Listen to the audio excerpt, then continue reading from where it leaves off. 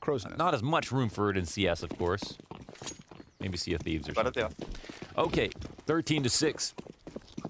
And Liquid, they've got the AWP on Fallen, they've got the nades they need, they've got M4s and AKs on everyone else. So let's see, full strength rifle rounds. What will happen? Ooh, nice nade. Special delivery.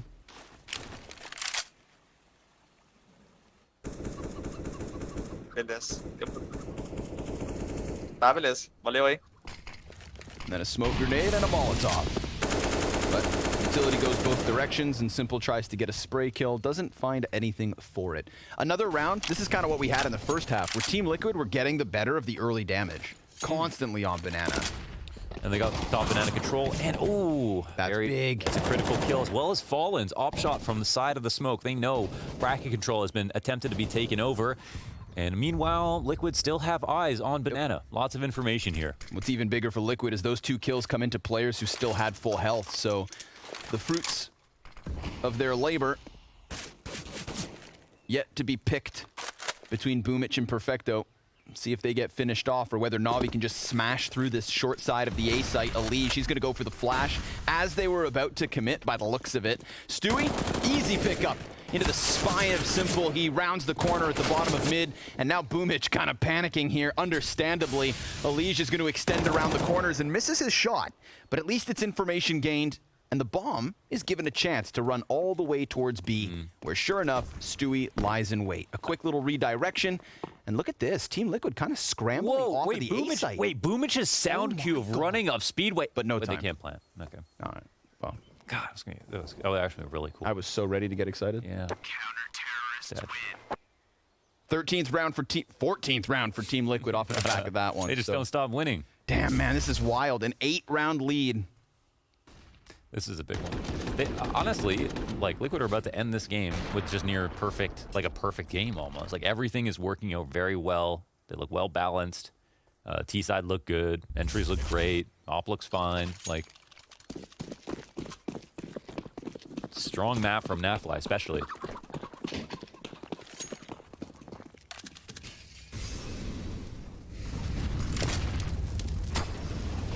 Ooh, quick from Perfecto.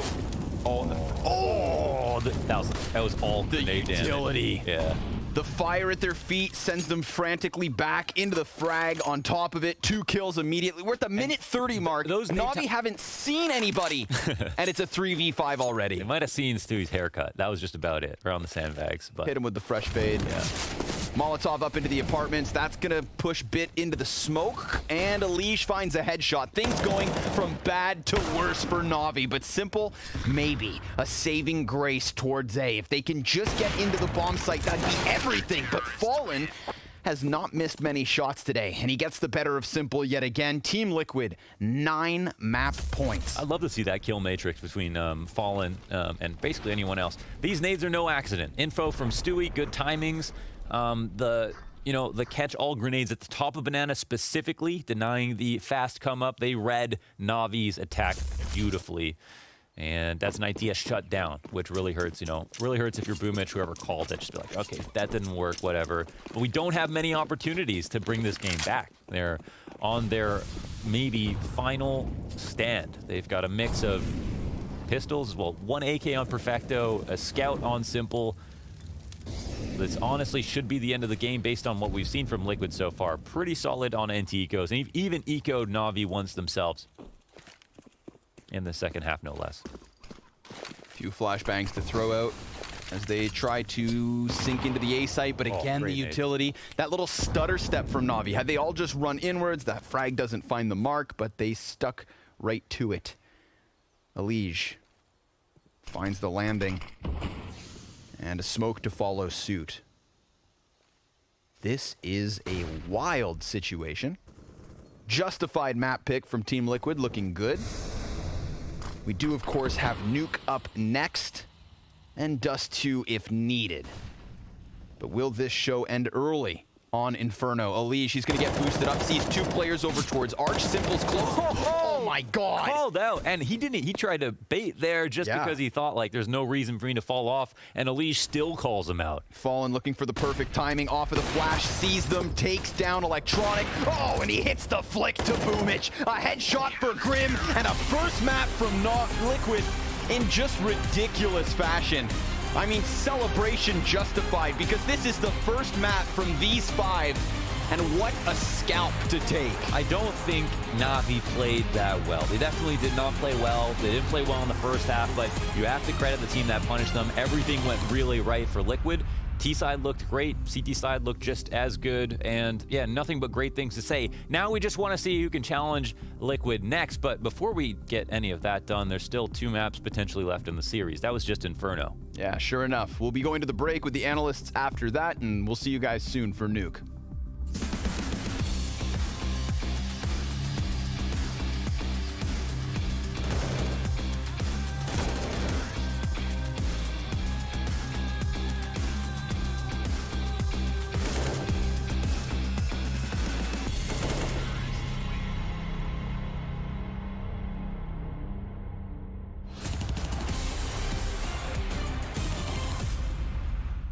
It is the Blast Global Finals, and we've gone ahead and rolled out something fresh for you guys. This is CS Money Dream Skins.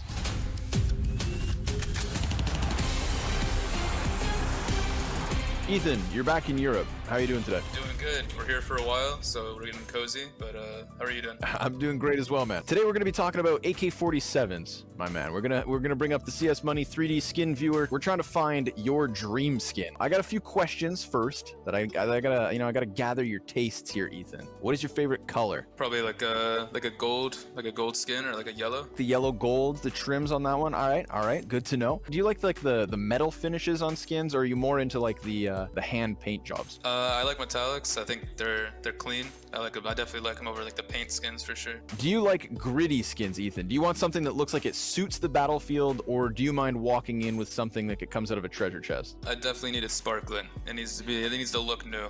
Is it safe to say that you get factory new skins? I'm trying to save money. I'm all about saving money. So if minimal wear looks nice, then I'll get that. You know what? That's a good answer, man. Because minimal wear to factory new, let's be real, it's not that big of a difference. Ethan, based on what you told me, based on your tastes, I've got 3 skins I want to show you and get your thoughts on. The first option is the AK-47 Bloodsport. You know, it doesn't have as much yellow, but it does have a little bit kind of on the sides here. The nice thing about the Bloodsport, I think, is the detailing, bro. You get into some of the writing here, right? It tells you about the recoil value. It talks about its weight up in the top right. Now, option number 2, the fuel injector, a metallic finish. Doesn't have any kind of a paint job to it. It's got the right color scheme. It's got the right metal finish. And if yellow's your thing, then I think that the fuel injector has to be up there at the top of the list. The final option, the Empress. It's a little bit less gold, but it still has that kind of that trim to it. And like the Bloodsport, we're talking details, man.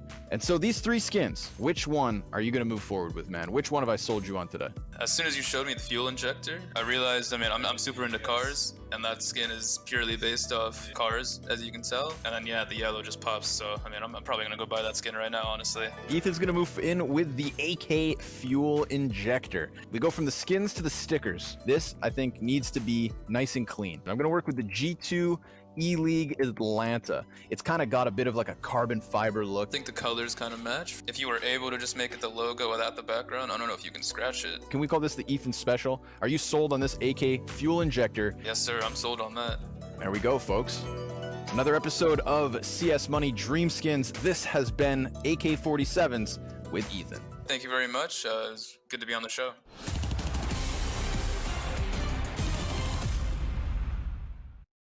Just smoke on his body, I think. They flash back in. Tingin natin. Resoaking back. One. 2-2. Oh, he killed teammate. Okay.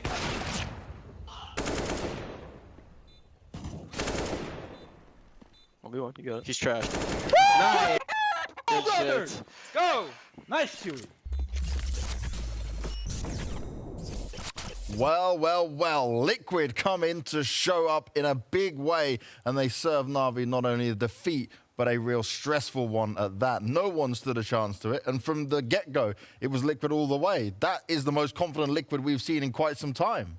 I agree with you, and I think the clip we just played paint the perfect pictures. It's a picture of Liquid winning all of the clutches. Any scenario, I think the opening kill were so heavily in favor of Navi, and still Liquid were always able to pull it back.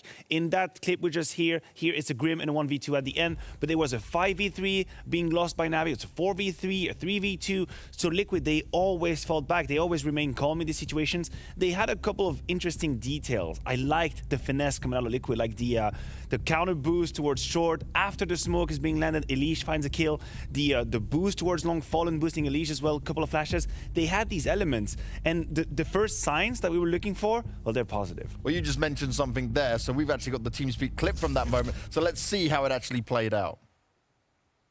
You guys want to work up? They just spoke. Yeah, I'm Come holding back. your arch right now. I can smoke middle for you guys. I have the flash for bike if you want to do the Okay. flash. I can molly Pope. I'll smoke middle Okay, right he now. has a flash for Do the match backside. small, okay? Okay, we're Yeah, gonna I'll push tell side, that just okay? molly. Let's push side here for B green. Yep. Get ready. Wait, Mom. Volley block first. I'm ready, I'm ready, I'm ready. Nice. I'm ready. 1, 2, 3, I go. got Flash it. first. Flashing, flashing. Default, default, default. Default. Nice. Pit, Mini, I think. pit Mini. one. Through motor! Nice, nice, nice, nice. Last two B players. Please. Last two B players. I got it. And for a team that's in boot camp and for a team that's newly put together, that's some quick communication. Okay, it's one player coming in with it, but it's impressive stuff from the start. Yeah, and he's taking charge of the team, right? You can listen that the teammates of Fallen is listening to him. His value and his voice is holding a value to it, right? So whenever he's speaking up, whenever he's saying something, they're listening, they're doing what he's telling them to do, and as you heard, it was working quite well here. So Stu said coming into this game that, yeah, I'm going to be the caller, but Fallen is going to help me out with being, you know, the mid-round caller and help out whenever he can. And as Matthew said, all the signs that we wanted from Liquid, the positive ones at least, we got them right here. We saw Fallen activated, we saw the team player of Liquid activated, we saw Stu 2K in some moments being activated, so a lot of positives coming out of Liquid. And what I'll say there as well, right, when it comes to Fallen, you're looking at the highlights he's got here, it's the key kills he was able to grab as well, was the ones that were at times missing when we look at the old Liquid coming out from an AWP. They were very impactful, and I liked his positioning. Like all of these CT rounds, granted, Liquid didn't play a lot of CT rounds, but he was being the glue between the B side and the A side, and he was asking for flashes, he was asking for information. You could see the experience he's had because, again, the man on your screen, he's got a ton of experience in Counter-Strike. It's not a small feat to say that. So I want to see him utilize that experience, be in the right position at the right timing. We're not hoping for Fallen to have simple-esque AWP. That's not what we're asking for him. He needs to be at the right position, at the right time, and get the entry kill or get the impact hit, and he did. Hitting the key shots and also refragging and playing off each other the whole way. I have a clip I want to show to you guys because, as Matthew said, you know, that's kind of highlight for the game here. Liquid were playing from behind, but the trade fracking game in this game was stellar. You have this round coming up right here, Simple playing aggressive with the AWP, and you're just going to see trade after trade after trade coming out for Team Liquid right here, and Navi for that matter. Navi are going to win out the trade. Simple gets a killer, gets traded, then the instant trade coming out in a 3 versus 2 now. Point of view of Nafly, he's showing his position in apartment. You're down 2 against 3. You think to yourself, this round is over, but Nafly and Stewie, they find their way in. Crawling out of the smoke, making space for himself, jumping down to pit. Navi not really in a position to deal with that, and all of a sudden, a 3 versus 2 that should have been a Navi round goes the way of Team Liquid. And as Matthew said, that happened not only one time, but plenty of times in this matchup. So the trade fracking from both teams were decent, but Liquid, whenever they came into a clutch scenario, they were the better team. And it was also Liquid feeling confident and showing that they're actually willing to take these chances, willing to take these duels. When it comes to Navi, though, it wasn't just a slow start, it was disconnected. Yeah, I have a really hard time painting one picture of Navi. I think this was a confusing map for Navi because, again, you consider the first 20 to 25 seconds of the rounds, the things were looking good. They had the entry kills. They were being quite strong in the first line of defense, but then somehow they were being a little bit complacent in these situations. They were giving away kills when they had full control, and I could see how they would be frustrated. Now the question becomes that level of preparation for Liquid. Can we expect that in the whole best of 3? Can we expect that level of detail on Nuke and then on Dust 2? That's going to be the key factor for me. Because if this is the Liquid with a very little practice, right? They've been together for what, 7-8 days now practicing this set. This is already the level they have.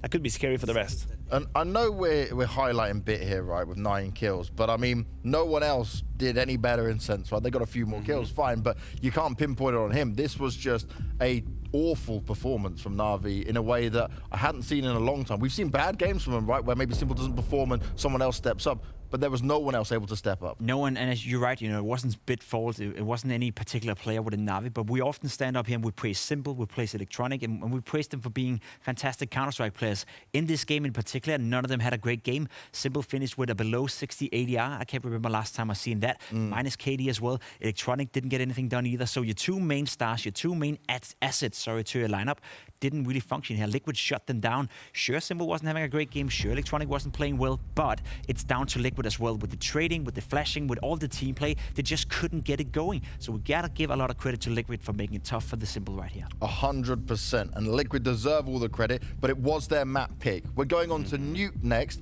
Question for me is, can they be in that same kind of form? I agree they can trade and hit their shots, they're smart players, but can they be that set up and that well prepared when it comes to Nuke? Yeah, there's a couple of things to consider, right? First of all, as you mentioned, can we expect that level from Liquid? I don't think so. I do believe that the Nuke pick would be quite obvious for Liquid, and if there ever was a map to prepare, that would be Nuke. But then the other coin, or rather the other side of that coin, is that Nuke has become the pinnacle of Navi's map pool. And this has been one of the latest... Out of nowhere. Yeah, exactly. It's been one of the latest development for that lineup. I can list you some of the results we had right here. Navi beating Astralis 16-9, beating Liquid 16-10, beating again Astralis 16-12, beating Vitality 16-5, G2 16-3. These are legit results. Navi have built something on Nuke. They have understood the map now. They completely master it. So now, in terms of expectations, we can be very harsh on Navi. This would be unacceptable on Nuke. This is their map build. This is their foothold. They need to play better. And we talk about teams coming off the break, right, and finding their form, finding their groove again. We had an Astralis to drop the first map and then, okay,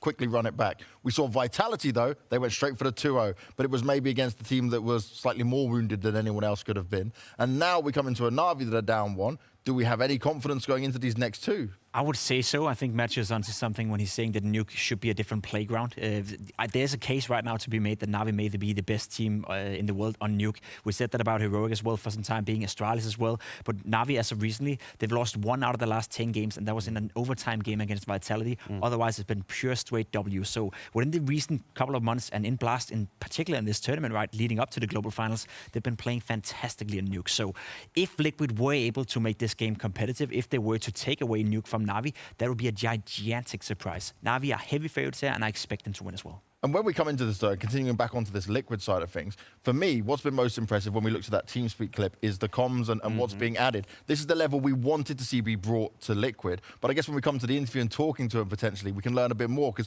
we don't know how much further this can go. No, we don't. And I guess we have to wait, and time will give us the answer, right? But if you think about that roster and you think about the qualities of that roster with players like Elige, with Naf and Fallen, these are the 3 players, even Stewie in a way, you have players who are supposed to be able to come up with solutions on the fly and understand the situation, come up with a plan. Fallen typically is going to do that. Stewie said in an interview, I'm the IGL right now, but mid-round call, he's going to help me. He's going to help me find solutions and play simple Counter-Strike. I expect these players to be able to figure out a solution, which is why, and I go back to Jacob's point, if you have your trade game that is activated for Liquid, you make sure that you always go 1-for-1, you create these 3 versus 3, these 2 versus 2, and then you let the experience speak. You let the experience kind of shine and find the solution. That is a blueprint for Liquid moving forward towards 2021. And we were also talking about dynamic duos, right? And I got to mention Elige and Naf, that really shone in this side of things. They were saying Fallen can pick up a kill here and there, get the opening kills quite a lot, but overall it was those 2 who were able to just rush forward with mad amounts of confidence. And I think they're going to be vital as well on a map like Nuke. Without those 2 playing well,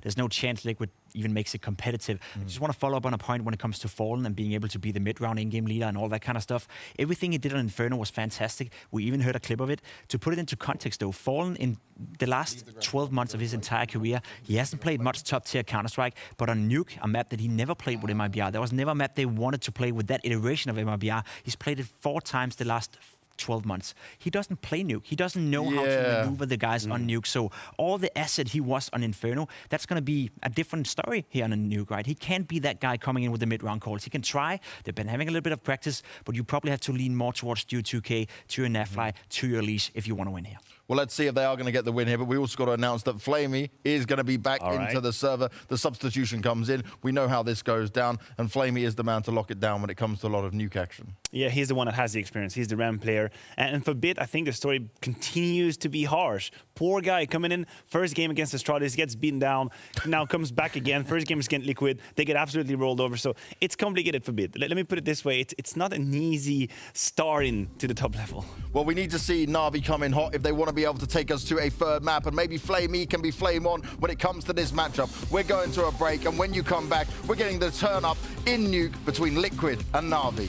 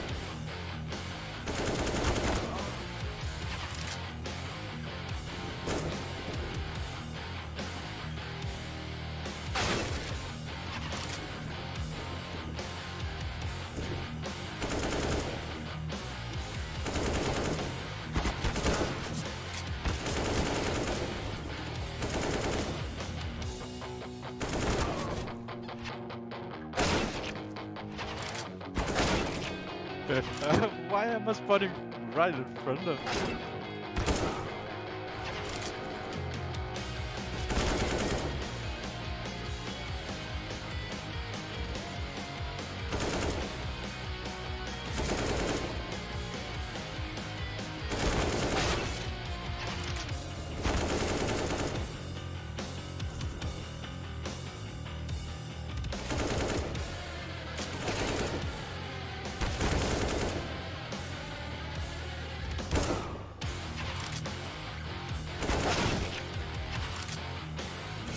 Oh,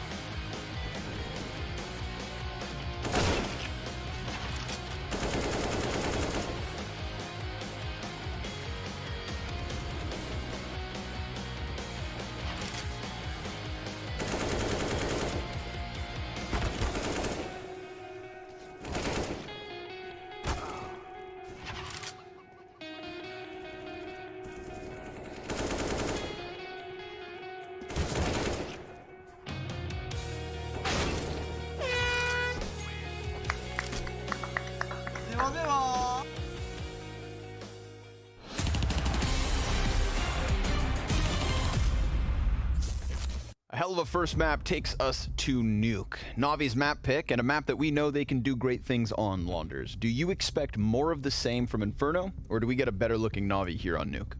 Yeah, I think this is super lopsided in favor of Navi, even though we saw what happened on Inferno.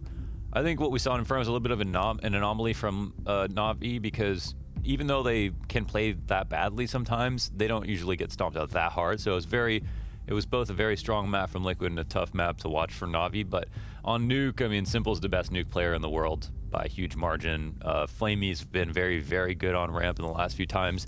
Ever since Bit's come on, I think he's, really stepped up to the challenge of, showing a good side of him. On Nuke, Bit wasn't very good on Inferno, and that's been a consistent thing. Fallen doesn't even play this map. Like, he's played it 10-20 times in his whole career basically, so he's not got great stats in the times that he's played it. I'm not expecting a lot here from Liquid or from Fallen. All right. But we'll see what happens. I mean, of course, Liquid play the map. It's just mostly about how good Navi are versus how much Fallen doesn't have practice on it just yet. So hopefully Navi look a bit better than they did on Inferno. Well, let's see, man. Let's see whether Liquid can just hunker down and hang on. Oh, okay. Boomich flies around the corner, straight into the crosshair of Elige. Opening kill here for Liquid outside. And so many targets to shoot at Elige. He's just picking them apart with damage. Simple gets tapped back. Stewie finds another. And it is a single point of health for Electronic in a 1v4. He's dead. Elige, quick 4K to kick things off on Nuke. Wow, that's good confidence. He handled business out there. Didn't really have anywhere to fall back, no cover, nothing. Just had to take all the fights and was moving around with a lot of confidence. Good stuff. Nice pistol. And now we'll look for a response. Just thinking we're going to see... I'm looking forward to seeing what Navi CT side looks like. I think that's specifically where Simple is the best, but I think across the map in general, they're all going to be quite good. Some of this will come down to the calls between Boomich and Blade. I hope to see a lot of tack timeouts. I feel like that's where Blade gets to talk the most and come through with ideas, and hopefully they create a nice balance between some of the ramp hits and outside takes. Looking for the scout kills. Fallen had some nice scout shots last map. Was pretty impactful with the damage. Yeah, he just had a great map, right? Like, yeah, really good. Yeah, let me go ahead and look at the stats for that one. So he was either like first or second best player, honestly, I feel like. Yeah, I believe Naf was still a tick ahead. Oh, okay, yeah, true. That's true, Naf. But like you said, first or second should be in that second slot. You get them numbers, crunch them. 16 to 12. They did okay. They did okay. Only 1.20 rating, and they basically didn't lose any rounds, so it's definitely a part of the big wins. Simple met by a smoke grenade. He was looking to put his face through the door. But instead, he has to wait. 40 seconds remain. Door swung open, fires some shots off. Not really anything to talk about this time. Navi just walking around, doing what they do. As Electronic is the first casualty over towards that ramp. So let's see if they can burst out onto the A site, maybe find Grim unprepared here behind Hut, but he has Stewie to help him. And there it is, bomb carrier down, but Simple, sure enough, does get two with the Deeg. Fallen double headshot, 3 kills on this round, and he swaps to the FAMAS to close it. So Liquid, good conversion off pistol. If you guys like reading... Who does? I know not a lot of people read anymore, but if you guys don't mind reading subtitles at least, with the visual assist and Flag. Zeus interviewing multiple people over on his YouTube channel. You were telling me about this. He has been doing very, very long form interviews with some of the Navi players, Electronic, and Boomich most recently, and they're like an hour and a half interviews, and you can watch them with subtitles on his YouTube channel. They're really, really interesting, and it's always good to see a player talk in their own language. Yeah, because then of course they can be more expressive. You can see the full extent of their vocabulary. Yeah, and so that's a valuable resource I think everyone should check out. Electronic crosses over to the secret stairs into Liege, maybe not so ready for that one. We've got Navi in their first gun round with an early man advantage. And a route open towards B. See if we see any kind of shift in the defense.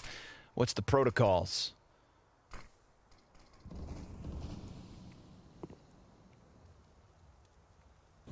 Perfecto and Flamey with the bomb. Maybe going to challenge this ramp room, looking to pincer down onto the B site. Naf, good for the first one and the second, and almost that third kill. Simple 7 HP left over. But Stewie's very quickly hot on his heels, and sure enough, that's the bomb now dropped. So all that success that could have been made by Electronic is now worth nothing. He is with his teammate, of course, and they can both double up from ramp, but you'd think Liquid, they just need to lock down this bomb for the final 40 seconds. Yeah, coming up through the lower site. Nobody here to help them with a lurk or anything. Not a very fun situation, but there's only 3 CTs left, so of course, you know, you're going to think about trying this. Also winning around low, there was an opportunity for a trade, but it's Fallen to win his duel, and eventually the kill comes back in favor of Navi. 20 seconds up, fire in front of Electronic, bomb in his vision. Winnable. 1 and 2 CTs show themselves, but Grim does win his duel. Yeah, it's a crucial pickup from Grim. Little tap on the shoulder, well deserved to close out that round. First gun round from Navi falls not flat, because it comes down to the final 1v1. Look at this. But it was all on Naf. Dude, the confidence to play up here is huge. And then they can't trade him. Perfecto really needs to get that refrag. It's just a straight up 50-50. He's out in the open. You can't fall back. I love the confidence, though. You see how the flashes go right by him because they're all designed for the more timid positions you would normally play. The disadvantage, well, you can't fall back. The advantage, you get a head start on the first kill, and you're in an off angle. It worked out wonderfully. So now we see the 2 rifles here for Navi. This is, of course, the buy that they can afford. Mac 10 for Perfecto could be used well. He knows his way around the SMG. But Stewie shuts down Boomich first and foremost. We get that quick trade from the SMG, but then it also falls and Elige locks down Squeaky. This is no exit from Navi onto the A site despite their best efforts from the utility. And the 2 rifles left, well, maybe that is still enough. It is a 2v4 turn 2v3. But there's definitely room for Simple to work here. He's been given an exit route from Squeaky Door, and Grim's just emptying the utility belt. Simple hunts his head as Liquid, well, they decide to push 2 players through ramp, so they're all looking to lock down into lobby. Grim even conceding the bomb site itself to join his teammates, as we've got Navi downstairs. You do not want to try and face Simple and Electronic in a post plant. Let's see what comes of this. Yeah, these are the Hammer Bros right here. So the bomb will go down, kind of out in the open. They'll push it. 3 players up. Yeah, they're going to get some information. Oh, they're playing kind of timidly, but eventually Simple will find his duel. Nafly goes 1 up, and the CT spread the site. No duel 1 for Electronics. Nafly grabbing both, continuing on his dominant performance over on Inferno into Nuke with a 4-0 start from Liquid. What are we witnessing? I don't know, because this is, I mean, you know, it's still too early, man. We can't say this T side's going to fall completely flat. There's been openings already, but the economy's playing against them, and we know how much momentum Liquid would technically have off of that Inferno win, so it's like do or die time now. It's not an elimination game, but I mean, it sure as hell sets the precedent for the rest of the Blast Global Finals. We don't expect Navi to be sent down to the lower bracket so soon. Kind of being touted as like the 3rd best team at the event.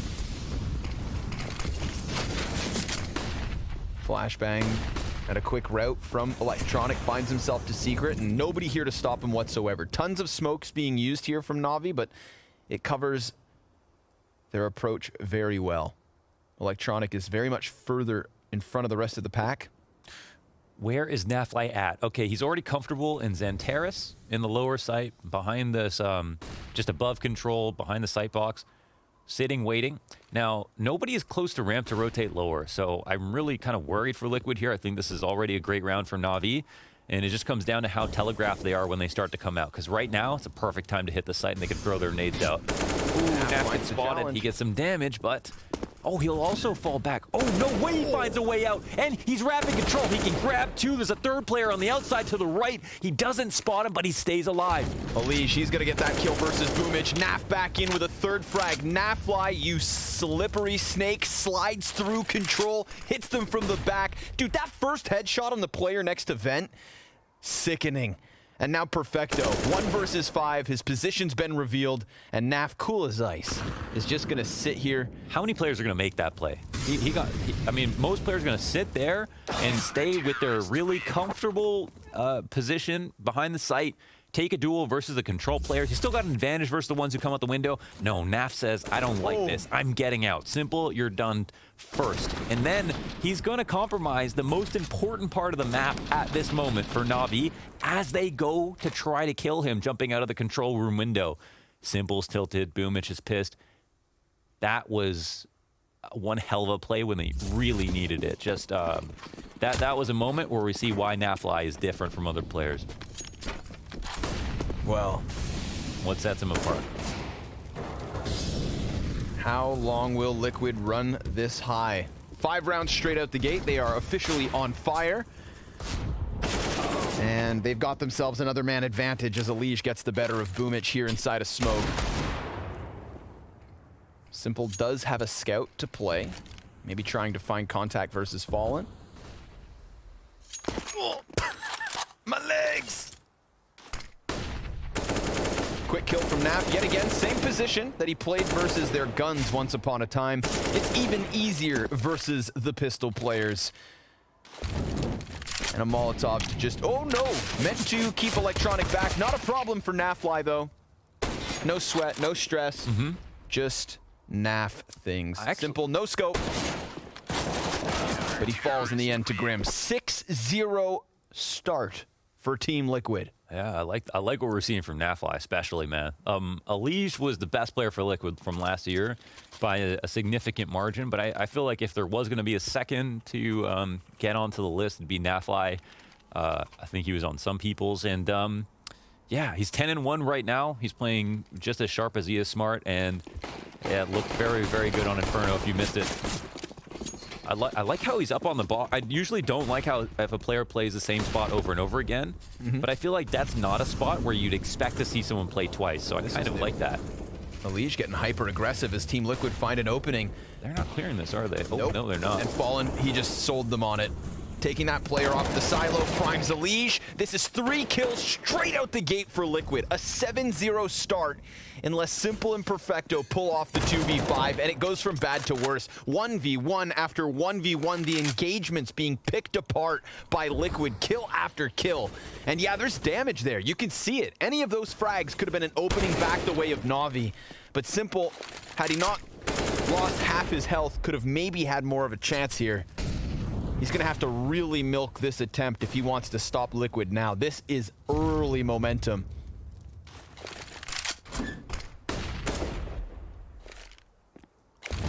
On record, Fallen has one nuke 10 times in his career.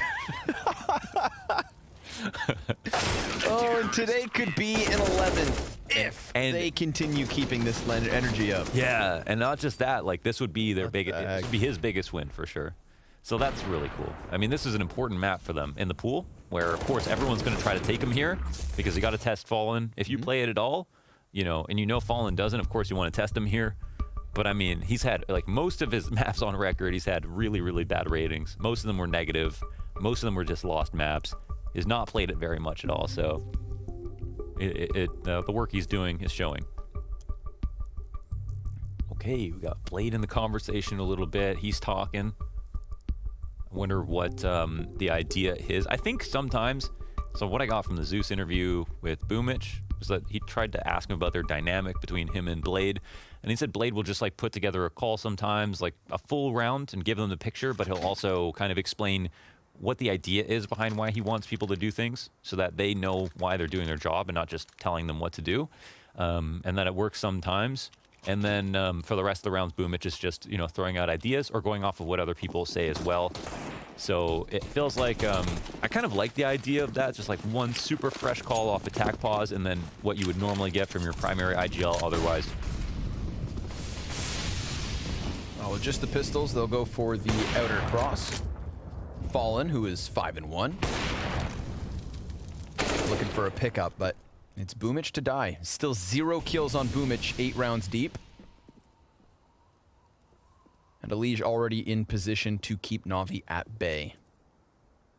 They're going to find nothing inside of the lobby, so Team Liquid wasting 0 time in terms of gathering information. They're going to have a very clear picture as to what's up, especially with the wall of smokes telegraphing this play. Everybody should be on high alert. It's just a matter of stopping the individuals. But it's not even like we've seen them get started. Some of these guys sitting on like 0 and 1 kills. Tech 9s and Deagles, good for a single frag from Simple. But that's just it. A single frag from Simple and 8 rounds from Liquid. Yeah, no, nothing's working out well. Okay, so reference game. We talk about Navi versus Astralis at last year.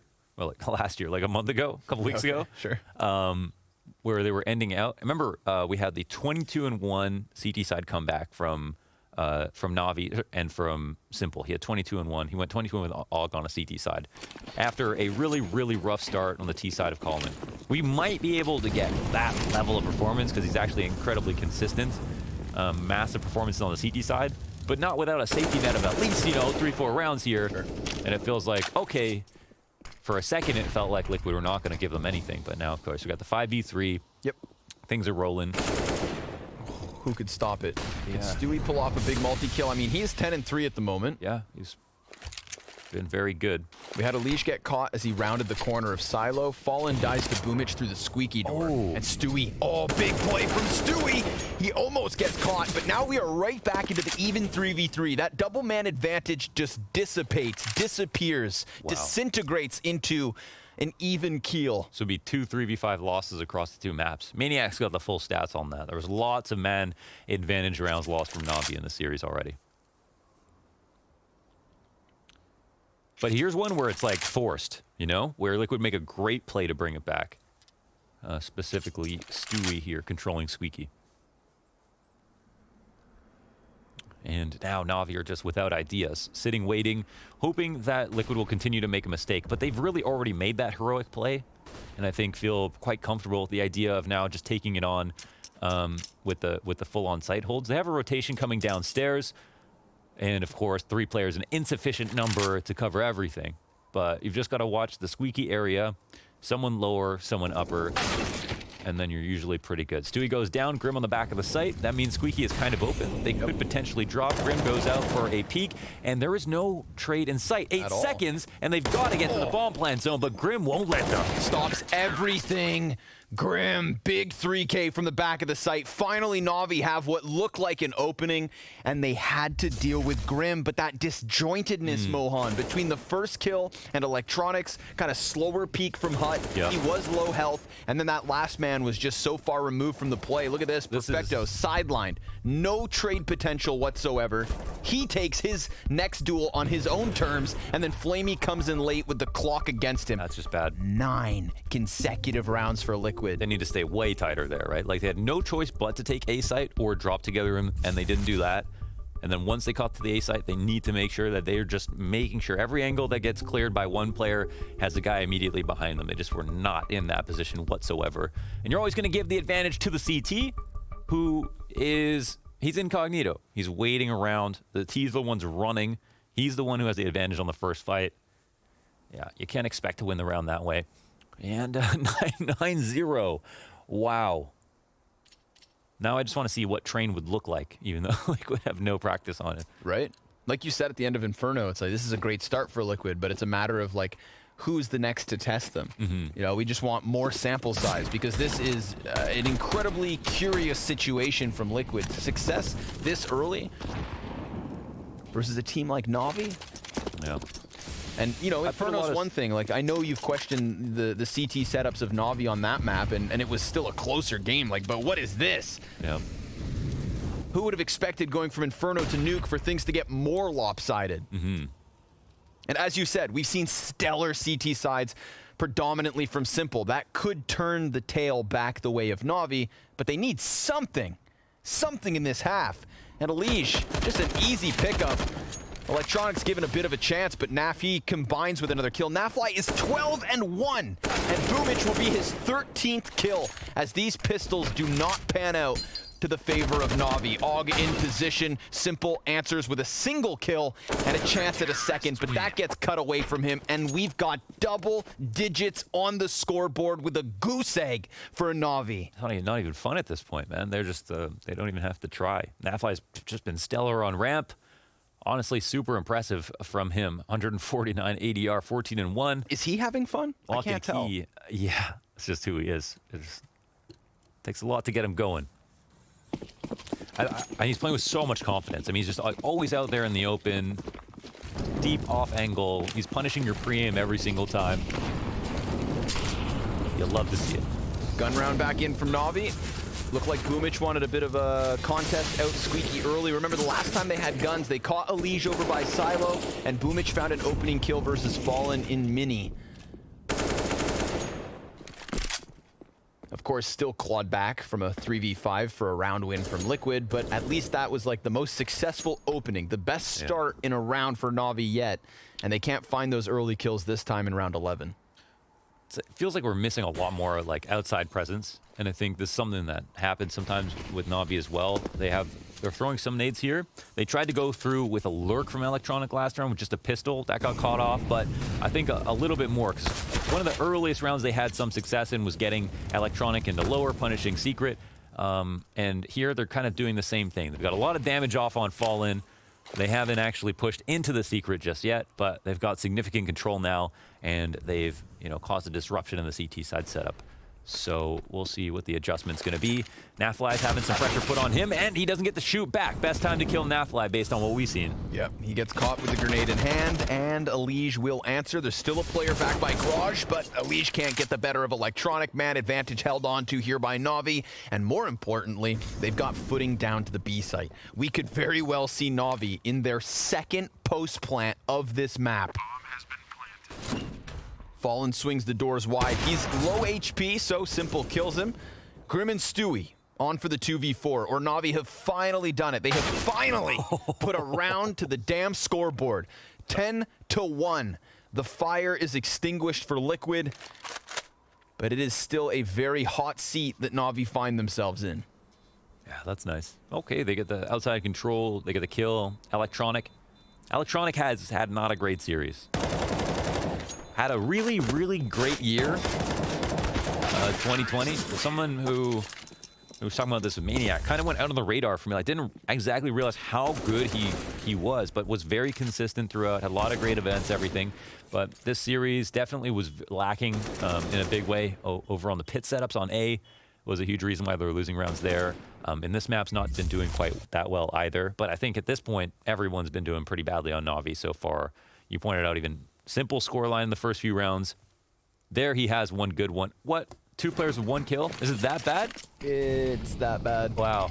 2 ops, though. 1 round loss, and Team Liquid come at it with a different look.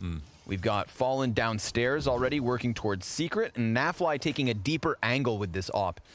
That's cool that Naf changes up, right? He gets caught with a flashbang, sees that 3 players were coming at him quick, and now he looks to just topple them as they try to set up towards ramp, if they try to set up towards ramp this round. The second time they've killed him, it's like the only time they've killed him holding ramp is when they've done it when he hasn't had his gun out. This is cool. Fallen's also posted on a deeper angle in Secret stairs. So they are very much just kind of hoping Navi walk into these scopes. I still like this better from Navi. They got the fast control outside. They're finally punishing this a little bit better and taking control here. It opens up their options. Now, they still have this syndrome of taking too long for no reason without getting map control. So we'll see if they get punished for anything. But they keep wanting to fight onto ramp, and now they've got a bigger threat with Nafly offing. So we'll see how that goes. But look, Stewie's already in the hut as well. Naf's just got to stay patient. Helps that Elige picks up that opening kill. Fallen, he comes off of his angle, and Elige, he's got a second. Naf's going to drop the shot. A little challenge that he can't quite handle. 2 rounds now. They've found success on ramp. They've gotten the better of Naf, and they've gotten themselves down to that B bomb site. Bomb drop momentarily, and maybe Flamey can find a kill here on A. That would definitely help stop the rotates, but he's tagged up to 37. And the frag grenade, negligible. 10 seconds left on the clock. Stewie, he's going to get the back of Flamey through the wall. Fallen swings the double doors wide, knows the bomb's on site, but these ops have betrayed Team Liquid. Nobody with those snipers picking up kills leaves Stewie in a clutch. It's Simple and Perfecto on the other side. Stewie swaps over to that AWP, and of course, Simple bests it. Okay. Well, we got to chalk that up to some whiff shots a little bit. Big time. Nafly missed a very easy one. So does Fallen. So, yeah, a little bit unlucky in that perspective. But there was a point in that round where Flamey's inside Squeaky. Even though it's 3-4, it looks pretty decent for Navi. They got lower control. They're getting the bomb down at that point, and Flamey ends up getting the kill versus Mini, and then eventually gets traded as well. But it was actually not super bad. And they also got that fast outside control as well. So something's working out well for Navi, even though they were gifted a couple of those kills. And now they maybe are feeling a little bit better. So let's see if they can keep the momentum going and try to compromise the CT setup once again, because this could potentially earn them the save. This is when Liquid are down to their last few $100. Getting this one could actually give Navi a recovery from 10-0 to 10-5. We would forget how insanely well Liquid have been playing and how badly Navi have been playing. Boomich completely blind, still finds Stewie back behind those vents. Elige one and done. It's Grim's chance yet again here on the A-hold. Fallen's trying to spam through smoke, but Perfecto gets the better of Grim, and we have Navi with an A site under wraps. So sure enough, as you said, everything invested here from Liquid on the line. And it's for that reason I think they transition into the save. Yeah. Yeah. They have to concede a third consecutive win for Navi. Yeah, it's just too much. They got too much riding on this. They got to take this op into the next round. The rifle as well. They won't be able to buy it. They could win with these guns. Okay, so yeah, we just instantly were just cleansed of the memories, right? That Navi have been really struggling super heavily this half. It's still only 10-3, but we got easy potential for 10-4 and maybe 10-5 with their newfound confidence. And yeah, finally dug themselves out of a very deep grave. What? Oh. That was off, actually. Oops. Ooh. Well, listen, he hasn't played this map very many times. Yeah. Wait, the bomb blows up through the floor? Yeah. I actually just didn't even think about that, but yeah. It's like 20 maps on record, so I think genuinely, like your average matchmaker's probably played Nuke more times than Fallen. Well, you're never like, too old to learn that's why I hate new. this map. That's what he said. Yeah. Zeus on Stewie, M4 for NAF. That's all they've got in this one. Navi with a hell of a recovery mission, but, you know, 4 or 5 rounds on the T side of Nuke, you're fine. It's doable. We've seen them pull this off. We'll see. It's a matter of whether they can get the better of NAF without losing too many players. You'd hate to see Navi slip up in a round like this when they're starting to finally figure things out. Alish posted up with the Desert Eagle. We've had NAF opping on this angle, and he didn't get anything for it. Maybe the hand cannon pans out.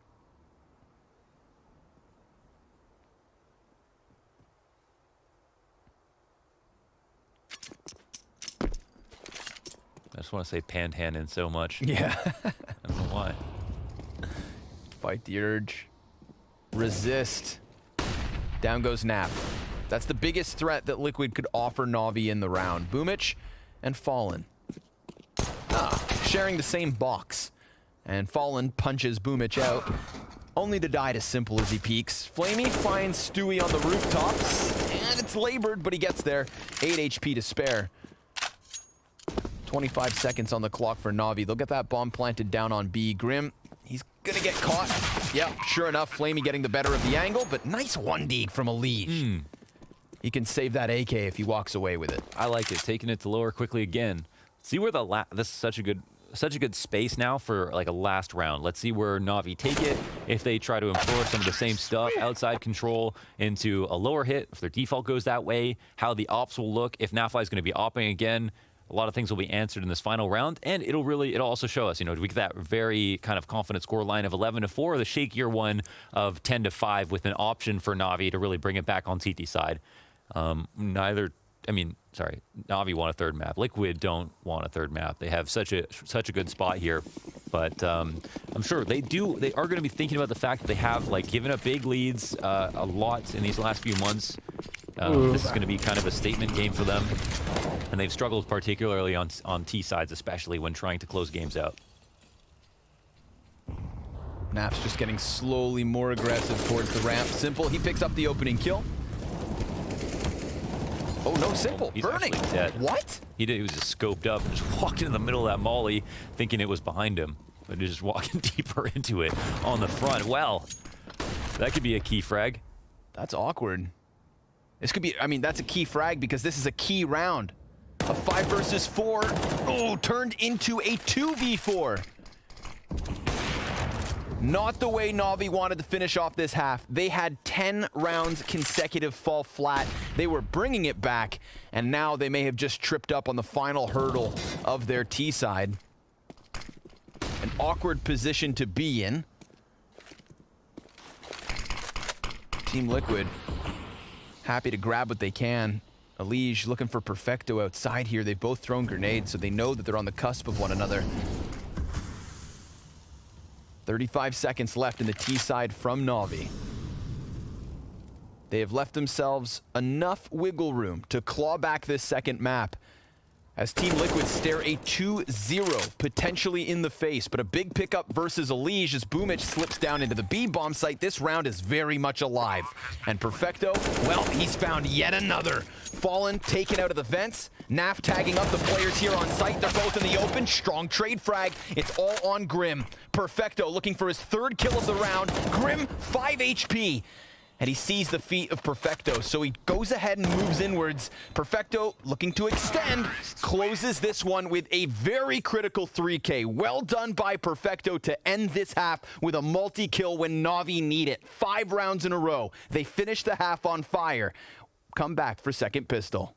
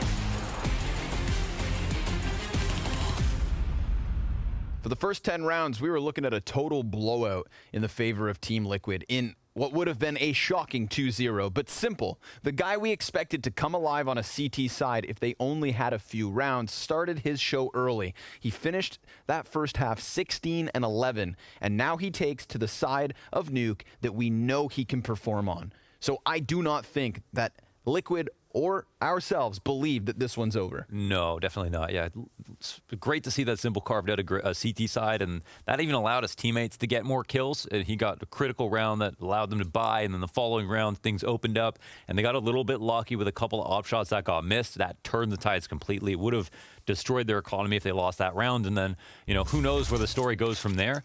Would just be a stomp from Liquid, but now it's different. We know how strong, and again, Simple is the best CT side player on Nuke in the world by a huge statistical margin. So this is where he can really shine. Already 16 kills. It would be his show to bring this back and make a statement. And this lead from Liquid could diminish. Starts right here with the pistol, of course. Well, Simple's the first man to die on the CT side. We've got terrorists flooding beneath Boomich. Perfecto will hold the line for the time being. Frag grenade somewhat decent, but Elige has got another kill, and Flamey's got the one and done. So man advantage here for Liquid with an open B bomb site. You know, if they're going to have their hands full with the CT side, then a pistol round win and the consequent conversions would be so critical for Liquid to rob away. Electronic contests the bomb plant, but he can't extend a second time. A retake in the 3v2. Even a plant is enough, yeah. But they're looking to also win the full-on pistol. Elige hits 20 with that kill. Perfecto 1v3 and limited ammo on the CZ. Bomb halfway ticked. Odds are low. And it doesn't look like he's got any way into this round. They're going to make some mistakes, peek, but it doesn't matter. He can punish. 11-5 for Team Liquid. 2 asterisks in those 5 rounds that Navi pick up. The missed shots from Liquid on that op round, absolutely crucial. And then, of course, remember, Perfecto closed with 3 kills as they brought back that final 15th round. So those are like those 2 moments that Navi really kind of slipped through the cracks of Team Liquid. Like Perfecto got a 3K, is that what you're saying? Yeah, in the 15th round. Okay. And the clutch to take it away. You know, if not, they're looking at 3 rounds or 4 rounds best. If this map truly goes the distance, then that's the ones we have to remember from the first half. But there is still, of course, the chance of a force buy win. It's hard cleared by Stewie. How many times do you see someone like clear that, but then just give up after a certain point? Yeah, go 80% of the way. Yeah. Simple getting the better of Elige and then tagging Grim as well. Oh, and then falling through the wall. Huge damage from Simple on the scout. That's why I don't play this map, guys. That's what he said. Yeah, he's dying through the floor to bombs. Tagged by scouts through walls. He's got to ask his teammates, is there anything else I should know?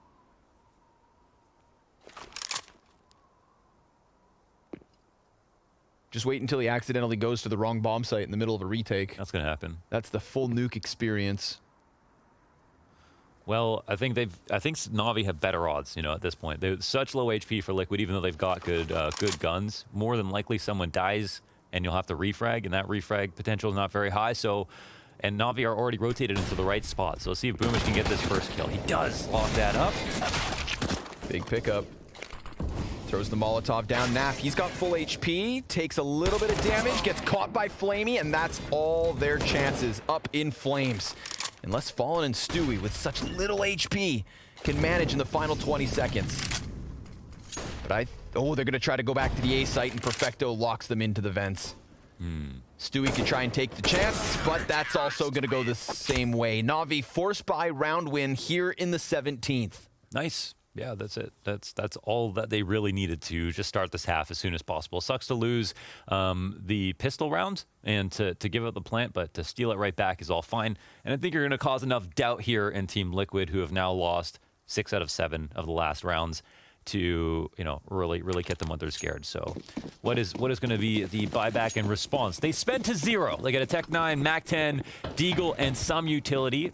So it kind of feels like they've got the same chances as Navi do, except they don't have the added benefit of being on CT side and sitting on comfy angles and picking the correct site. Stewie's going to lead the charge. Perfecto just playing up in the rafters. Boomich doubling back with that MP9, but it is Navi across the kill feed. Made easy by Perfecto on that AK. Naf only working with the Glock, dies out to Flamey's flank, and that is a Navi sitting on 7. That's it. You know, they just feel... That's like the game's over? They just feel, you know, they just feel 100% confident now. Yeah. That's it. Like, they just are like... And now it just feels like it's 50-50. Whereas coming out of the half, it's like, ooh, who knows? Like, ooh, those last few rounds of the half, ooh, you know, Navi just assuming you're going to lose. But now it's, you know, it's total reset. Tabula rasa. They can chill now. They can clean up on this round, make some money, get the confidence back, start to talk about their plans. And now we'll get to see, you know, Simple full strength. And we can see if he can put together a really strong map, and it'll really test Fallen. It'll really test Stewie. To put together and execute the right game plans. Nice nade. Ooh. You know what, Fallen? I respect your confidence, man. Glock versus Simple Scout. I don't think the odds are in his favor, but he tries it. And sure enough, Navi converting a round they absolutely were always going to. A 3-round lead is now all that Liquid have left over. I'm going to take a look at when, let's see, Flamey's last nuke matches since Bit has come into the team, because I think they've been pretty successful with him, even though I think his form has definitely dropped off over the past couple of years. Let's see. Looking at nuke, they've got some big wins. Actually, a 4-map win streak. Furia, Liquid, and Astralis. And an OT loss before that to Vitality, and another win versus Astralis. So, yeah, overall, Navi have been rock solid on this map with Flamey. Whoa, it's almost 10 maps in a row. 1 OT loss to Vitality. Yeah, and I mean, it's Vitality. Ooh, Stewie gonna regret that jump. Simple clips his wings, and we've got Navi into the 5v3.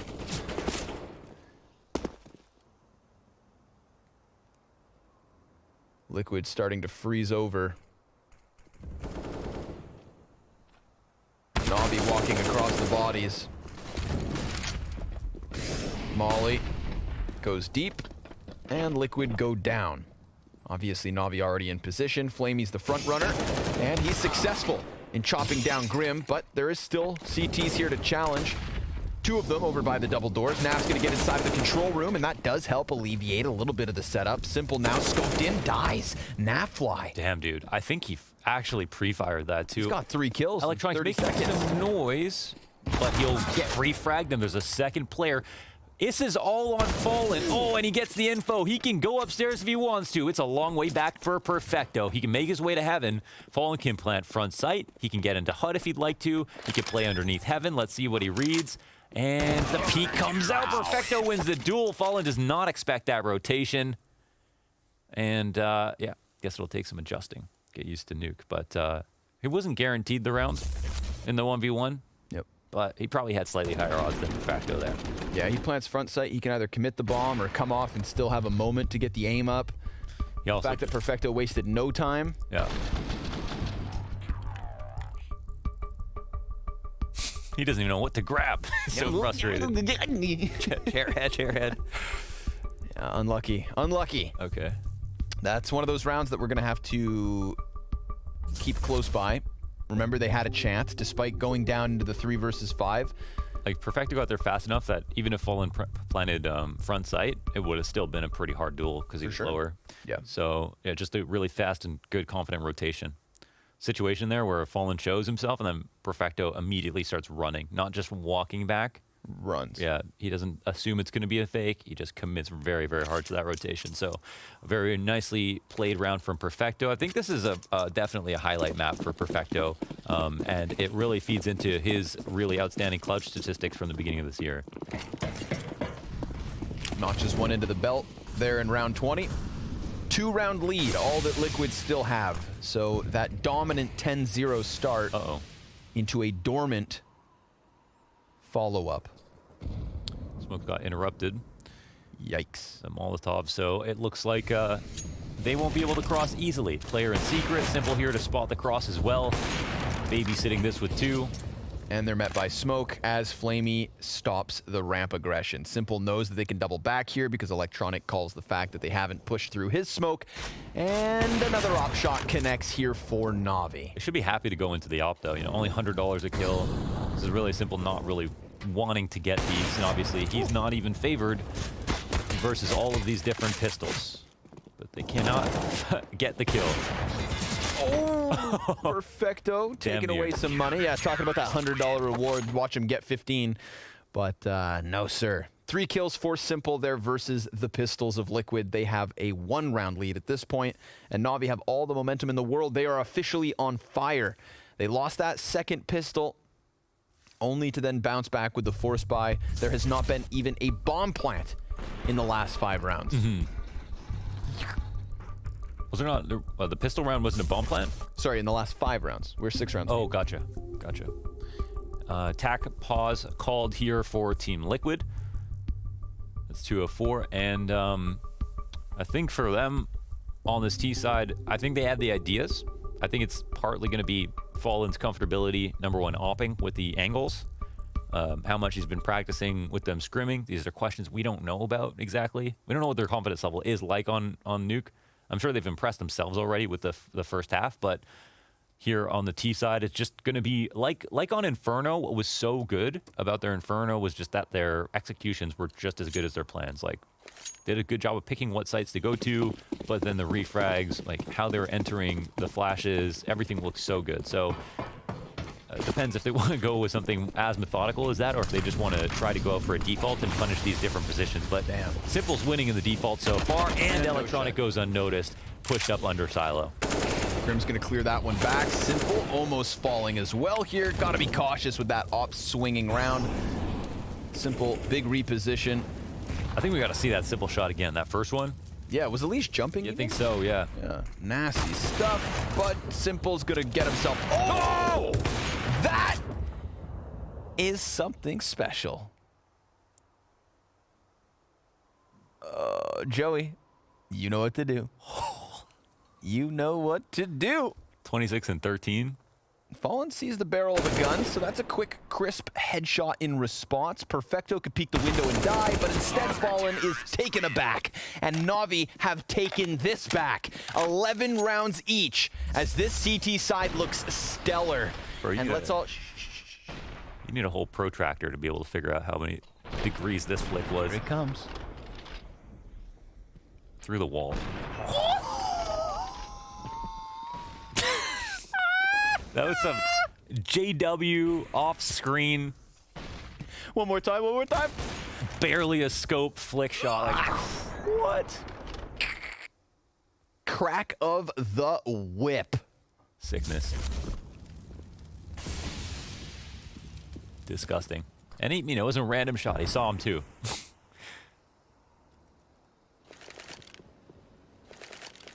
That's good stuff. Tied up off of that. And off of his overall dominance in that round. But once again, punishing the default, the opening kill, 2 kills to follow up, outside control, you know, taking control of by him. And he's like one of the only oppers who's going to start opping outside in hell and then end up inside mini. Perfecto going to get overwhelmed here. Oh, quick A burst. Looking for the angle. Simple will find a kill, but it's just been one and dones until he showed up. Gets that man advantage. Electronic just saw the player out from Squeaky, so easy pickups here. Good recovery coming out of Navi. That element of surprise and a headshot the other direction. Fallen, we saw you in an attempt at the clutch. Let's see if he gets himself the victory this time around. He does have an exit route. Yeah, he could try to drop vent if you want to, but he, of course, knowing that Flamey's alive could mean that that's someone at ramp. And this is an interesting reroute, actually. So we've got... He's encouraged the rotation downstairs because everyone drops vent when they're in front of Squeaky. And now he's going heaven. And they're going to have no idea that he's up here. I mean, this is very atypical to play after being spotted where he was. So... being watched. Let's see if he actually wins. Yeah, it's not the perfect angle to hold from there. Drop down, plant the bomb, and he'll have another attempt at it. 1v1 low HP on the A side, this time versus Sasha the Smasha. And Simple swaps to the USP. He knows a single shot's going to get the job done. Walking into the angle, Fallen crouched. No way! He's gonna get the better of him. 3 kills from Fallen.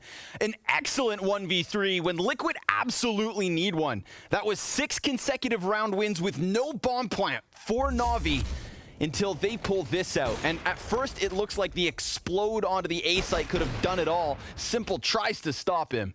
And Fallen, this duel. That's so well done, man. 4 HP to spare, doesn't fall to his death, and just slips away that Deeg shot. I've never seen someone use that specific angle. Just so tight, and you're just holding on to it. But it works out well. That's some good stuff. That's a revenge clutch. Energizing round win here for Liquid. You could see them. They needed it. So many have slipped by. And that was kind of everyone failing around Simple, while Simple was doing a lot. But yeah, that's sometimes the name of the game, unfortunately for Navi.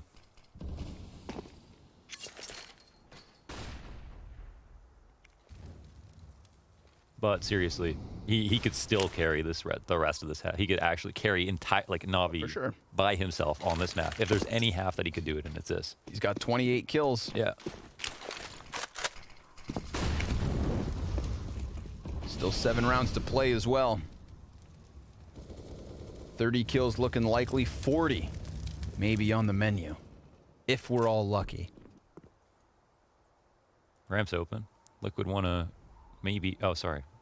Flame is just, it looks like he's lower because he's just deep down there, but he's got a kind of passive angle, and Simple holding the cross as well. He'll get his first shot. Flamey can now kind of activate. Fallen looking for the refrag, but Simple will win it. He's just better on the angle. Yep. And now he can turn away, turn back, and look for another almost wallbang in to the person who wants to refrag him. He says, fight me. Come get some. 3v5 situation. Now the thing was, Outer was opened because of Simple's position this round, and Elige is kind of slipping around the credit card, but of course Simple's gonna find him. Simple, 3 crucial op kills to deny Liquid any chance at following up with Fallen's clutch. We are right back into the tied game. And that is officially 30-1 for Simple. When you look at the game from everyone else's perspective, Simple is the kind of player who looks like he's teleporting around with the way that he rotates. Like, the fact that he just got these 2 kills turnpike, and then Elige dies right here from outside on the box on this angle, he must be so confused as to like how Simple could be that deep, that far out in such a weird spot. But yeah, that's just the magic of him. That's why he's able to carry so much. He's not shy about rotating around. This guy is 31-14 to keep this game tied with Liquid. But we are seeing Liquid play better, at least a little bit better. We're not going to write this one off too soon. But of course the confidence is there. It's back for Navi. Yeah, they've gotten 2 of the 5 T rounds they need to get at least into overtime. I'm going to go ahead and explain how good Simple stats are on this map on CG side. Go digging, my friend. As Team Liquid look to excavate the secret stairs, Simple's just shooting shots through smoke. And of course, he gets 2 of them. Boomich actually takes a dink and dives back. He'll stay alive for the time being, knows they're chasing him down, so the frag grenade's good to shave half of the health off Grim. And Fallen, well, we've seen him on these kinds of pistol rounds make magic happen. Can he somehow do this again? The Undertaker is near. We've got Grim now caught by Electronic. Fallen's gonna come over here to try and get the trade kill with the Desert Eagle, down to 5 bullets in the magazine and 2 CTs to aggress him. It is a successful retake, and Navi have a lead. In 2020, 23 maps versus top 10 opponents, 1.28 rating on this map overall for Simple. Can you guess what that rating is versus top 5 opponents only? I can't. 1.39. My God. Average in the year. We're looking at insane stats, and it's just a stat that's consistent with the scoreline he has right now. And again, we look at the streak for Navi's nuke. 1, 2, 3, 4. 1 OT loss to Vitality. 5, 6, 7, 8, 9, 10 wins and 1 OT loss in their last 11 matches.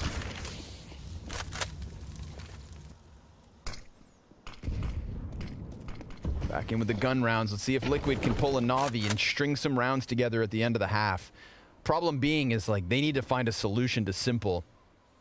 And that's complicated because he's everywhere lately. Over towards the ramp, back outside. Like you said, he almost teleports around at any given moment.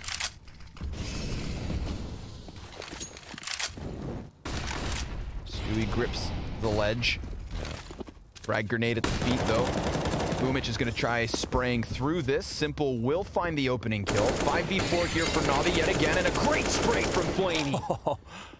Never sees a soul, takes 2 kills, and it leaves Naf in a 1 versus 5. He's already down to half health, so this one is over. And Navi slowly but surely racking up those rounds as they are now 2 away from a win on Nuke. That was a beautiful play from Flamey. It's just all about, that's similar to a play of playing on Cat, holding B on Mirage, and then when they jump out of the halls, spraying down the cross on the site because you know they're going to cross to clear out empty pillar, even if it's through a smoke. This is Flamey recognizing a timing as soon as that smoke comes down.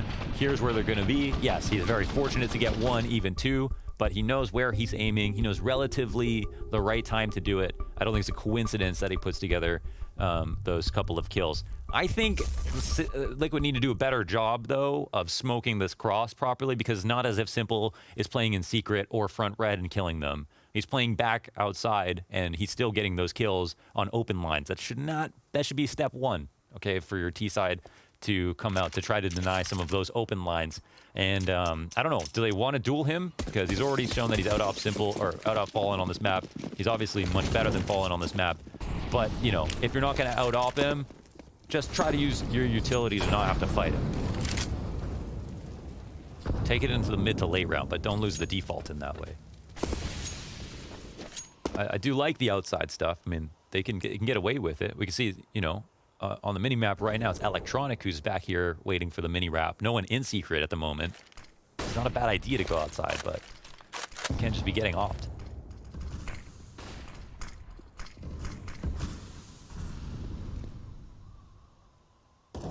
Time is running out here for Liquid. Minimal rounds left over. They have not won a gun round yet in this half. And other than the pistol, remember that it took Fallen with the 1v3 to get them their second round of this offense. But an opening kill from Grim gets the better of timing, and it's on Simple. So this is a big pickup, not only because of a man advantage, but of who he's taken down. A second even. Boomich over towards Decon. He sees 3 Ts and shaves off the first one, even getting a bit of damage onto Naf. But they take over vent control, and they come up onto the A site, where Electronic gets the one and done. Naf sits inside of the vents, and he gets the better of Boomich, pushing Flamey into the clutch. Oh, well, unfortunately for Navi, Simple cannot die first, and that was Grim with a couple of beastly entries into upstairs, one through Squeaky and the guy on the back of the site as well. Honestly, this was kind of sketchy. It looked like they could have lost at a couple of different moments, even after getting those 2 confident entries, but they clean it up at the end. It's 13-14. They'll take it all day. I think the guy outside that we aren't seeing, who is disrupting the smokes, is Electronic. He's throwing this molly in a different way and a different timing every single round to try to make sure that the outside cross is open. Maybe that's what's been activating Simple the most. I'm not exactly sure, but this round, Liquid do get away with proper smokes on the cross. They get to secret control, and they actually use it as this kind of fast in-between timing fake where Grim just activates out of Squeaky. I honestly haven't seen them do that before, so they'll call attack timeout to see how they can follow up. I would call that one a messy round win, but victory nonetheless. And because it's so close, I mean, here's where just, if you have any gimmicks, any gimmicks, this is where you don't want to be shy about them. Just go ahead and throw caution to the wind. Does everybody have a gun? Hopefully. Yes, sir. Okay. Maybe 1 Deeg for Fallen. I see an AK on the ground at least. I mean, they won the round. Yeah. Fallen's just going to be relegated to the Deagle. Nap keeps his $2,000. Remember, last round was also kind of predicated on Simple missing a shot as Grim came out from Squeaky. That 1 bullet could have made a world of difference. For sure. So we'll see if it happens twice. Definitely still higher odds for, Navi with the win. How good they've been on CT side and how solid Simple looks. 34 kills for him. They welcome this hut play. See, this is Simple. He's got this battle of like how he knows they're trying to avoid him. How can he have impact? Where should he go? What should he do? He walks away for a moment, but then comes right back as they commit into the A site. Simple toying with the corner, but it is still successful kills here for Team Liquid. 5v3, and this shifts the feet of Navi into the save. No money. You just said it. It's like this internal battle for Simple. Where do I go and when do I do it? Had he just remained in heaven, then maybe he gets that deep kill into hut.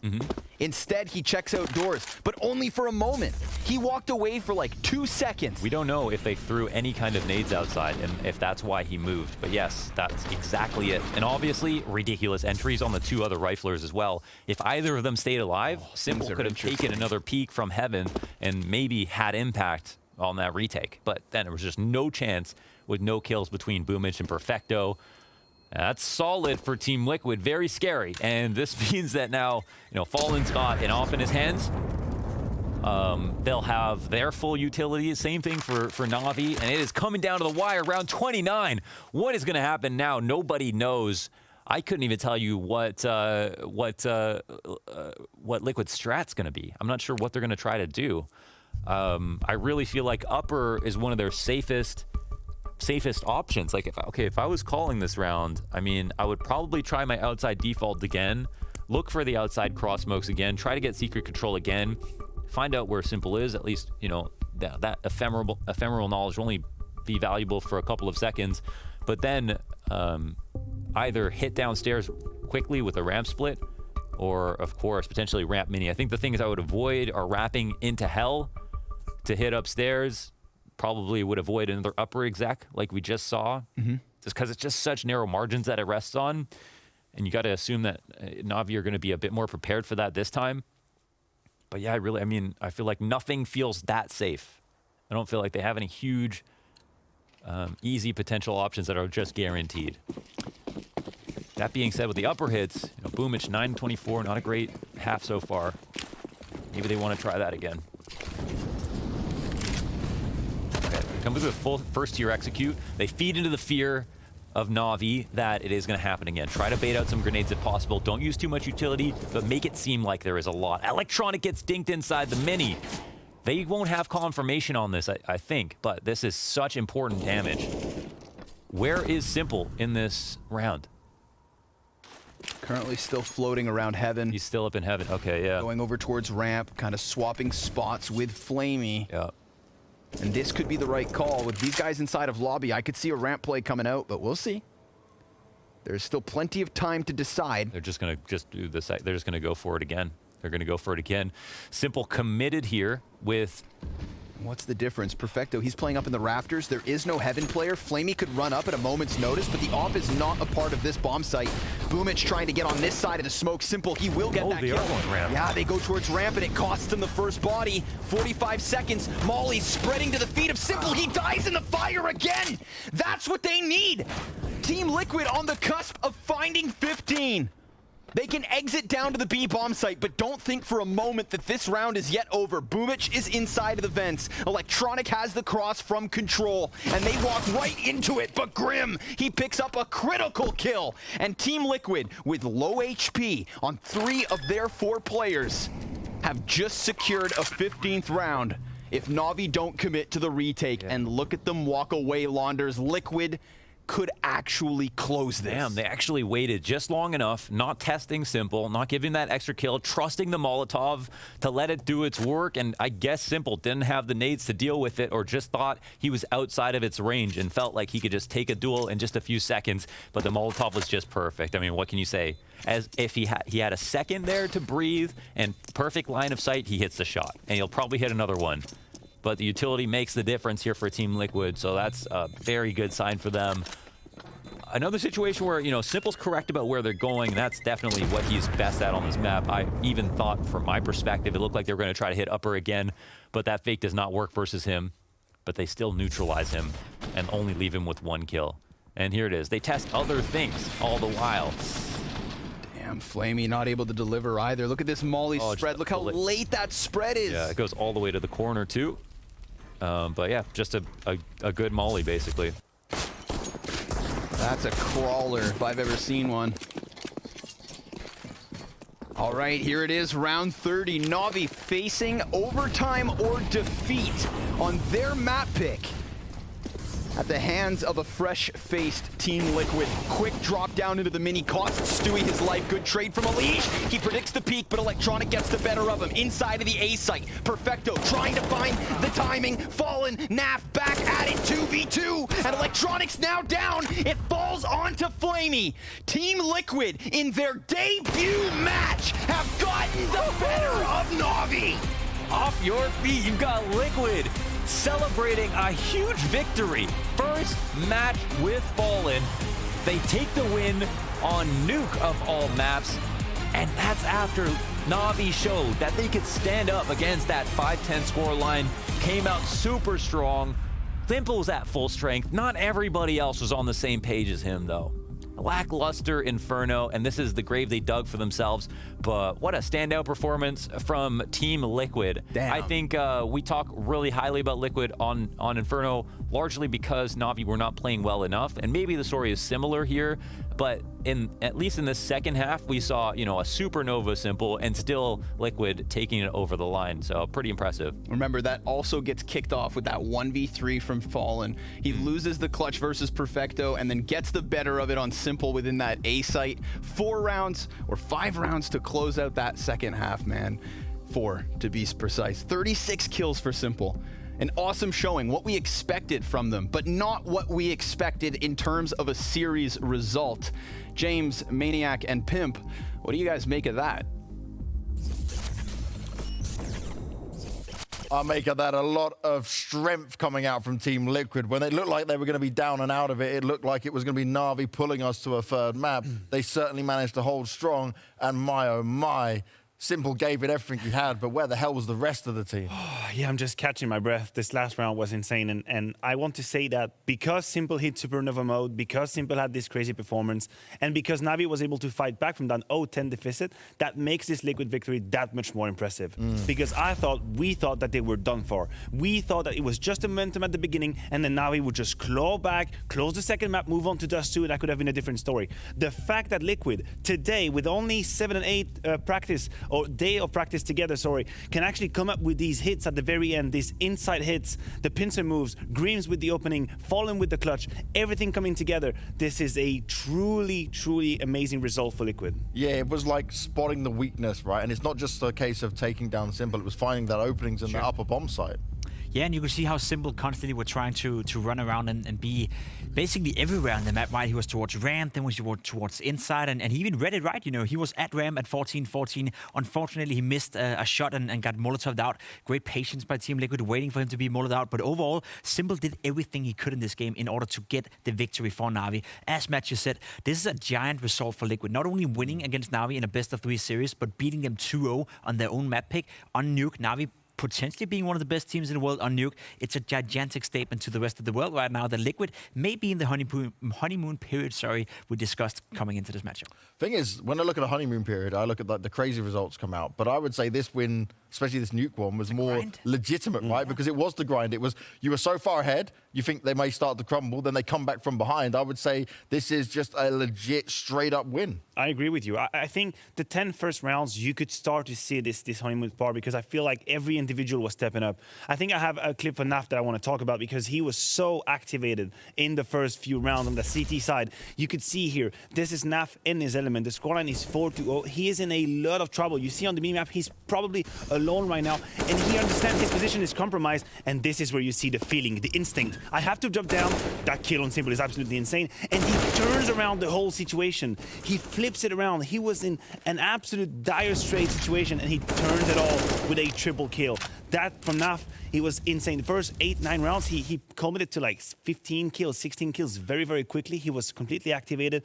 And there, I could see that honeymoon period because I could see all these members having insane plays back to back to back in 10 rounds. We spoke about Fallen potentially being uncomfortable when it came to Nuke as well, but that didn't seem to really matter. You looked at the way he was playing off positions, the clutch round against Simple, for example, it was genius. Yeah, I think he played well. I think he played a good game of Counter-Strike. Again, he found impact when needed the most. Yeah. He didn't have one of those crazy games with 30 kills, one of those flashy Fallen games, but he was being very calm. You could count on him, and as you said, that 1 versus 3 clutch with the Deagle, at the end of the day, that was what made Liquid being able to win this game. So very impactful when needed to be. I think you could see on the T side, that his composure on Team Liquid, they found a weakness, and instead of, flecturing around and trying to go yard again or trying to go towards ramp, they kept abusing the same weakness over and over and over until the very moment they went towards ramp when they found Simple behind the Molotov. So there was a lot of mind games going on, and I bet you Fallen was a big part of those as well. Well, let's hear from the man himself. We've got Fallen standing by for the interview, and this must be a win that means a lot to you, Gabriel. How are you feeling after that one? Because Simple was really giving it his all. Hello, everyone. Yeah, that was an amazing match, guys. I couldn't ask for anything better than this debut. I think we had everything on the series. We had ourselves really beating them down very hard in the beginning. It looked like it would be the same on the first half on Nuke, but they came back strong. And at some point, it really felt like we're losing it. But we had some tactical calls that were very efficient. I think Moses came up with a strategy that we were doing in practice that really worked really well. And I think with some ideas from Jake and myself, and mainly Jake at the very end. He was able to pull out some rounds. So that was a very difficult match. I think Simple played so well on the second half on Nuke. And of course, we gave it a little bit of chances here and there, but to be able to capitalize on all those and get so many advantages is such a thing that only few players can do. So props to him. Now, when it comes back to Inferno, I've got to ask, because we heard some of the comms coming out from you, and you were doing a lot of the mid-round calling coming in there. What was the decision-making in that? Did you just have a good read on everything Navi were doing? Because it looked like you guys had them completely done for. In which map? On Inferno. On Inferno, yeah, I came up with one, actually. I think there was one that was very important. That just came on my mind. I had never done it before. Still looking to me like, dude, this is not going to work. And I said, yeah, trust on me. And then it actually didn't work, but it went away, so it was great. Fallen, I want to ask you your personal feelings about this game, because to me, you looked very activated. Even at this last very round, you understood all the positioning, all the movements, you predicted all the kills. How did you feel in that game? You feel like you're already in the rhythm? So for Nuke, for me, there will be times that will still be lost. Since the SK days, we didn't play this map much, so I don't completely got all the rotations yet. And I felt like I compromised some of the city rounds at the very end. But overall, I'm actually feeling very good on practice on this map, and I had full trust that we could win this match the whole time because I knew we were doing super good T sides.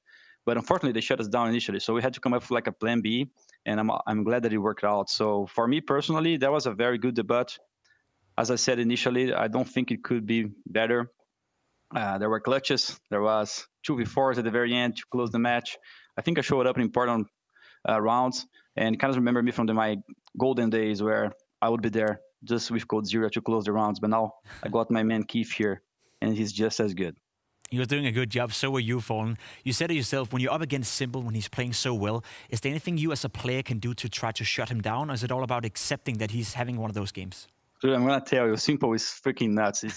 It's hard. It's hard, dude. Like, there was a round, like I think we won the pistol round T side. He tagged everyone on going outside. Like the round was pretty much lost there already. Had a small chance to bring it back. And he was just going out. Like even our simple jumps, like we would do some jumps to get control outside, he would punish it. Everything we were doing was punish it. So he had one of those games that only few players can do, and hats off for the guy. But thank you, Simple. Asking for you before the match to go easy on us. You kind of did that on Inferno, but on Nuke you were pissed out already, and you showed your full force. But luckily we got the twin strength here. So hope to meet you guys from Navi in another matchup later on. You did get the win, and that is the most important thing, of course. Beating Navi 2-0 is a great result for you guys in Liquid. Now, moving on in the tournament, do you think you have what it takes to go all the way, or is that too early for Liquid yet? It's too early for everything. Do you expect a team that has 5 days to be the best in the world? No, I don't. We have the pieces, but it's going to take some time. But anyway, I think this team is scary. The amount of experience we have here, the amount of knowledge we have, the amount of work we're putting in, those are the ingredients for success. It's going to come here earlier or later. What is the goal? Is it a learning experience for you, or is it a specific placement you guys want to achieve? I'll take everything. I will take everything. If we lose all games, if I win all games, doesn't matter to me. What matters for me is the process, knowing my teammates better, knowing and creating this atmosphere where we trust each other. And with the pieces I have here, I'm sure with the right pieces, the right things we're doing, success is going to come later on or earlier on. Doesn't matter. Sure. Well, you certainly started off with success here, Gabriel. Thank you very much for your time, man. We'll speak to you later on and throughout the tournament. Thanks, guys. Just a few words in Portuguese. Galera do Brasil, obrigado por acolher aqui o time Liquid agora. Obrigado pela torcida, por colar nos games. Satisfação total ter o carinho de vocês, cara. Sem palavras. Vocês continuam me dando forças aí para continuar na minha carreira todos esses anos. E sem palavras, não podia ter sido melhor hoje. Obrigado por tudo. Thank you, guys. There we go. Gaules doesn't have to actually translate something this time, so he can just have that bit on his own for it. But interesting what he was saying there towards the end, right, when it comes to actually the learning process here, because, yes, Gabriel understands that this is a win, but they've got a long road ahead of them. Absolutely, and I think for us as well, we need to kind of keep our feet on the ground, on Earth, right? This is very impressive from Liquid. It's a beautiful scalp to put on the cover, like 2-0, against Navi early on. But these are still the early days for Navi, for Liquid, sorry. We're going to give them some times, and they might get tested throughout this tournament. They might lose some series, but we were looking for signs. That's what we're talking about in the pre-show, and the first signs are good. You know what the fun part is, James? And I think you agree with me here. It's not even a worrying sign for Navi, right? You know this could happen for Navi Navi. They've done it time and time again with the first game of a tournament. They don't look too good. They go down to the lower bracket, and then Simple and Electronic, they will be activated, as we saw glimpses of Electronic, but of course Simple on Nuke. So I'm not even worried on the behalf of Navi. I'm sure they're going to do fine in this tournament. They're probably going to get a couple of wins, but for Liquid to beat Navi, that is a huge result. And as Matthew said, we got to keep our feet on the ground, sort of, but we can accomplish, and we can say that it's very, very great for Liquid already now to find this kind of success. Well, we'll have to see how they get on, because next up they've got Vitality to deal with on this upper bracket run, while Navi will face off against Complexity. But next game that's coming up is our first elimination match. It's time for us to head to a break, and then we'll be giving you the pre-match breakdown of Furia taking on EG.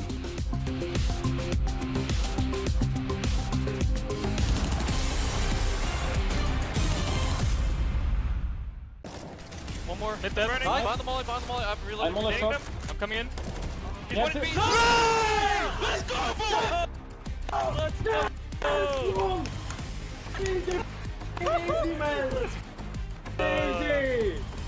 It should have been a 2-0 though. It should have been a 2-0. Backline dead. That's it. People there. Sick! Nice push. Let's go. I don't see anyone in main. He's holding flash. 18 men. Yeah, fun. Let's go! The stick in his lips. He's like, die, Joey, die, Joey. Nice. Did you guys run the whole way? Yeah. The whole way. Love. Mais um caverna, caverna pra lá. Vai lá, vai lá. Tá, vou X1, Alex. Toma. Vou já.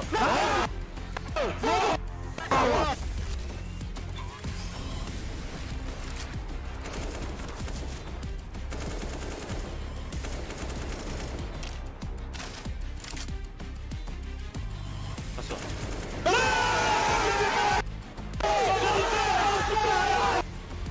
Come here now. Two in pit. Two in pistol. Two pistol. One left, one splinter. He's slow under pit. Splinter still. Chill. I got it. Oh my god. Russ, did you see that? Nice job. Insane. I don't know what just happened, guys. Good job. He ran through the mid-side smoke, and I see my teammate here and here, and I'm making plays, dog. Yeah, I felt like I was playing. I can drop you, Mike. I can drop you. fucking hectic.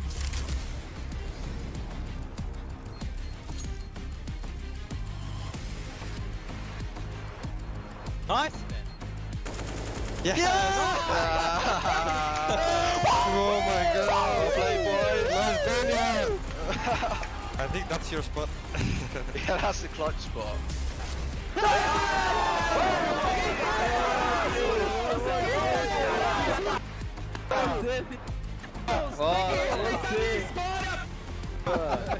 Respeita a minha história! Pausa essa! One was IV. Try to let T rock all over. You can be back, man. Let's do one. I think they got. TT got dead. He was holding Ivy. Could be one more team. There's one more Ivy. 1 half HP Ivy. He was. Out everyone. Out everyone. Keep it dead. Half HP. Half HP. Nice! Sick! Let's go!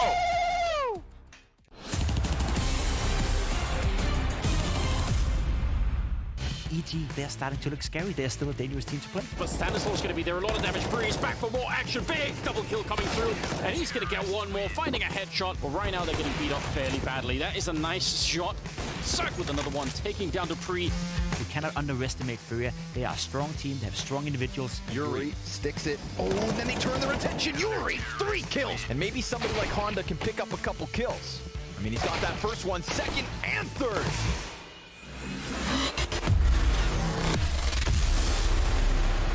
Our first elimination match here for the global finals, and one of the North American teams will be finding their way home early on. They'll be sticking around in Europe because it's worthwhile at the moment in time, but they won't be here to join us throughout the rest of the tournament. EG showed us a pretty good face in the opening map against Astralis, but then they got slapped around and dealt the tough hand that's the Astralis bounce back. Yeah, the problem against Astralis was definitely the map pool, and I don't want to jump the gun because we're going to talk about it in the veto. I do believe it's a different story here against a Furia that is diminished. So EG, what they have shown on their good map, on their pick against Astralis on Inferno was good. That map in itself, if you just consider it in a vacuum, was pretty good. Ethan was fragging like hell. Zerg was activated. Breeze was a little quiet. He's the player that I'm going to keep my eye on. But some signs were positive for EG, and that EG of Inferno could be scary for Furia. 100% agree. They were looking very solid, and as you said, you don't want to jump the gun just yet, but I have a feeling that Inferno is going to be involved in this matchup somehow, some way. One of these two teams are definitely going to pick it. Now, on Overpass and on Vertigo against Astralis yesterday, it wasn't looking that good, and that's the problem, right? Because I agree with Matthew. We saw some positive signs, but we also saw them fall completely flat against Astralis. No big deal losing to Astralis. They are, as of right now, the best team in the world, but the way they were losing, it was not even competitive, so there was a long way to go for EG to be back at the level where they can expect to be some of the best teams in the world. Now, Furia, as of right now, not the best team in the world, not up there, but still a big, big task for EG. And the one thing I'm looking at here for EG is the positive, right? You spoke about it yesterday, Pimp, the magic of the boot camp that can come into it. You've been in a boot camp with Zeus, right? You understand what can be played out there with this guy. But also, they've had more time in Europe than what we've seen from at any other point. And they got Astralis first time. That's never going to be easy. But now, I actually see potential from what they delivered on the first game. I agree with you. And I think they might be considered favorite, again, considering Furia's standing situation and the phase that they have shown against Astralis. They've been here for 2 weeks. I think individually speaking, they've been playing the FPL EU. They know the play styles. They know how the players go about. But they play against Furia in EU. That matchup in itself, it's an NA matchup. Yeah, it is an NA matchup. But again, we've got to keep putting this Furia is not playing with a full roster. Quick question for you, though, Maniac. Say Henny was still on the roster, right? Where would you be siding on this? If Henny was still, I would say Furia. I wouldn't doubt. They won 8 maps in a row. Right? Yeah. Furia won 8 maps in a row. They won 4 best of 3s in a row against EG. So no doubt that EG, they've been struggling against Furia. So what's it going to take for us to have more faith in this EG then, right? Because at one point, they were one of the best teams in the world, and it's just been a slow decline. I need Ethan and I need Breeze to get back on the level where you can talk about them being one of the best duos in the world. They had a time where they were incredible well playing. They are some of the best aimers North America have ever produced. I think even Elise said at one point that I consider Ethan and Breeze to be just as good aimers as I am, and that's quite a statement from Elise. As of lately, it has been not looking that way. They are not up there yet. Zerg a little bit hit or miss. He's good sometimes, but he's not up to the level he was 2 years ago. So for me, I look at the individuals within EG. I think the system they have, Stanislaw, he's a decent in-game leader. You got Zeus as well, he's a great coach. You need your individuals to shine when you're up against the best teams in the world. Otherwise, there's no winning in such a stacked tournament like we have here at the Global Finals. Now coming on to Furia, we got a taste of Honda yesterday. We got the car memes out the way, but this guy did come through fast and furious and did deliver some really good plays. Fast and furious, I'll allow that one. He is so happy right now, but it's okay, get it out of your system. Look, Honda did make some waves in that first game, I have to agree with you, but it is such a big challenge for him, right? Being tested on these tactical maps where rotations are coming into play. When we see some of these plays right here, and if you have any question, has his mechanical skills? Well, the answer is right there. Yeah. There's no question. He can absolutely frag. But then when he's being tested in clutch scenarios, for example, that becomes a little bit more complicated, which is normal.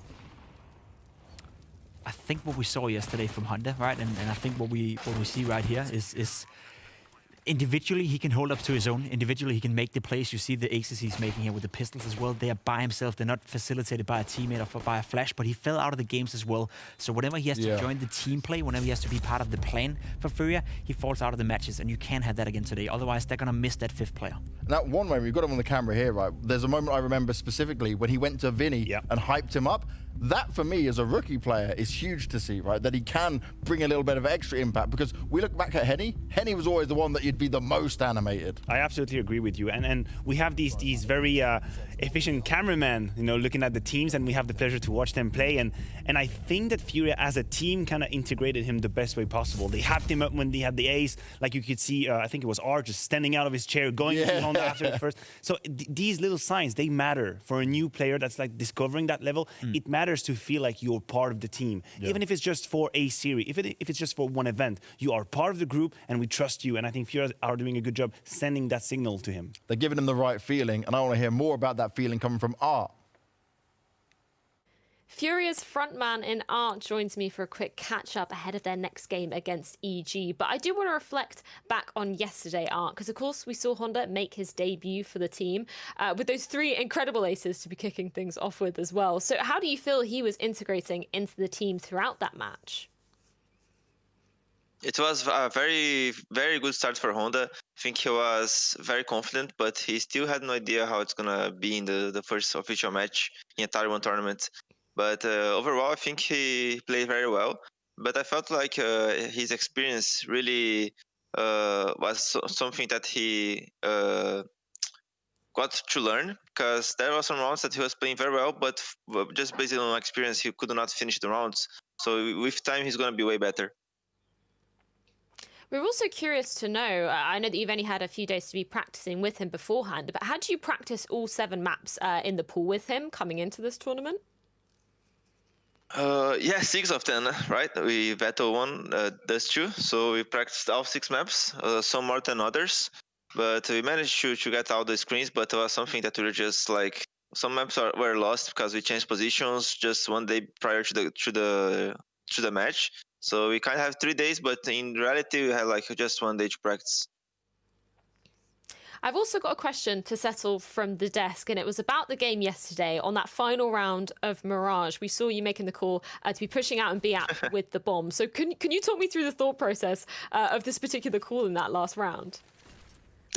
Yes, that's an idea I got from FPL some days ago, that they, by accident, they did a fake. I was playing B and I saw bomb like with 35 seconds, but I smoke but I call everybody in because I thought it's B. I saw bomb and two guys flashing, and there are 3 players, and they had 1 lurker on A. This lurker, he killed the only A player, and they just run into A. So I got this idea from there, and I just found it very good. It was by accident, but if you would make it on purpose, it would be very strong, because whenever you see bomb, you are calling it's B.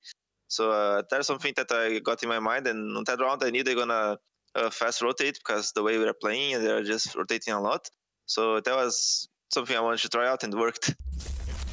I love you, Art. You've got the biggest balls in Counter-Strike, and you two right now are like this. You're the Spider-Man meme, right? Because partially you were right in the sense that it was his attempt. He'd seen it somewhere, he wanted to try it, but then partially he said it was on accident because he wasn't sure what he was doing at that stage. It takes some real courage to pull that off, and as you said yesterday, I believe it was at 15-14. Yeah, to do that in the very last round and pull it off, he showed enough of himself on the B-bomb side that it could have gone horribly wrong, and we would have been standing here saying, what are you doing, Arth? But you know, when you're a genius, sometimes you got to push their own boundaries, and he definitely did yesterday.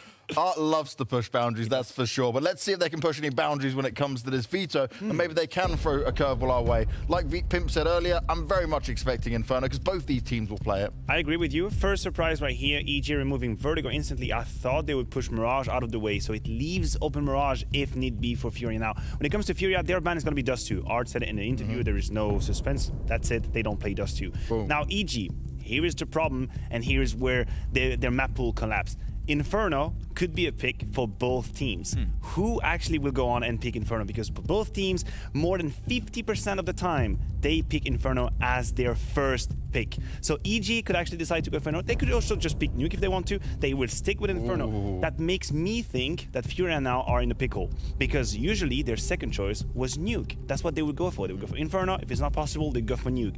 But yesterday, we have seen the limits of Nuke on their CT side. Yes. So if you're Furia, do you try and change the situation, or you stick with Nuke? That's it. There is the Mirage I was talking about. This is why, if we go back to Vertigo ban, I don't understand, because that opens up a door for Furia to sneak in. They can avoid the Nuke, they can go for Mirage now. For the third map, it's all up in the air, honestly. I think Overpass could be a possibility.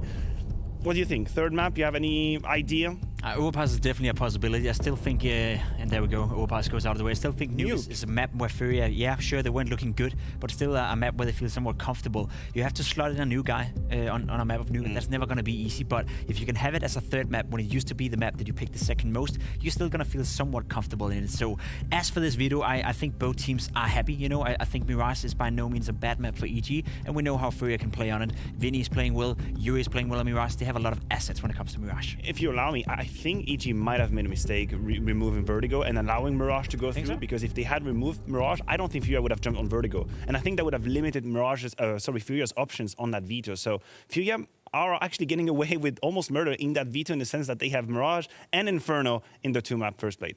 But is there still a chance in this for Furia, despite what we're saying here, right? We're looking at the video, there's some positives we can take from it. Or is just having this fifth player who's so inexperienced the real hindrance? It is a hindrance in some sense, but it can also be the blessing, right? We don't know how Honda is going to perform today. We saw glimpses of his potential yesterday.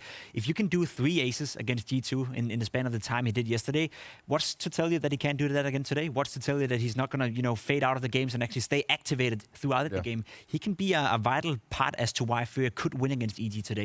I would still say that when you try to slot in a new player, especially when he's inexperienced, you got to focus a lot of your attention towards him, right? So Art, as an in-game leader, you got to focus towards him. You got to make sure he's communicating properly. So you're going to take some, I wouldn't say space away from Art, but you're going to take focus away from Art, and that could be a problem. And I'm glad you mentioned Art, because there's a number. There's actually 2 numbers that we need to address right here. First of all, we've always said that Art is one of the players that takes the most entry duels ever. That was always the case in Counter-Strike. He usually averaged 30% of entry duels, which is crazy. A lot. Right now, he's already at 41%. That means that pretty much 1 duel out of 2, first duel is always Art. Second number is 35% win rate in these entry duels. So Art right now, I feel like, is being pressured to take duels, to make space, to make the difference, because obviously they lack, the protocols, the tactical layer, because Honda has to be integrated in. So poor Art, I feel right now, is drowning underwater. He has to make so much difference, has to micromanage a new guy in, and for him, life must be hard. Life must be hard for Art, but how hard it's going to be in this match, we're about to find out.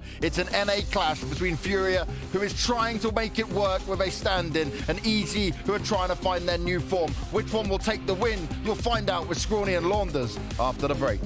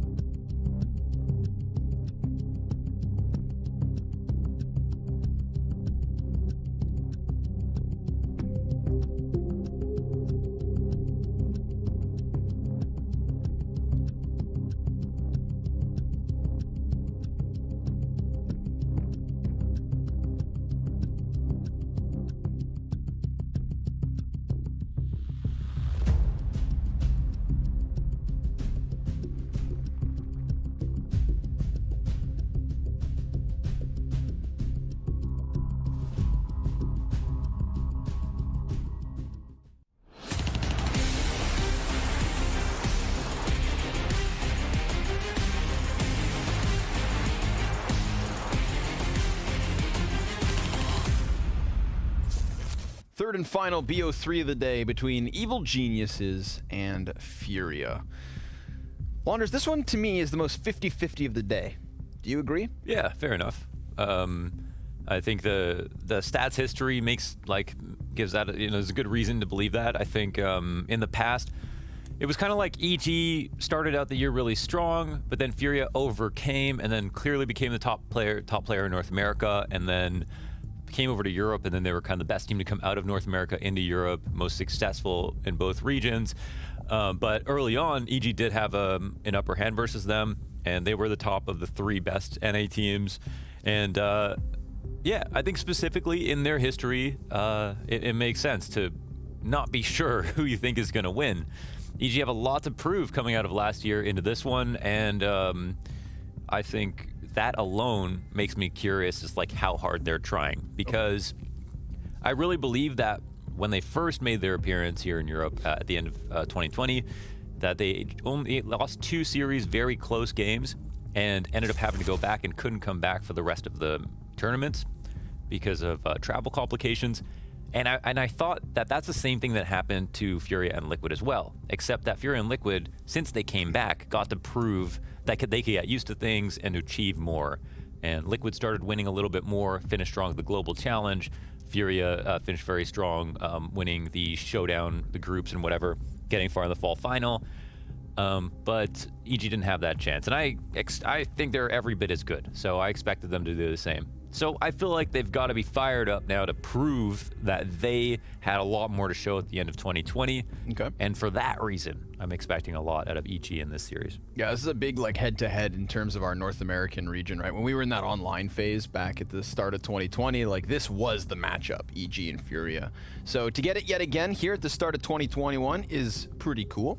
And side note, I think this is actually one of the closest things we will get to a LAN experience since everything went online. Why? Because both of these teams are boot camping and stationed in Serbia at the moment. This server that they're playing on is also in Serbia, hosted there, which means everybody on the server has like a max of 5 ping at the moment. They might be able to throw water bottles at each other. That's how close they are. They could. Halfway through the game, EG is just going to kick down the door, start yelling in the Furia room. Who knows?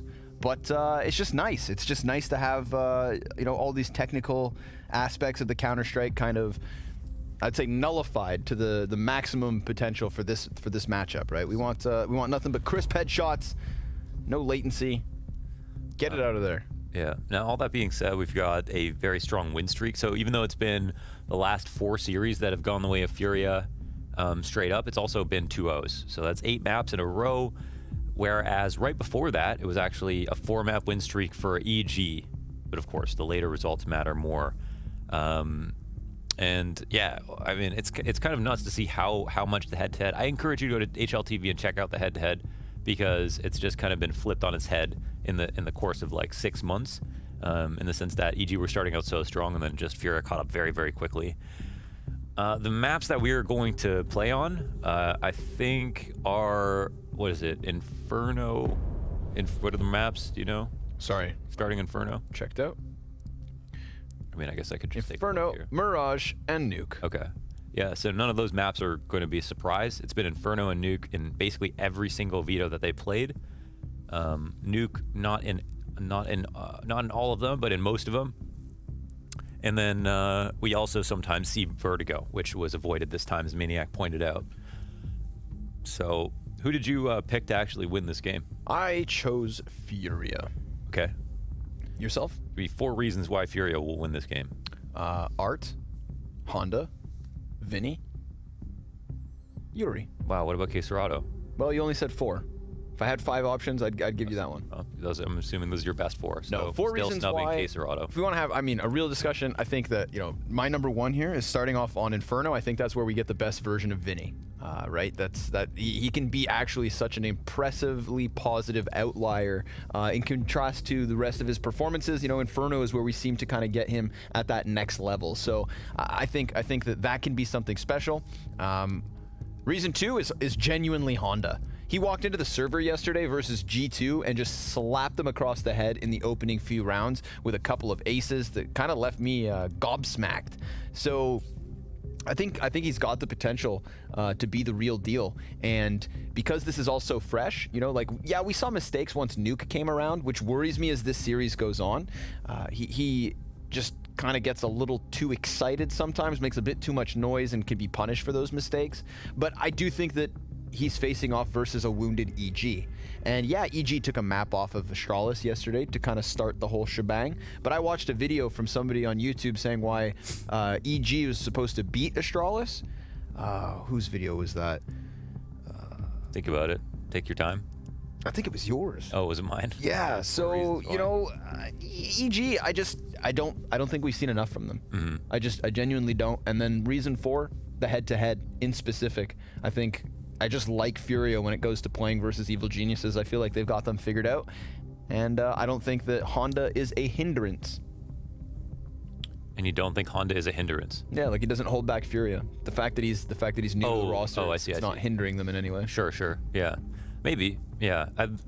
Overall, his stats weren't insane. Like the series yesterday, it's just that it's kind of surprising. Like he had 3 aces in one series, but still had like a 60 ADR series or something like that. So it was really up and down. But of course, we can see that with some time, things will get a lot better. Now that being said, I mean, like how much practicing is he going to do on all the maps with them, considering Junior is still their 5th, I think, for the future? We don't know. I mean, I guess for the stint, for however long Furia are staying in Europe this time around, it'll be Honda playing. So a lot of questions to be asked in that regard. Don't know the answers to those. Well, hopefully we get some answers, Launders, when we come back, because we're going somewhere. We're going to a break, ladies and gentlemen. I hyped up the server, and then we had some little tech issues. So join us in a couple of moments. Don't go too far. Refresh yourself and get ready for what is the final best of 3 here at the Blast Global Finals.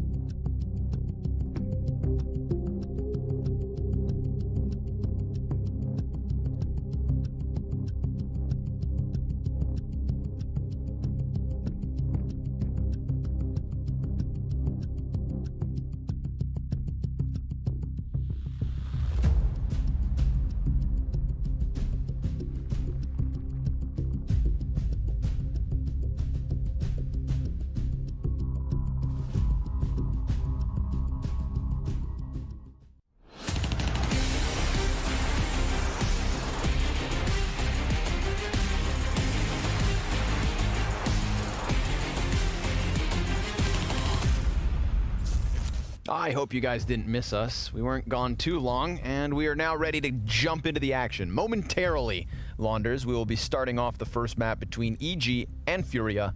It's Inferno. Let's focus our conversation onto Inferno specifically. Based on what you saw yesterday, what are you thinking with Furia on Inferno with this new edition of Honda? I didn't see anything. I was jet lagged, so I took... Casting with my eyes closed. I took a nap. Oh, sorry, Furia. Yeah. Oh, okay, sorry. They look really good on That's what I Inferno. said, right? Yeah, sorry. I thought you were talking about EG versus Astralis or something. Oh, okay. Yeah, I was like, oh, I missed that totally. Did you see that by any chance? I didn't. Were you sleeping too? I was also jet lagged. We were also jet lagged. Yeah. The most NA excuse ever. Yeah, right? EG's. Yeah, every time, yeah. If it's not the players, it's us. Yeah. Jet lagged. Oh, man. Furia looked great. I thought that they did a lot of stuff well. I think their Inferno, I thought it was overrated a lot for a lot of the first half of the year. I didn't see why they were picking it so much when they had other maps like Mirage in specific, which they always kind of left to a third map. But as the year progressed, I think so did their Inferno, and they showed that they're a real threat on it. And I think, yeah, I was very, very impressed with what we saw pretty much. I don't think there are too many takeaways except for we talk about Honda, the fact that he's playing B. That's something that's kind of interesting, and that he was playing B very well. It was a super solid anchor on that site, and it feels like they're pretty comfortable with him. So I think they fell off slightly. Honda ended, he got the opening 2 aces and then ended something like 17 and 18 in terms of kills. So there was questions about like where he went, but when we were watching, he made some slight mistakes. I mean, he could, I don't know, I doubt they've scrimmed against EG knowing that they're in the tournament, so that's something where Honda might not be used to what might not be used to this team either. Yeah. There's a number, I just have so many questions. We haven't seen anything yet, so I really don't know. Yeah, I'm not really sure exactly what we're going to get out of this matchup. But I would be confident saying they haven't played against each other. Martin, your mic's open. So, yeah. Caserado had a super strong year. Henny did too. Of course, Henny's not here. And Henny was a big question for me versus one EG. player having issues? But I think we've just got one player who still has an issue. Yeah. 9 out of 10 at the party. Okay. One guy can't get in. Forgot his ID. It's not bad. We still start at the party, I feel like. It's like that one time we were in London. We were with Prius. We were trying to get into the casino. And he's like, oh, I didn't bring my cards. Like, DJ, you look 13. What do you mean you didn't bring your cards, bro? And then Paula gave him an ID, and it worked. Because Prius looks just like Paula, apparently. Very close. Why is Pimp taking pictures of us? Maybe he's the real observer. He likes to watch. Just like DJ. Keep an eye close on the action. Still hanging around, despite this game not yet just jump into the start. It's Stanislaw that we're waiting on. Not that it makes a difference. It's not his fault. But I'm just trying to keep you guys as well informed as possible. Yuri was a top performer in their series versus G2 yesterday, 86 ADR. Definitely the best player on the team from last year as well. Very, very strong performances from him. Caserado was up next, and then, Vinny, Art, Honda were in the 60 or below mark in terms of ADR.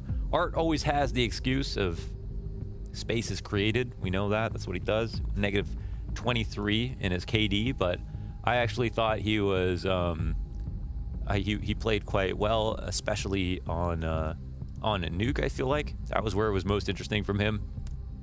And yeah, we're gonna focus in and see if Honda's any more comfortable, and if he dies in any unwarranted ways on CT side, and if he's comfortable getting the entries that we know that he can do on T side as well, and see if he can be the Art 2.0, as Art said he would be. Yesterday, Evil Geniuses kicked off that map versus Astralis, of course, with an Ethan ace, a 1 versus 3 ace on the T side, which is where Furia begin this map, by the way.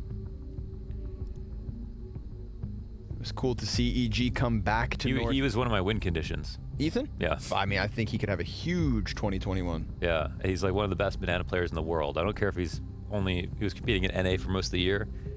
I think the way he plays banana is clinical.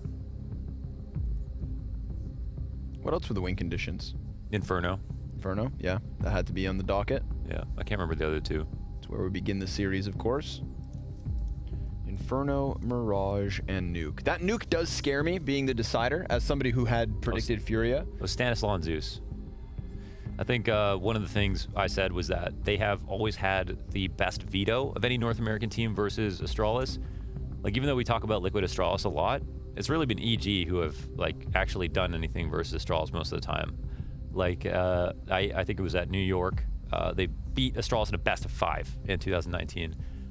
They also beat them in a best of 3 like right before that, and they had positive map win rates on most of the maps in their veto, which almost no other team in the world had. So EG were actually the real threat, I think, versus Astralis, but they weren't the strongest team overall compared to Liquid, so they never got as far in tournaments, like didn't end up winning as much. But I think that was another win condition, that, like, you know, they're really strong Inferno, they can play Overpass better. Liquid were basically giving up, you know, Inferno or Overpass every single time they played against Astralis or a Nuke, and that wasn't always the case with Liquid, so they were very strong with EG, so they were very strong from that perspective. Launders, I could sit here and listen to you talk all day, but I'm going to throw us to another break. Okay. We've got to swap out Stanislaw's hard drive. Again, for the sake of transparency, it should just take a couple of minutes. We've got a man on a mission. Looks like Lil Man's over there with the screwdriver. He went to Home Depot. He's getting the job done. So bear with us, everybody. I promise you, each and every one of you, that the wait will be worth it.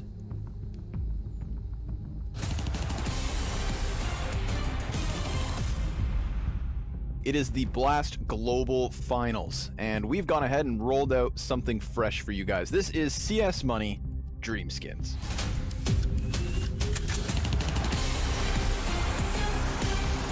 Ethan, you're back in Europe. How are you doing today? Doing good. We're here for a while, so we're getting cozy, but how are you doing? I'm doing great as well, man. Today we're going to be talking about AK-47s, my man. We're gonna bring up the CS Money 3D skin viewer. We're trying to find your dream skin. I got a few questions first that I gotta gather your tastes here, Ethan. What is your favorite color? Probably like a gold skin, or like a yellow. The yellow gold, the trims on that one. All right, good to know. Do you like the metal finishes on skins, or are you more into like the hand paint jobs? I like metallics. I think they're clean. I definitely like them over like the paint skins for sure. Do you like gritty skins, Ethan? Do you want something that looks like it suits the battlefield, or do you mind walking in with something that comes out of a treasure chest? I definitely need it sparkling. It needs to look new. Is it safe to say that you get factory new skins? I'm trying to save money. I'm all about, saving money. So if minimal wear looks nice, then I'll get that.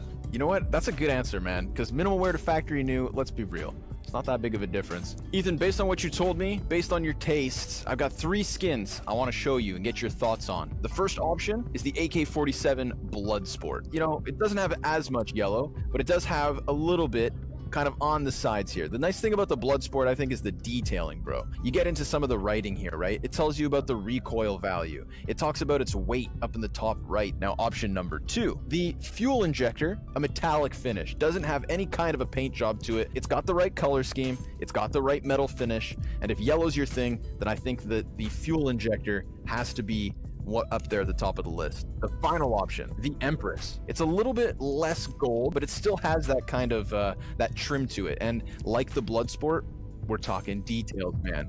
And so these 3 skins, which one are you going to move forward with, man? Which one have I sold you on today? As soon as you showed me the fuel injector, I realized, I'm super into cars, and that skin is purely based off cars, as you can tell. And then, yeah, the yellow just pops. So, I'm probably going to go buy that skin right now, honestly. Ethan's going to move in with the AK fuel injector. We go from the skins to the stickers. This, I think, needs to be nice and clean. I'm going to work with the G2 E-League Atlanta. It's kind of got a bit of like a carbon fiber look. I think the colors kind of match. If you were able to just make it the logo without the background, I don't know if you can scratch it. Can we call this the Ethan Special? Are you sold on this AK fuel injector? Yes, sir. I'm sold on that. There we go, folks. Another episode of CS Money Dream Skins. This has been AK-47s with Ethan. Thank you very much. It's good to be on the show.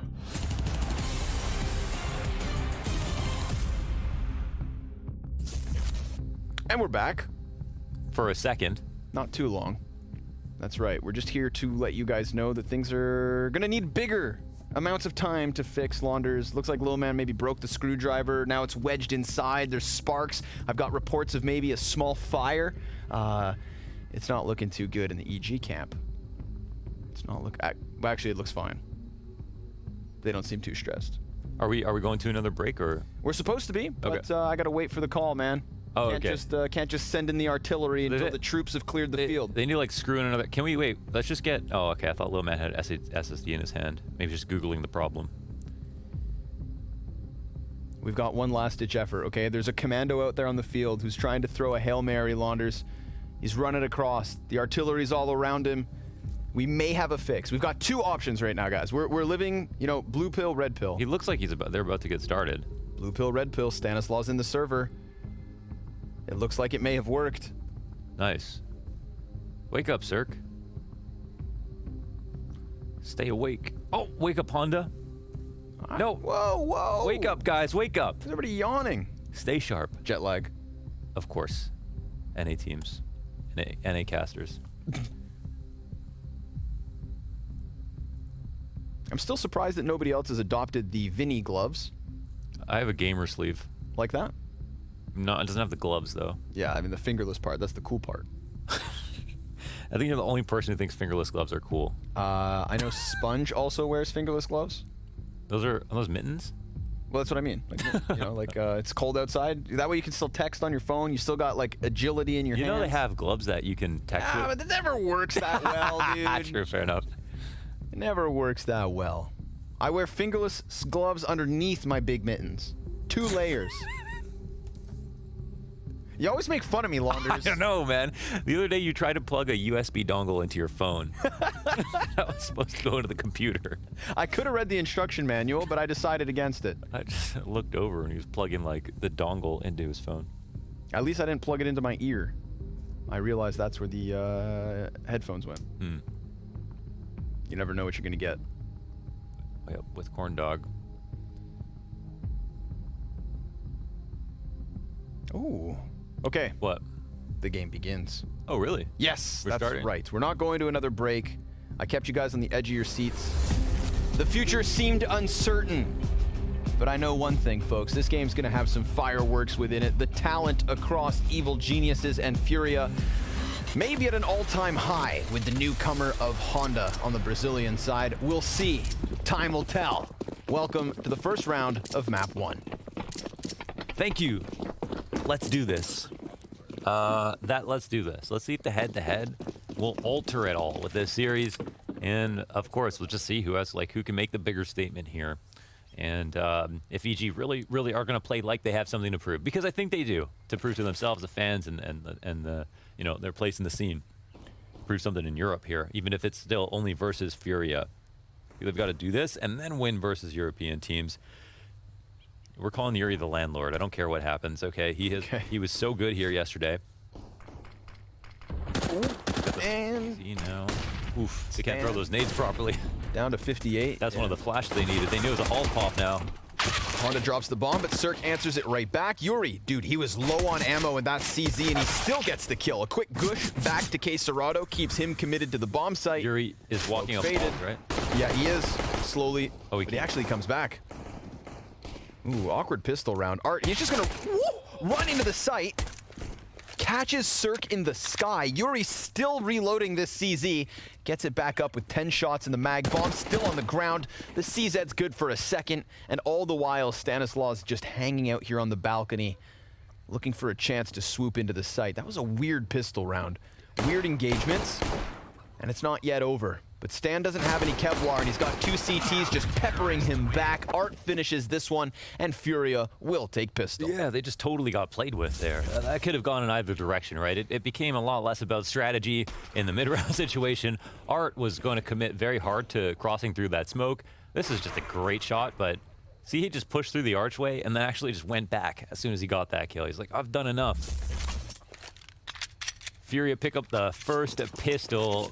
A very strong start. No buy up here for EG as they failed to get the bomb planted, even though they had so much presence on the site for that long. Furia did such a great job of keeping the pressure high. Smoke at the base of Banana. They see nothing. No contest whatsoever here from what is a full Glock round. EG have spent nothing.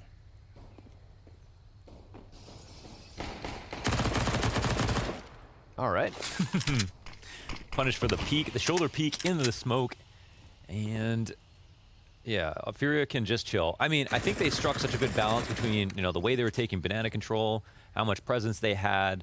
We contrast that with our game earlier. You can see why I have so many gripes with Navi, and like always bring it up when we're casting. It's just like, yeah, no, this is, you know, Furia will play this map well on CT side and get the amount of information they need, and sometimes a little bit too much, but definitely never too little. And that's what I think is very good for them when we're watching. You see, they always have the information they need at minimum. Of course, this is just an anti-eco where they're hunting around for the kills, and the T's are trying to do a decent job of avoiding them if possible. But it doesn't seem like they're going to get the wool over Furia's eyes. Ooh, Tarek could get one awkward situation here, but he will blast away Yuri. Of course, 2 more CTs peek him from alt. Breeze with a Glock frag of his own. And a chance to maybe topple yet another, but then he gets sandwiched from Furia on both sides. 2-0, only losing 2 bodies in the process. Perfectly clean. No plant again. And we'll see what happens this round now. They're going to buy up. They've got the full utility kits. It's only going to be an 8K buying situation here on the T side. I'm super looking forward to what for the second half for EGCT side on this map. But very confident on the T side as well. I think they have some really cool executions that I'm looking forward to watching. And Stanislaw at the helm of it all. Up there was Zeus.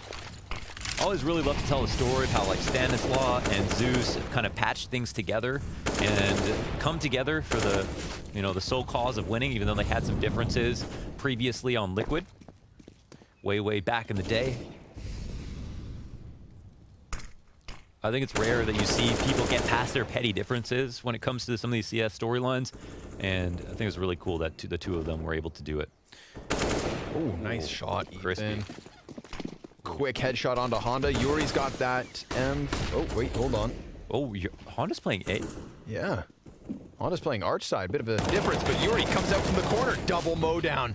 And a third. Yuri doing everything from the back of the bomb site. K-Serato's coming in to help, but Yuri barely needs it. He finds the last headshot, too, with the USP. Nicely done from Yuri from the back of the site. Man, he just does not waste any bullets. The spray is absolutely perfect, right? I mean, it's just close range position, instant double headshot into the spray transfer. You know, the perfect amount of strafe right there. Cirque had no chance, and I think gets the first dink off as well as the second on this USP. So sick from Yuri. Tarek turning his back over just cost him pretty hard. And a pause off of it. Yeah. Oh. Over to Yuri. That's sick. The hype is there. You love to see it. I think, yeah, I wonder, Honda was in B like every time, every round, right? Yeah. Because you got the ace there, you got the anti-eco ace. Okay, so did they really just switch spots? That's quite interesting. Oh, it looks like not. Maybe it was just that one round. Maybe for the 3-man A setup. Yeah. Yuri off to the races, 7-1 to start the day. Art gets wrecked by Breeze, but there's so much grenade damage that Vinny is able to mop up a couple kills. Flashes to his side as Stan eats it all, blinded by the light. And Honda arrives in the nick of time for a triple headshot close to give Furia their 4th. Yeah, super solid stuff. They lock it down. They're like a wall. What's that? Gotta get the fishbone out? Got a little hair in there. 4-0 start here for Furia, and the op is in Cirque's hands, finally. Man, Cirque looked good on that op yesterday as well versus EG. Did he? Versus Australis. I watched not the games, but the highlights. Saw some of his clips. The Bulgarian beast. The Godfather. The Godfather? Yeah, he likes share. He's like the Godson. Yeah, but he puts his face on the Godfather's body. You would have. You know, he that's a him thing. Oh, true. He likes it. Okay. That's how he sees himself, you know? He identifies as Gotcha. The Godfather. Not an Apache attack helicopter? Nope. Okay. Maybe some days. Wow, Art he's out here. He's gonna sandbag. They need to both get mollied. His op shot, he's got a rifle right behind him. Rifle goes down. No op trade as well. Ethan gets 2. They can get into B now. The rotations are late, but all the T's are not in place. Yeah. They think maybe there's a third here. And I mean, just the 4 versus 3 in and of itself is something to be happy about. So don't force the issue. Get the smoke. You let the smoke there, top banana. Ooh, Cirque punishing K-Serato as he tried to peek around banana. Wanted to know what was up. and instead he goes down. Yuri and Honda, 2 versus 4. Interesting, because they haven't moved. Oh, man. They're thinking the rotations are going to be archway, which is a fine assumption to make, but it will cost them a kill, and they don't know the second player is here as well. They're looking at arch. But Honda just ate that flashbang. He still hasn't been checked. Tarek almost allowing him to get away with what would have been a robbery. If that wasn't just like a 4.5-second flash, then surely Honda gets that kill. That was very scary. Damn. And then they're basically winning, right? Because they got pit and they got apartments, 2 kills. This is Ethan's 2K. This was so beautiful. Oh, it was a spray transfer as well. Now, Art does drop a shot, but that's a very risky situation, right? Doubling up on sandbags with an op. Yeah. Just terrifying. I mean, and Art made some crazy moves yesterday as well in their opening matchup. The amount of times that he was just smashing his head against the wall at the outside part of Nuke.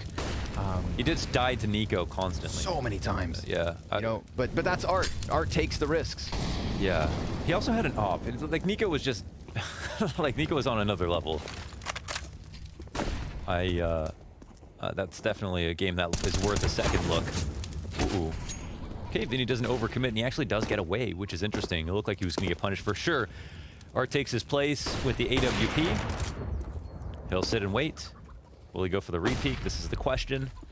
There is an op that could potentially face him. It's just not here right now. Looking for the boost on the half wall. And they re-smoke bottom banana as well. The teams have not come for it, which resets the situation. It looked like they were about to pounce, but not expecting the late smoke. I think this was a good call by Furia. They get the rotations out as well.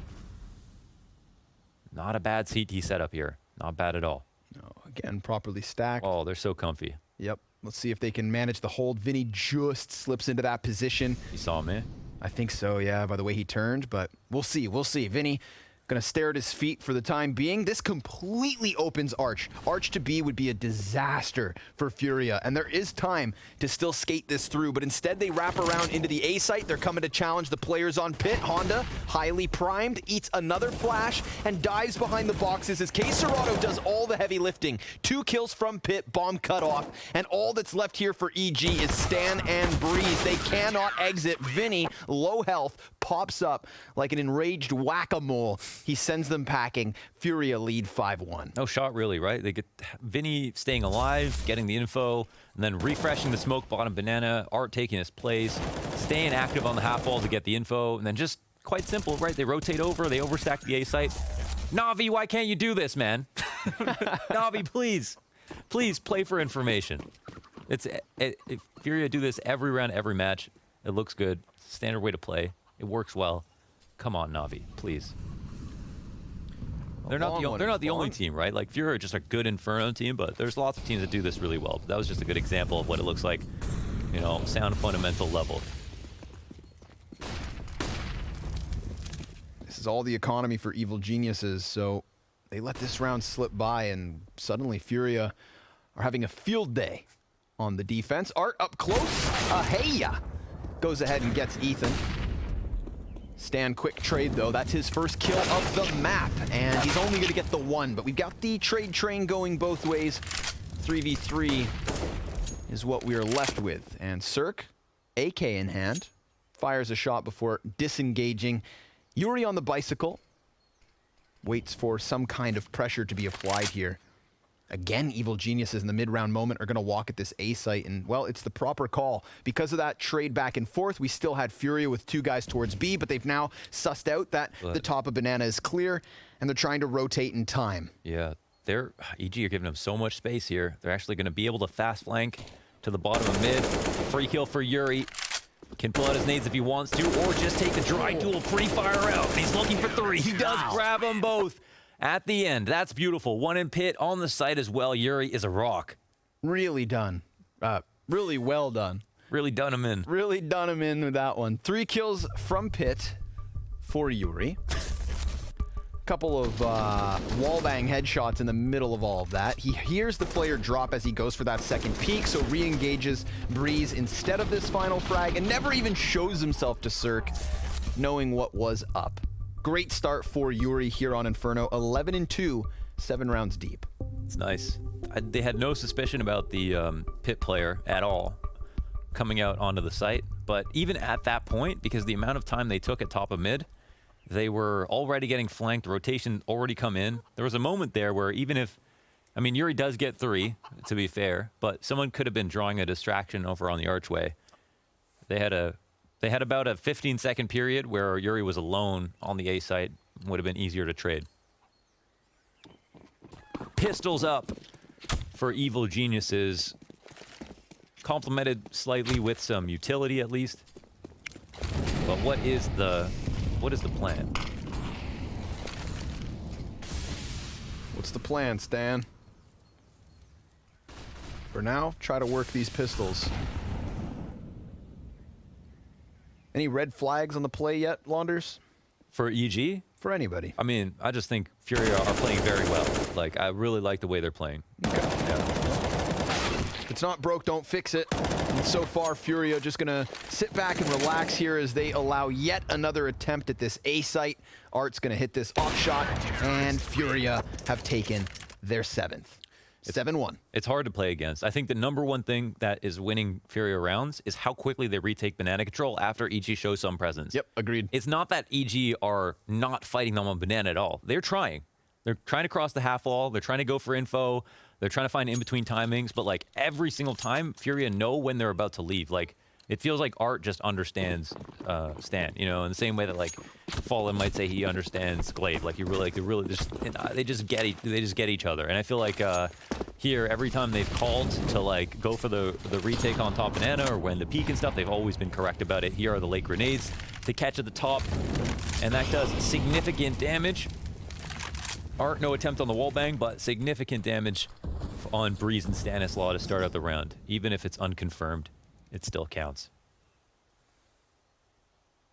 Looked like he wanted to send that wallbang out, but the fire at his feet kind of flustered his fingers, and then he comes back with a crisp 3 kills on the AWP, making it look all too easy. And of course, why not? Art just dismantles the setup from Evil Geniuses. We talked about how they were successfully going into banana once EG showed a little presence. Well, EG were standing right there. We need that without X-Ray, right? Because that is the textbook example of perfect pre-aiming. He visualized exactly where every target would come out and did not have to flick at all. Look at this. Every single kill, the way that he peeks is just beautiful. This last one, of course, is just an incredible shot. A flick to match, but going wide on Stanislaw, who had the tightest angle to the top of B. And yeah, what a showcase from Art. Honestly, just doesn't put that many rounds together that look like that. But I think it feels like he has the aim to do it. But that's like yeah, that's definitely peak Art right there. 8-1 scoreline and pistols for Evil Geniuses yet again. They've got 1 player still in mid and 4 stacked up on the other side of this app's smoke. The Landlord is 12-2. Looking more like a land baron. And he's sitting in the halls right beside them, huh? In the window room. Yeah. He's ready to come up from the back, too. He's going to walk right behind he's him. Definitely if nobody watches. Yeah. It's still, of course, an exit here for EG. They're able to get footing on the bomb site. In fact, they're able to get kills. Yuri, had he been just a second sooner, maybe could have raised the warning sign, but instead, we've got this back and forth. Stanislaw would have just heard these players shifting through middle, so definitely EG on high alert. This would be a huge round win for them to pull off with just the pistols. And with a little bit of utility still to work with, they have a chance. But Vinny, he slips through the smoke and breezes over towards pit. Stan still yet to get into the action, but he is coming from apps, sure enough. Vinny can't land it. And Breeze and Stan will seal the deal. It's EG with a second. Well, it was a fine attempt. Like how Yuri played it, totally did a great job. I mean, he came through fast, but it was right as they were exiting. So it's at least one time where EG found like the best timing and didn't wait too long. It could have definitely been uglier than that. They got out. The pistols end up getting the refrags. And I think the guard is down on the A site because Yuri is about to clear out the back of halls, right? So for that moment, people from Furia on the site are expecting it to be called as clear, and there wouldn't be like 4 players jumping out on a full exec. But it is just an eco. Ooh, but we're right back to where Art wants to be. Yeah. Sitting in the man advantage. Molly on Yuri. Oh, dude, look at this. He's not afraid of much, but that Molotov actually spreads pretty deep and takes him down to 36. And I believe because Tarek heard that, he's now on high alert and looks to lock him in here. You got to be very careful. I think the angles here are going to favor the guy holding the window in terms of seeing the top of someone's head. And Tarek's kind of just camping this out for now. But Yuri's not standing up, which is key. Just specifically waiting for the jump. Very smart play by him. Maintains his presence in halls. 3 stack on the B site as he can confirm no one else is here. Oof. Flashbang over the top, but this is a heavily stacked site. Good trade by Ethan. Here comes K-Serrano with a single kill and a little bit more damage. Do they expect Honda? He walks right out and closes this 9th round win for Furia. They thought they had it figured out when they killed K-Serrano on smoke. Honda just slips in with an easy 2K and an easy 9th round win. Nice. That's another situation. I think one stat that needs to be counted up is how many times, like despite winning or losing, how many times are the CTs overstacking the correct site, right? It's like based off the information. That's something that you have to watch to know in terms of like what happened in the game. And in this game, it's really just been like all Furia in that regard. Like very smart about when they've moved, taken information, rotated over. It's never been a gamble. Almost never. It's almost always been off of concrete knowledge.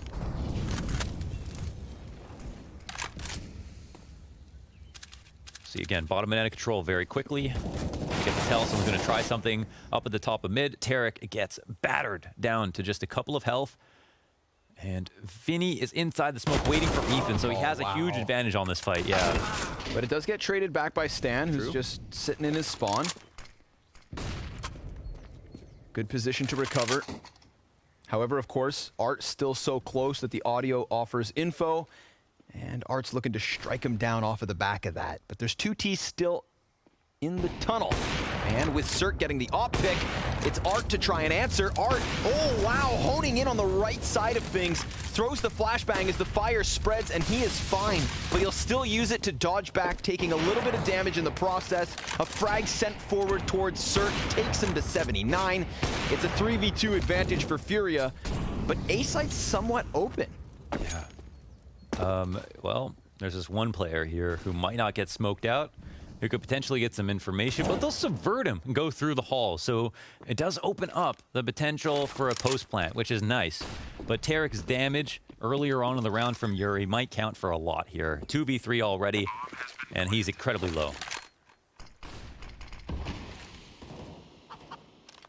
Flash to possibly prime the peak from Yuri. 14-3. Well, fake flash here, trying to grab the attention. That does get Tarek to turn around, but he's also aware of the fact that that smoke soon fades. 3 HP for Tarek's not ideal, so easy pickup, and then Art gets the better of Cirque with the AWP. I believe he peeks from apps. I love seeing that from Yuri's perspective because it just showed how, like, first of all, Tarek was focused on him, and then the other player was also thinking about when he was going to peek, and Yuri just never actually peeked. Never did anything. But he did. Yeah, like he never actually committed to the peek, but he did do so much. He never pulled the trigger, just slowly squeezed it. I'd like to say also, Art, because of that frag highlight from the beginning, one thing I love about watching him is you can tell how smart of a player he is because you always can see the danger meter going. It doesn't always look perfect the way that he's approaching, like how he's fighting sometimes, but he knows exactly when he's got to peek something, when he knows the next fight is going to be over here. And today, we're both seeing like that game sense kick in, but also the crazy plays met with amazing shots as well.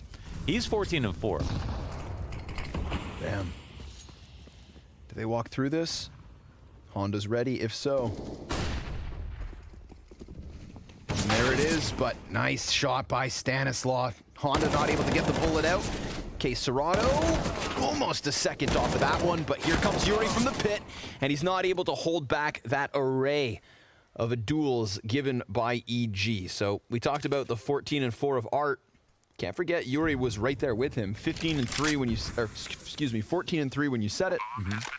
Now 15 kills as well, so that's really the left-right of Furia so far, but Evil Geniuses. Oh, they had the identical. I was talking about Art score line, but they had the identical kills. Basically. Yeah. Yeah, that was a little bit weird. Honda, he definitely could see. Yeah, just a little slow on the shot. He just maybe hit mouse 2 instead. I don't know. Not exactly sure what happened there. Maybe he was more blind than we could tell. But that was definitely, you know, an important kill. But at the same time, there's still 3 alive from EG. All 3 of those players got kills of their own, so it wouldn't have been that easy. Stan with 2 for himself as well. So far, a strong half, and it's an even strength map from Furia. Maybe more CT favored by maybe a decent margin for EG. So still looking forward to the second half. We'll see what happens. I don't think it's going to be quite like simple on CT side nuke with anything EG can bring. Sure. Especially with this much history versus Furia, but I think they'll definitely be better, at least if not not a lot, then a little bit. Let's have another go of it with the op on Cirque. There's just also not really like a star performer coming out of EG at all, right? So the parallels to the whole simple Navi line it's kind of hard to make for multiple reasons. For now, they just try to survive. Get a couple more rounds on the scoreboard at the end of this T side and do your best on the defense. Fire spreads the feet of Stan. He's down to half health. Everybody from Evil Geniuses clumping up outside of this B site. Honda's gonna eat a flash. The smoke is in front. Does Vinny peek? Ooh, that's great damage, Honda. He ends up getting the kill. And Vinny also able to deliver. Oh, Honda, 2 kills through smoke this round. Damn. Doing a fine job of shaving off the HP and keeping Furia's odds of winning this one nice and high. But Cirque also high on the boxes, is able to connect an op shot to keep this the single-man advantage. Tarek taking to the new box and then repositioning time after time. That's a crucial op shot from Cirque to keep this one even. And Cirque's being drawn into the clutch now. Sees the barrel on CT cross. This is a great bait. Eats the flashbang and dives back. Bomb not planted anywhere near him. He has to let this slide. An 11th round for Furia. He's probably just back out. Yeah, there's just no chance. With where the bomb was planted, it was a nice post plant from Cirque. Good attempts, but Honda's great kills. Honestly, like the strat from EG, because honestly, they've been getting outplayed on every single one of these T rounds in terms of trying to deny information or get it back. So instead of fighting that battle, they just take B control through the nades, they risk it there, and then they just move right into the executes. They skip all of the map control part, right? And there's still only 2 players in the site, so that's been their best odds of getting into a site for once. And then they still can't out-trade effectively because of the great spam smoke spams, excuse me, from Honda, both on CT and in coffins. Final round of the half here for Evil Geniuses, and it's got them a very quick opening. Almost a second from Vinny's famous spray. I think they do the exact same thing. Fast movement, though, really quick from Art, moving through the apartments, going all the way over towards T-spawn, as sure enough, Evil Geniuses will overwhelm this B bomb site. Maybe K Serato lines it up through smoke? No. With the fire behind him, he has to kind of give up the angle. Art, Mag 7 and a USP. Being kept in this by Stan, and Stan knows his angles. But because it's the final round of the first half, Furia, they're gonna have to test this 2v4, whether they want to or not. Smoke grenade goes over top, blocks off vision from Banana, and Yuri starts to peel them off of the bomb site itself. Tarek, he is very much stuck here in this open spot. And the trade's not there. Good lockdown by Tarek as his other teammates were smoked off the play, but no consecutive round wins for EG across the entire first 15.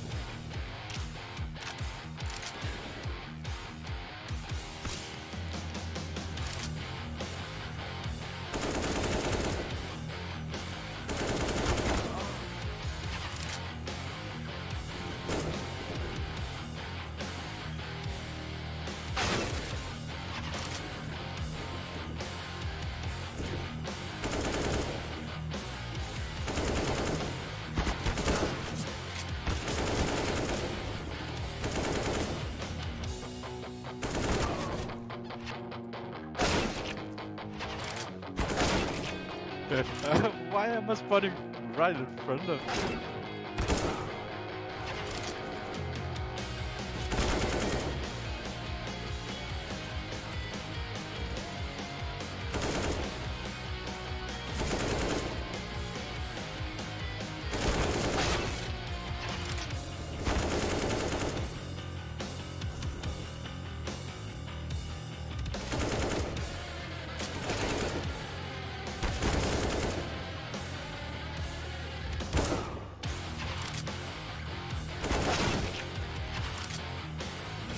Oh,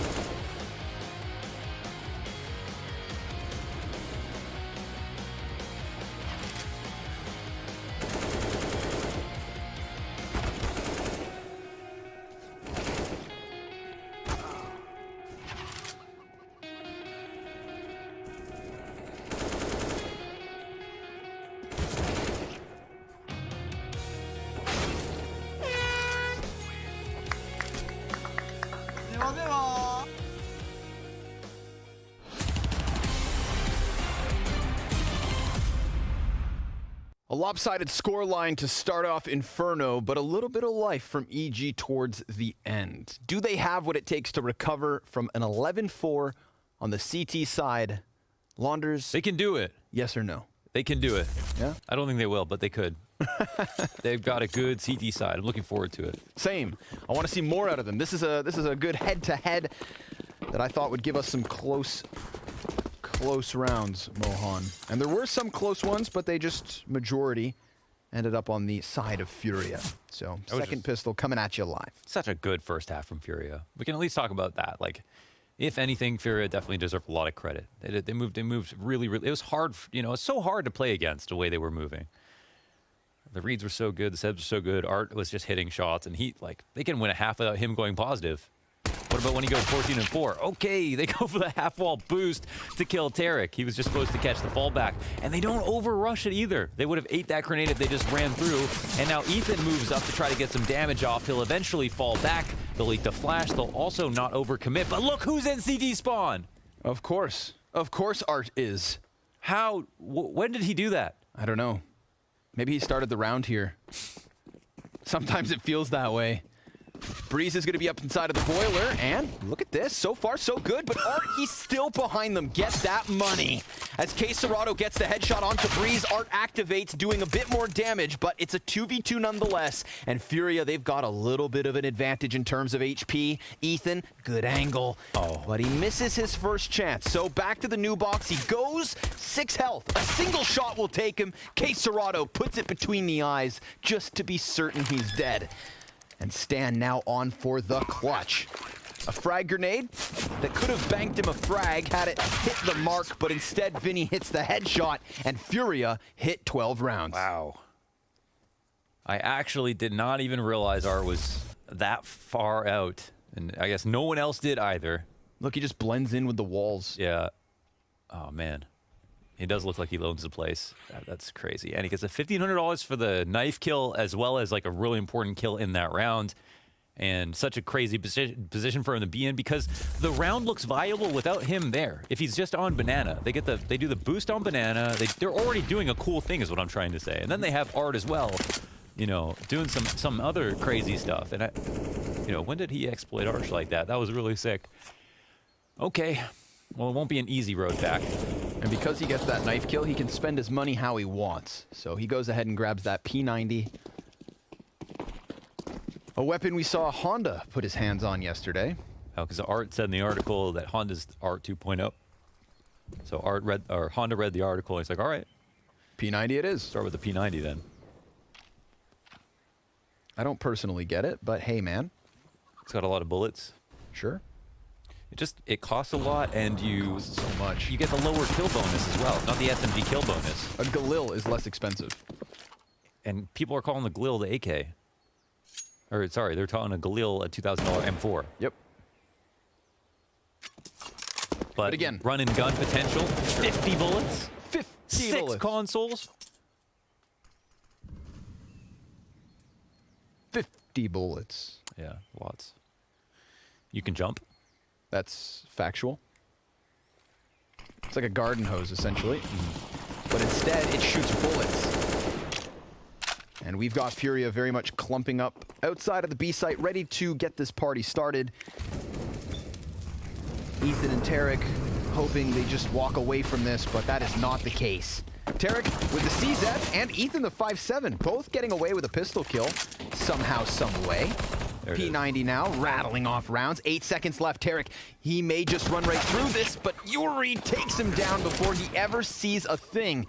And then Cirque also shooting away.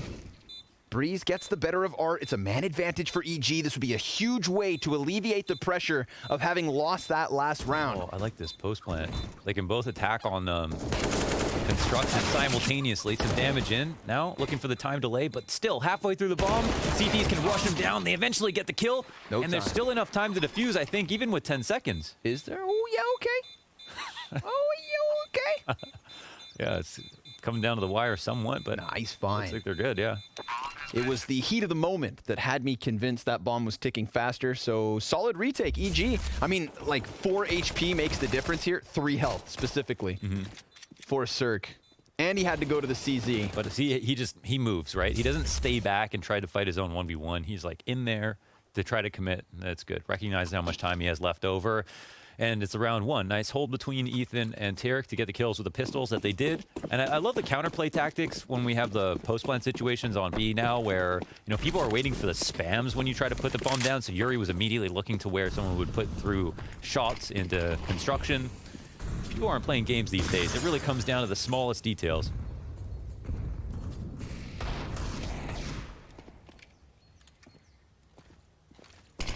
Being flashed around the smoke. Art wants to challenge this alongside K Serato. These are the 2 AK wielders. A trio of Deegs is all that's all around them. Tarek getting wrecked just through the side of the smoke, but Stanislaw with that MP9 good for the double. And an additional kill coming in from Breeze leaves just 2 Deegs with bomb at the base of Banana. I think they'll be patient about getting these guns back. It looks like Stanislaw has upgraded his AK. They probably want to try to get one on the second player on the site, but he's got a FAMAS. Okay, one here tucked in. Flash comes through. Ethan tucked second oranges with an MP9, but they push through into spawn. Stanislaw will recover, get the kill. I didn't expect to see Vinny that far out, but has enough time to set up. And now it's all down to Yuri, top performer. It's a great recovery round from Stan. This was a 3 versus 5 for Evil Geniuses. And Stan the man, able to rock back those 2 players with his MP9 on Arch, catching Vinny as well, who was looking to use the element of surprise. Fortunately, they both did get tagged. I feel like we got the assists here, Cirque and Tarek, and yeah, that makes things easier, but those kills absolutely necessary. Maybe even that third one, you know. Could have been Ethan alone on B. 12-6. So we'll get a rifle round anti-eco here to set up, and we'll get a full-fledged buy versus buy in this next round. Should be very telling as to whether or not Furia will have trouble in the second half.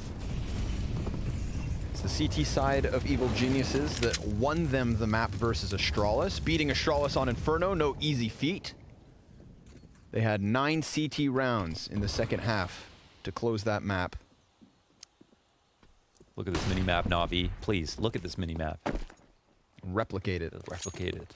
Both half, either half, both teams. Whichever one you want to take. Here are the ideas.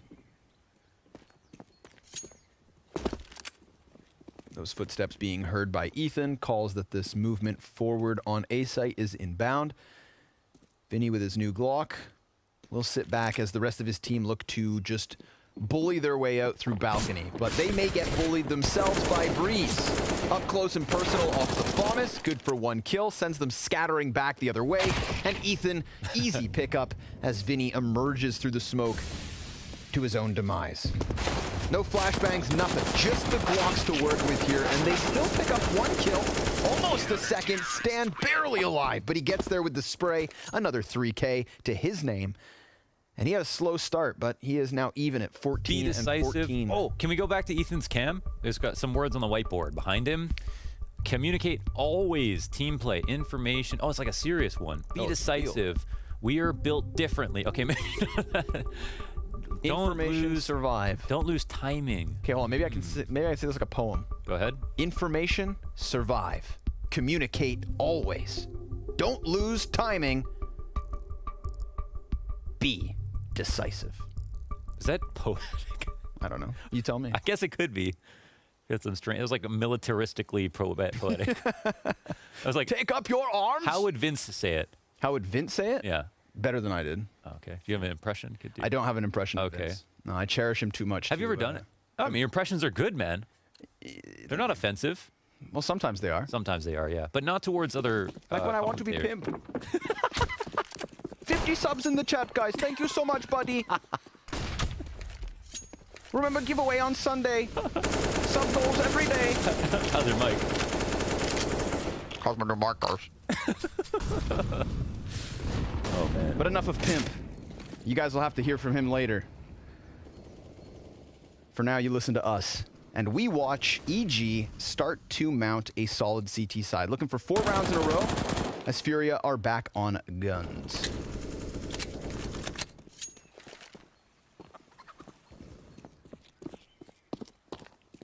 Well, Furia got what they wanted. It's also a strat to go for something that's cool that they were willing to try is taking Banana and top mid at the same time. And sometimes that can be a gamble, just like not having enough resources in one place. But like here's a situation where they benefit on both. But we have the re-aggression from Evil Geniuses to the top of mid, and they wanted to deny this so badly. But this is a good play by EG, and they get some of that info. Gap. Oh, perfect. That's the bomb spotted and down as well as it was heading over towards B. This is going to create some paranoia in the Furia camp. Dude, Stan on a serious comeback. Yeah? He was like 0-6 at one point, and now he's the top fragger for EG. Yeah, So- unfortunately, that could be a bad thing, huh? Yeah, absolutely. But so could this. A perfect flash coming in. Allows for Vinny and Art to pick up a couple kills. Honda, he's going to challenge out from balcony. They don't even need this A site, but you can see it drawing the attention of EG. In fact, it's drawing Furia back into the action as well. Everybody's here towards this A site. 8 seconds. K Serato, he gives it up. They concede. Oh, Honda, he needed that next kill, or Furia just had to keep going to the B site. Damn, that was it. Yeah, that was it. And hey, such a good job on delaying the late smoke as well. You see that the Furia were actually intending on coming back towards top mid. And then as soon as they were thinking about it, they had the smoke land right in their face, and they had to reroute. So that's a confidence victory for EG. That tells us a lot about, you know, their odds of maybe winning in this map, even though it was such a bad start. Really getting shades of that last series in this regard. Adverse since the pistol.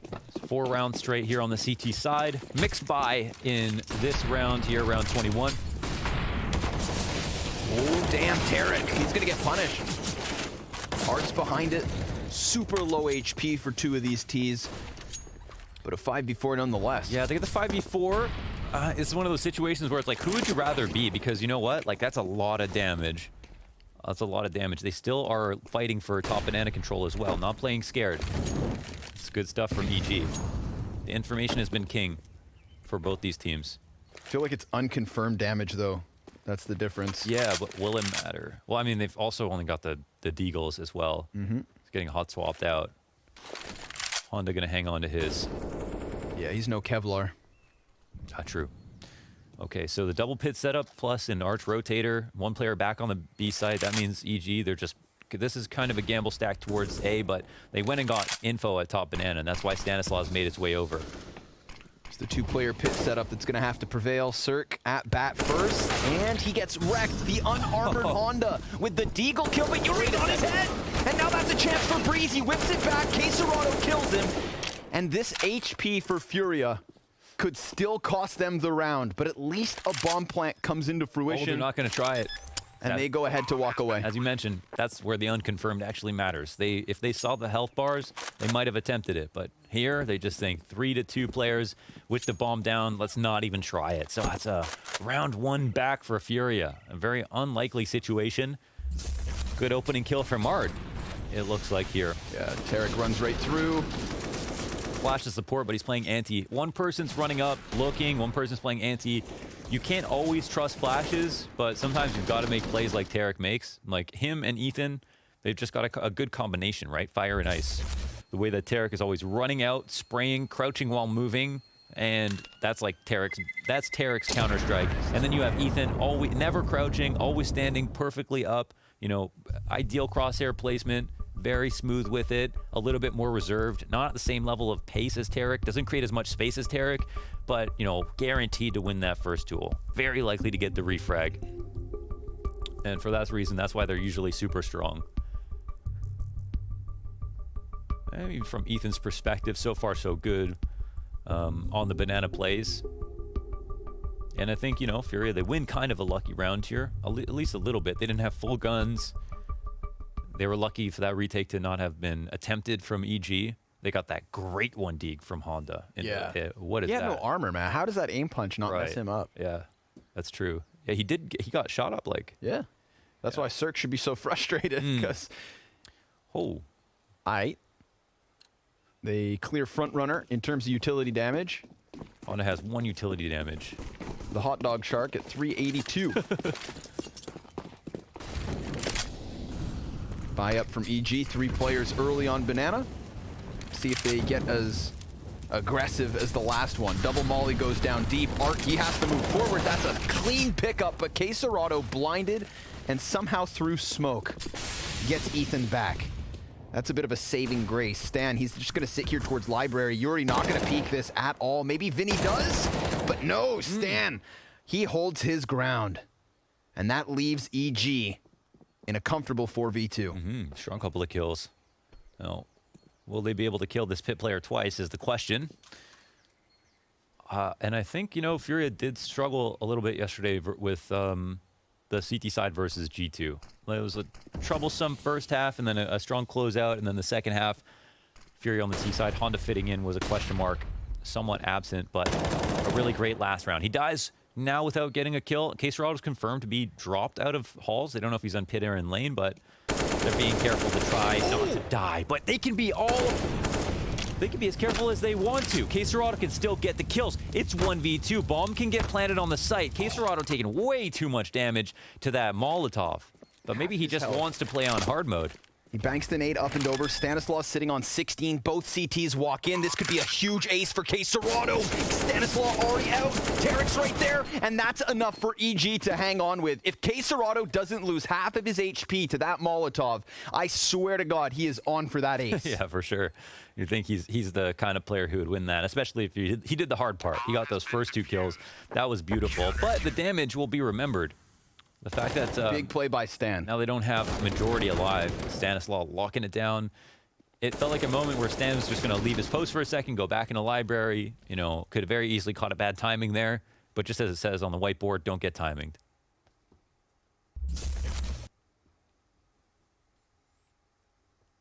This is close.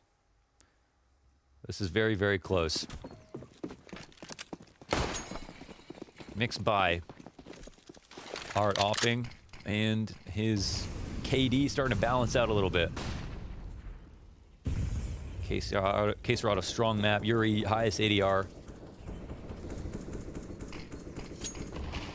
But EG CT side is way, way, way too strong to just keel over. Got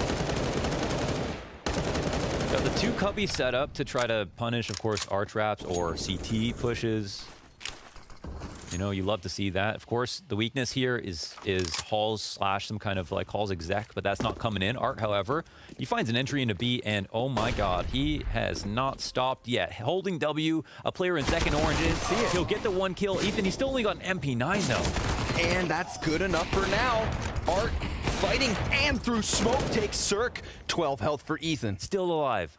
Plenty of time. Art's just going on a tear. Doesn't matter that Ethan just locked it down on the B site because Art's killed everyone. That's a huge map from Art, man. He had such a great first half, but now we talk about this. Oh my God. He stays alive long enough to not only dodge this next player, but kill him as well. It's the next shot through the smoke. Beautiful. Cirqued out. Despite all of their success, Mohan. Every rotator. all of the rounds EG have picked up, because we have gone back and forth over 4. People want at this buy. Some people ask me, like, what does it mean to make space? Like, that is it, right? Like, the first kill on Banana plus him holding W all the way through spawn, the rotators dying where they are, that's the definition of making space. None of the rotations can even get to a point where it's, like, safe to throw nades. That's the definition of stealing space. He kept an eye on the back of the site for just a moment, but he also just very quickly left it to his teammates so that he could do and achieve what he did. And that actually primes Furia right there. That round from Art gives Furia a very real chance at getting 15, but they've got to follow through. And we see EG now taking everything from that B bomb site and running it over to the A site instead. Art's pickup, his 23rd kill. Oh, and he just snaps it down into stand. The Search Scout's still capable. Tarek's got one off of the Deagle. Both these CTs inside the site, and now Furia know to eject. Oh, I thought that was over for a sec. It kind of is. It kind of is. Yuri. Oh, well, he's got some trouble. He's trying to get away. The bomb is still here at the top of Banana. The rotations will come over eventually. They would like to stand and fight for a second, but yeah, that's Art. I mean, he took his headphones off. That's job done, man. Those 2 kills, that's all you need. Really sick stuff. But yeah, like you were saying, so the space, he creates space by getting the CT and stuffing those rotators, and then simultaneously so he steals that space for himself to make those kills really uncomfortable for the CTs, and then he allows his teammates to have their backs turned to CT spawn, fighting Ethan all by himself. And so we can also highlight how nice it was for Ethan to stay alive for that long, to fend off 3 players, to delay for as long as he did, all the while Art is killing every single player from the A site. That has made that great rotation over.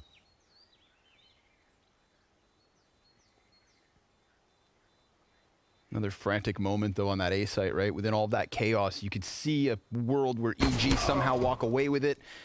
They're looking to hang on to the AWP and AK. K Serrato gonna jump right up, deal with Tarek, and almost the second, but of course a no-scope headshot. Why not? 15 rounds for Furia, 6 map points here on their map choice.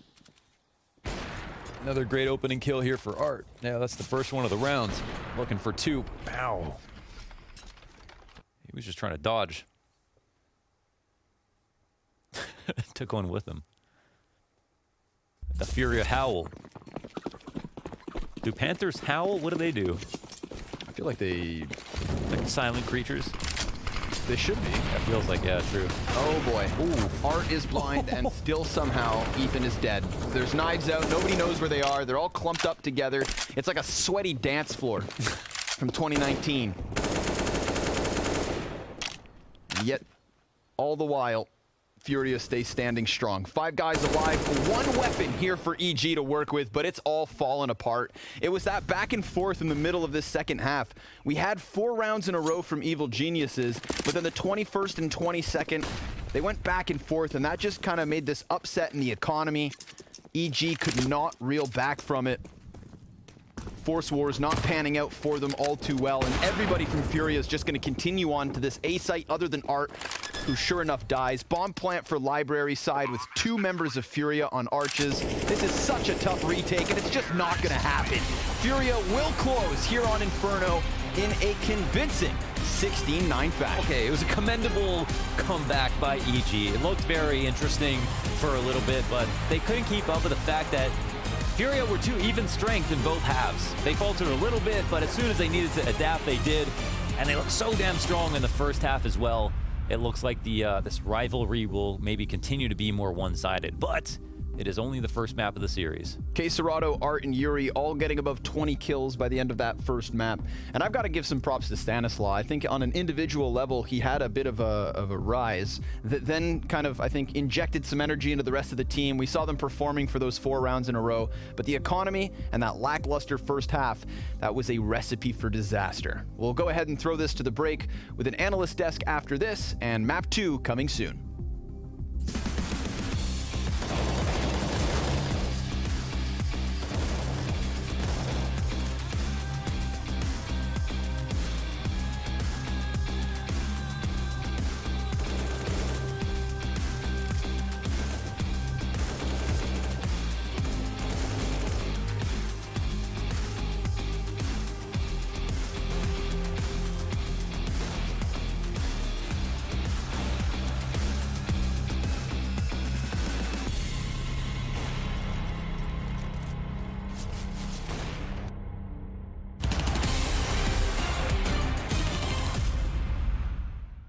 Okay, no scopes only.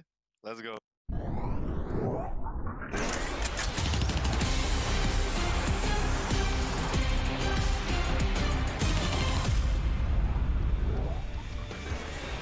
Yeah. Good start. American. Oh, you battle. waited, Leash. So patient. We have to wait. Like me and him. Like, come on. Yeah. We get different rules. Where is everyone? They're hiding. Someone is downstairs. People is hiding, baiting. I'm running. Guys, stop hiding. I'm dubbing the whole way, hear bro. anything, guys. No, I missed. I'm No, really any dubbing shit. everywhere. Oh. Yes! Yes! That's karma right there. Oh. Oh, this position is good. No, my knife. No. Come on, Art. You've been couple. This would have been your map. Why are you doing that to me? It's my time. Oh, you're not killing me. Yes, jumping. Oh! Yes. Oh my god.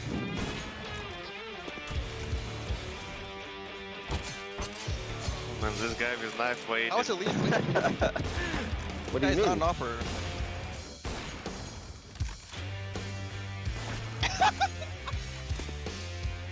Oh, I had him. Oh my god. Oh, how do you kill me? Ooh, revenge. And no scopes only. Start now. Okay, fair. Okay, no scope? Only? Yes. No scopes, yeah. Let's go. Yeah. Dude, Sasha's been practicing his no scope since I'll win this, 2013. I'll win this. Do that, Tipo. No. Do that, Of too, bro. course you should Oh no. first. Do that. He's owning. Oh, it's close. The best no scoper. No. You can knife as well. Knifing and no scoping. Okay. Okay. Man, That's shady. everyone hit no scope. Everyone's insane on this side. Oh my god. You scared the fuck out of me. Bad reflexes.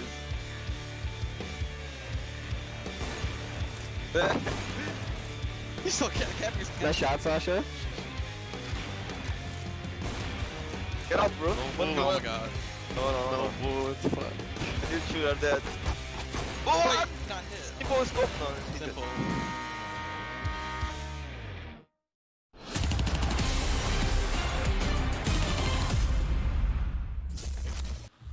Art has been swinging for Furia over and over again, but most recently he's been missing. Finally, when they need it, when they're limping around with a new player standing in, they find success on Inferno and they slap around EG. A mini comeback started to be mounted, but it wasn't really much hope. EG were far too far behind. It wasn't enough, and it's only fair that we mention Art, because I said in the pre-show that he was taking an immense amount of entry kill and he was not finding success so far. It's a whole different story today. It's a whole different story. 9 duels won out of 12. Art was absolutely destroying everyone on the server. The risks he was taking with the AWP, the space he was creating, the duels he was taking, he was a god. This game right here, he destroyed everyone.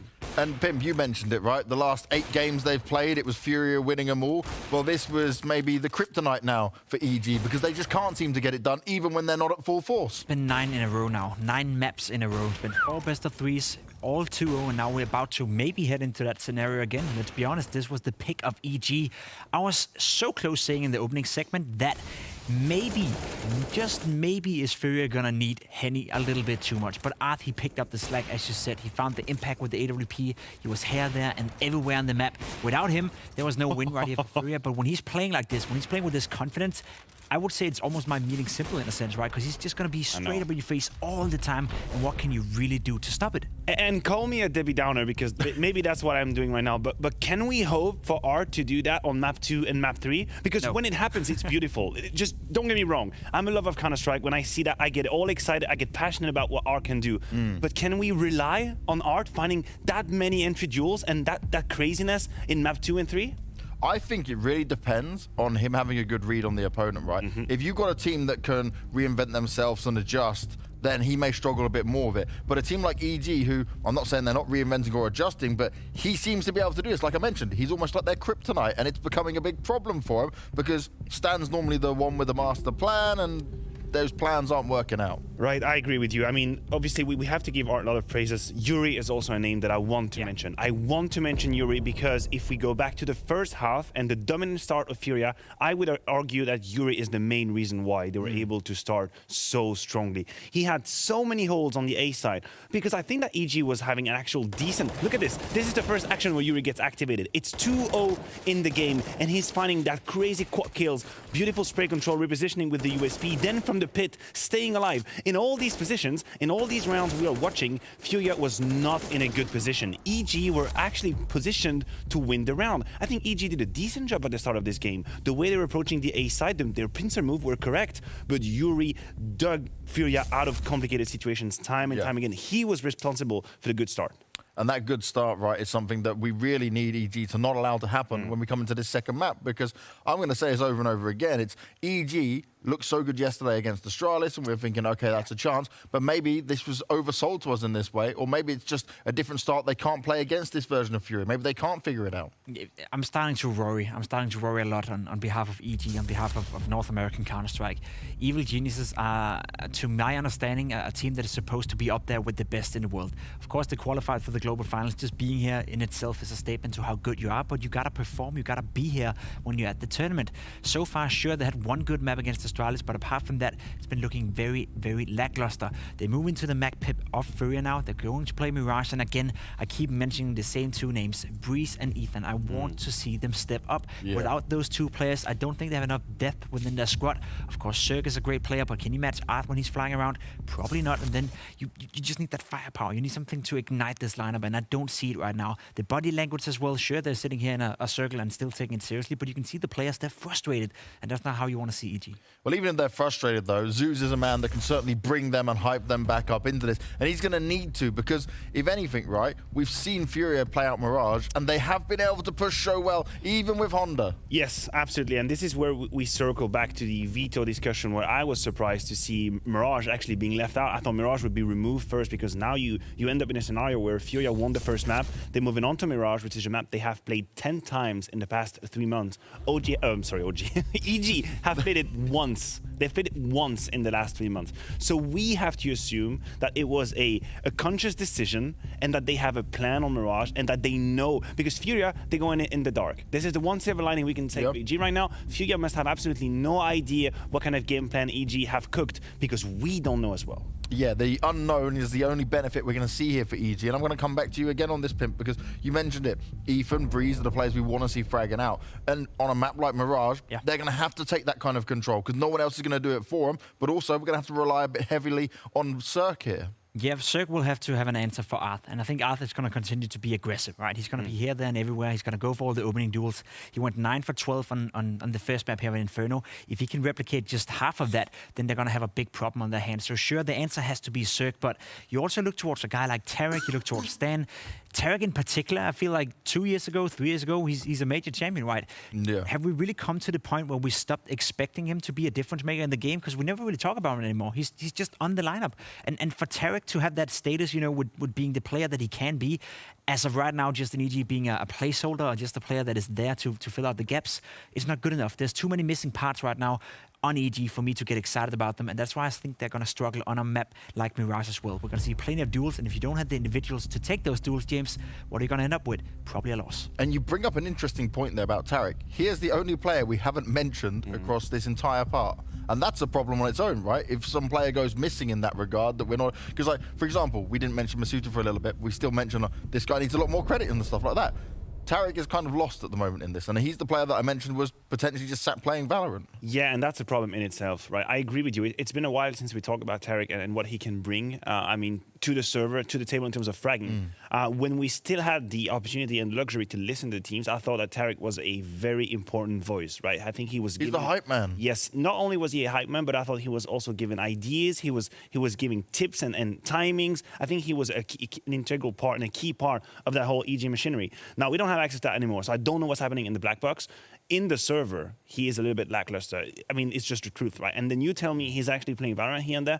Like, where's the future in that? Where's the long-term future? We don't really know. It's just the beginning of the year, but it's a troublesome prospect. And I was really hoping, right, after what we saw in the Astralis game and them going forward now into this match, that, okay, you had a big break where you decided to leave Europe and not come back. Now you've come back and you've taken an extended time to take a boot camp. I was expecting more. I think all of us, to be honest, all of us were expecting more, right? We look towards EG, we know what they've been capable of, so to see them not do well, to see them not really justify them being at the tournament so far, it's simply not good enough. They have another shot here on Mirage, but they have to do better. And when we're looking at Honda, I'm going to bring him up just one last time here because he doesn't have to be playing like crazy, but he's still holding his own. I'm still impressed despite him maybe not putting up massive numbers or acing. I agree with you. And what's really interesting is that it is not through only sheer aggression. Because we know he can go and take duels. He's shown that. And he's a little bit hyped up and he stands up his chair. He goes to his teammate, high-five them. That's all cool.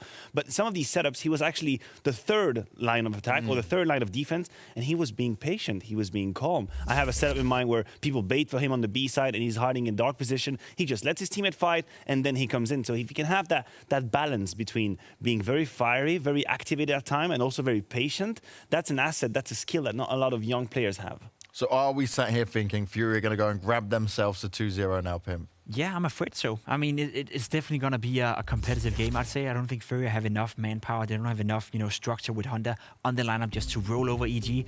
They have to go out fighting, right? This is an elimination match. Let's not forget to mention the fact for the new viewers that if EG is losing Mirage, they're out of the tournament. So at least go out swinging.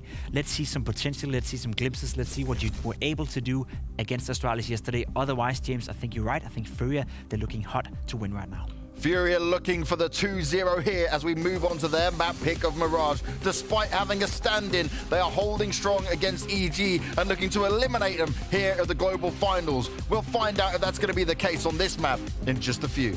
Sorry, woo!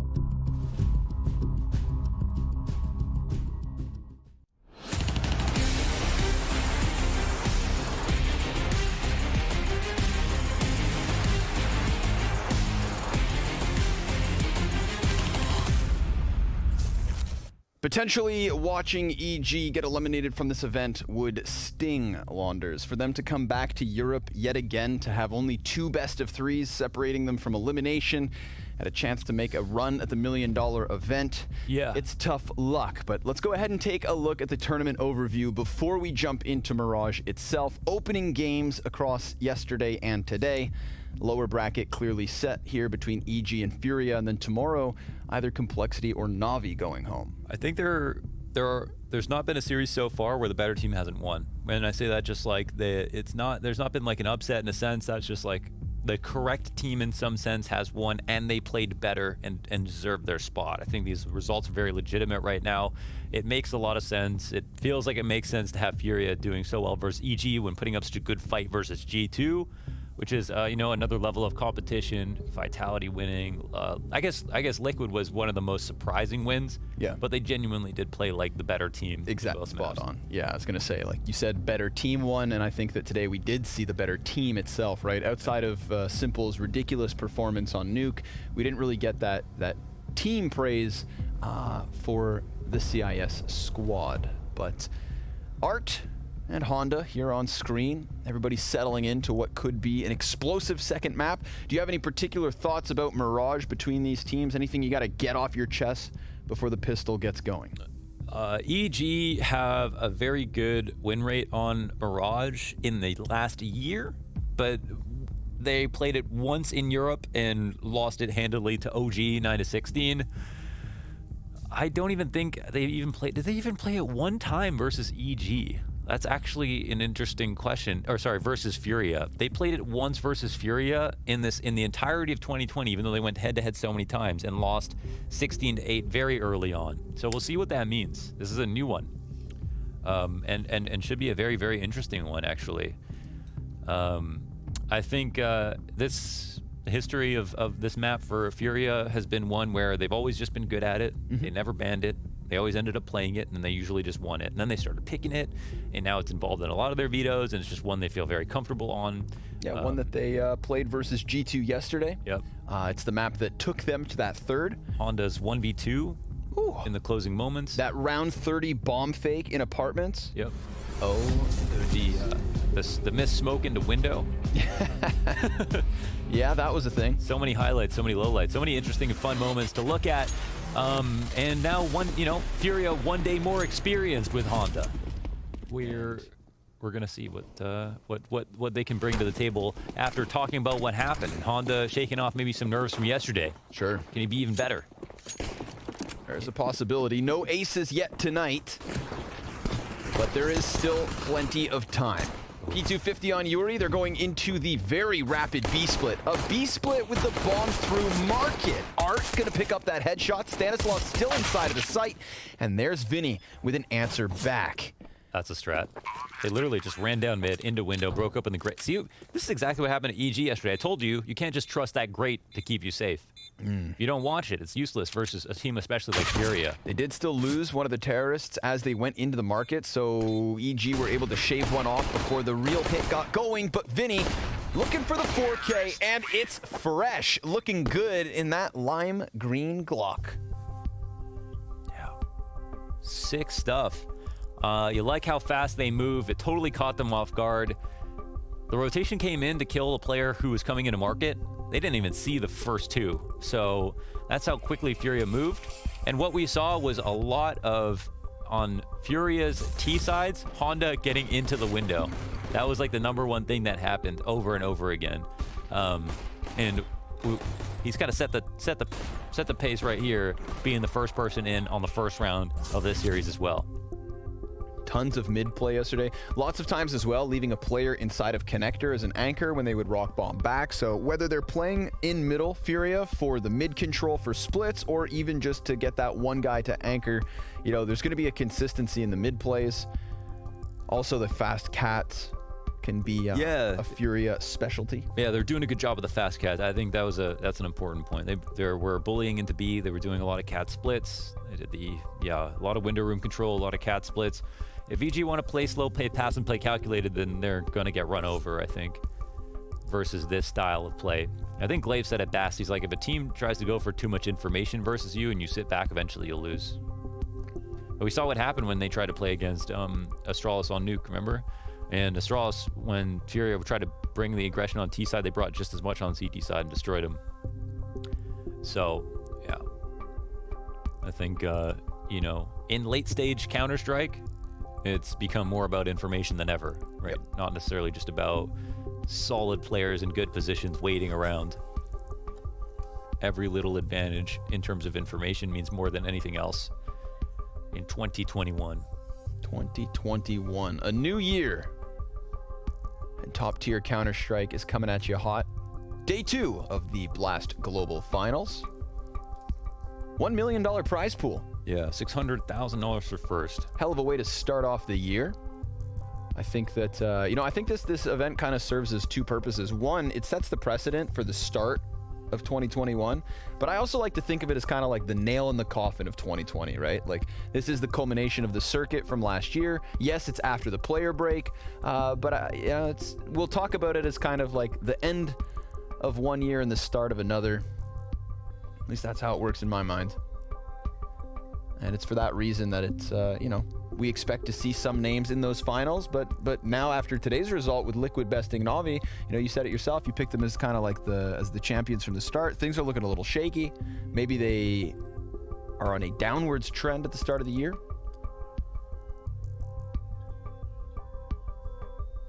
ZywOo's the #1 player of 2020. Yeah, that's an interesting one. That's breaking news. I think, yeah, it's probably just comes down to the number of MVPs, EVPs.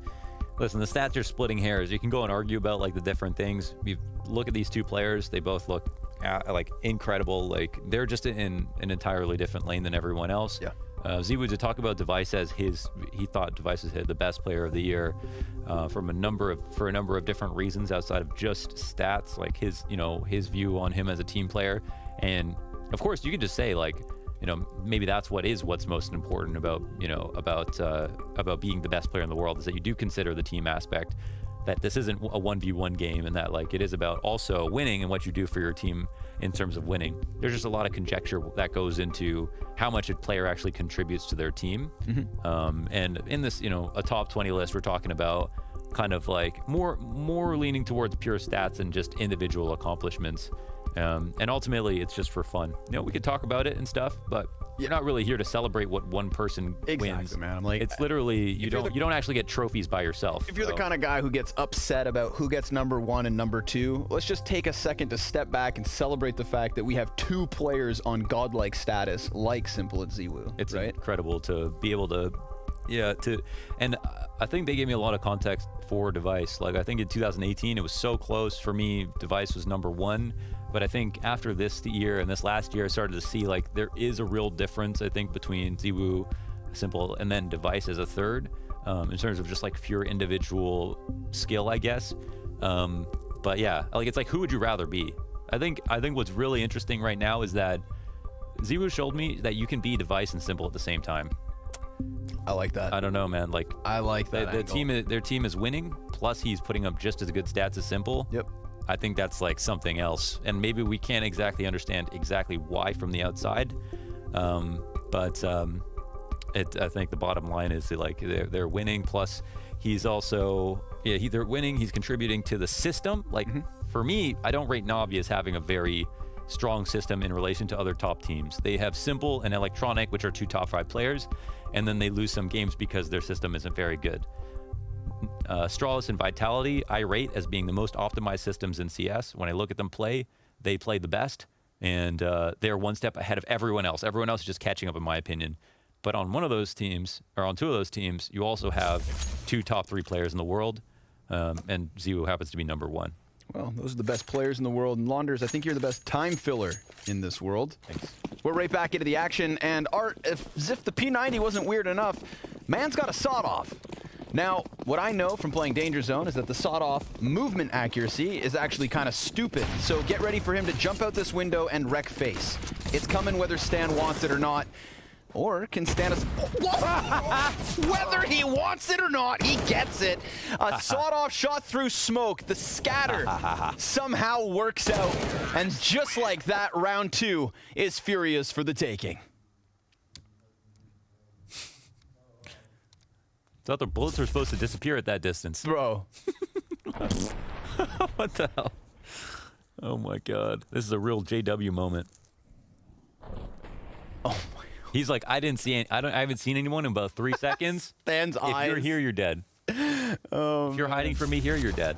I didn't see Van. I didn't see anybody jail. I didn't see anybody bench. You're dead. You can't play art games versus art. No, you can't. You cannot. All right. Very little to work with for EG. That's ridiculous. But they've still managed themselves an opening kill here at the top of middle. Bomb's inside of spawn, and they've got the B site already under wraps. So I think it's a matter of like getting bomb over there. Yuri's going to take a deep position. It's a scary spot where like if he goes too deep on his own, he could die and lose this AK. But he wants more and more answers. With this, however, angle. Yeah, it's like you win. He's posted now. Yep, round's over. That was the risk was like crossing this doorway, and now he's here, just like super comfy. And they have info early enough. Last remaining CTs all get melted down like a cheese string in the microwave, Connor. Oh God, I thought we left that in 2020. Some things don't change. Tarek not going to find himself a kill either. So single casualty for Furia. They will start with the 3-0 lead and immediately back into the bye. Comes EG and op on Cirque. That's what I like to see. Was Cirque too quiet last game? I'm going to say yeah. I think everybody was kind of quiet for EG. That's true. I kind of didn't notice Cirque, which I don't like to be able to say. So I'm just going to check. On Inferno, yeah, just 60 ADR. And negative 13 and 18, not too great. Well, he's up here towards middle this round. Shoots a shot through the wooden wagon. And there's the walkout from Honda. Denied by Ethan, who's back on ticket. Looking for another. Vinny out in the open, exposed and scared as Stan cuts back Case Serrato. Art's here in middle, looking for some kind of a recovery, and maybe he makes that happen on connector. No. Sure enough, Tarek's gone down. Now he could just jump into the window and almost topples Breeze. But it's on to Vinny and Yuri, looking over towards the ticket. Cirque jumps up, drawing the attention as bomb has to be recovered. Yuri disengages thanks to the molly. Minute on the clock and a man advantage here for EG. This is interesting because Stanislaw has not rotated yet. They could try to go over towards B, but he's not moved. It looks like Yuri's going to try a little bit harder to sell this fake. He's not spotting anybody peeking him. And now Vinny running over Stan. He just decides to peek. That's pretty crazy. Stan did not move. Crazy. Even the bomb in the middle of the site. He saw what happened that last game.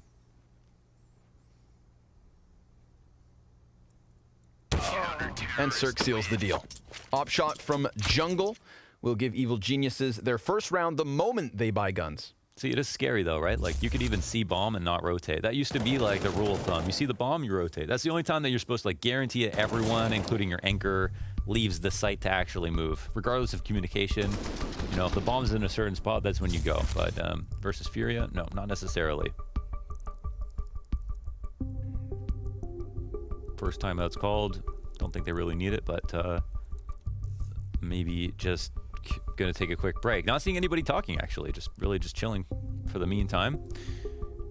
And yeah, they can do everything that they want to try still. So early on, I don't think that's a red flag to lose a round like that. We'll see if they go back for some mid control or if they attempt to go for a full on. Honestly, I think it'd be rarer to see the full on A exec. More common to see them do some kind of mid to cat split or B hit. Okay. Well, we'll see what's in store for us. Timeout comes to a close. Now we've got the op on Art. See if we get some fireworks between him and Cirque. Jumps out middle with the smoke up. Two players pushing into Palace, both dead. EG try to take the initiative, and it's costly. How amazing does that look? They have two players there on the default, and they killed two players pushing into halls. Oh, just such a crazy way to get called out. That's supposed to be a guaranteed trade at least. Vinny, though, caught in no man's land. Yeah, but this is Stanislaw, who they think is the B anchor. So they've made their way over towards this site. Noise is being made by them, and it calls the attention of the CT to come on over. Caserado expectant of some kind of threat, and Breeze is sitting here tucked in the middle of the site. He's been hot and cold. They'll need him. That they will. We get this fight. It's damage. It's costly, in fact. Molotov at the feet of Cirque. That's going to burn him back. Breeze has picked up the kill and a second. This was supposed to be an easy round for Furia, but they walked into Breeze and he cuts them down. Head spotted. Art can't quite snap onto it yet, and Stan, well, he's already back behind them. Evil Geniuses, a critical recovery. Yeah, they weren't exactly ready to hit A in that 3v5, but they definitely still should have been able to win the round. This is one they slow it down. So they're actually in a default, even though they had 2 in Palace. So we just don't know what the strat was. If they were going to try to go for a connector split, that seems most likely. But since they didn't have everybody at A ramp ready to go, they decided to reroute, and then they got punished just going over towards B. There's not been any rotations for EG. And I think that's been key for them. They thought for sure that would just at least get them out of the site. Ooh, big pistol push, at least from Art. He's going to put down his smoke, gives him a little bit more room to work with. And Ethan falling back has been spotted. But of course, EG, they've got bodies in position. Cirque looks like he hits a collateral, deals with Honda, tags down another, boosting a player inside of Sandwich, but that fails. So it's somewhat delayed. Ooh, hey, there's your head. Ethan gives cover as needed. Another couple kills are his, so this one looking very efficient for Evil Geniuses. We are looking at a game tied at 3 rounds each. Good flick from Cirque. He is on point at the moment, and Tarek to close this one. So 6 rounds deep, tied 3-3. Yeah, we'll go another rifle round now and see where it leads us. Solid round with a couple of good shots hit by Cirque, and the buy-in is there. I don't know if there's an op on the ground for Art or if he's just going to go for like a MAC 10. Looks like Galil gets picked up by him, and so there'll be some concessions. Not full grenades to work with, but you don't need full grenades on Mirage T side to win a round. Let's see if they'll try to keep it simple or do something slow.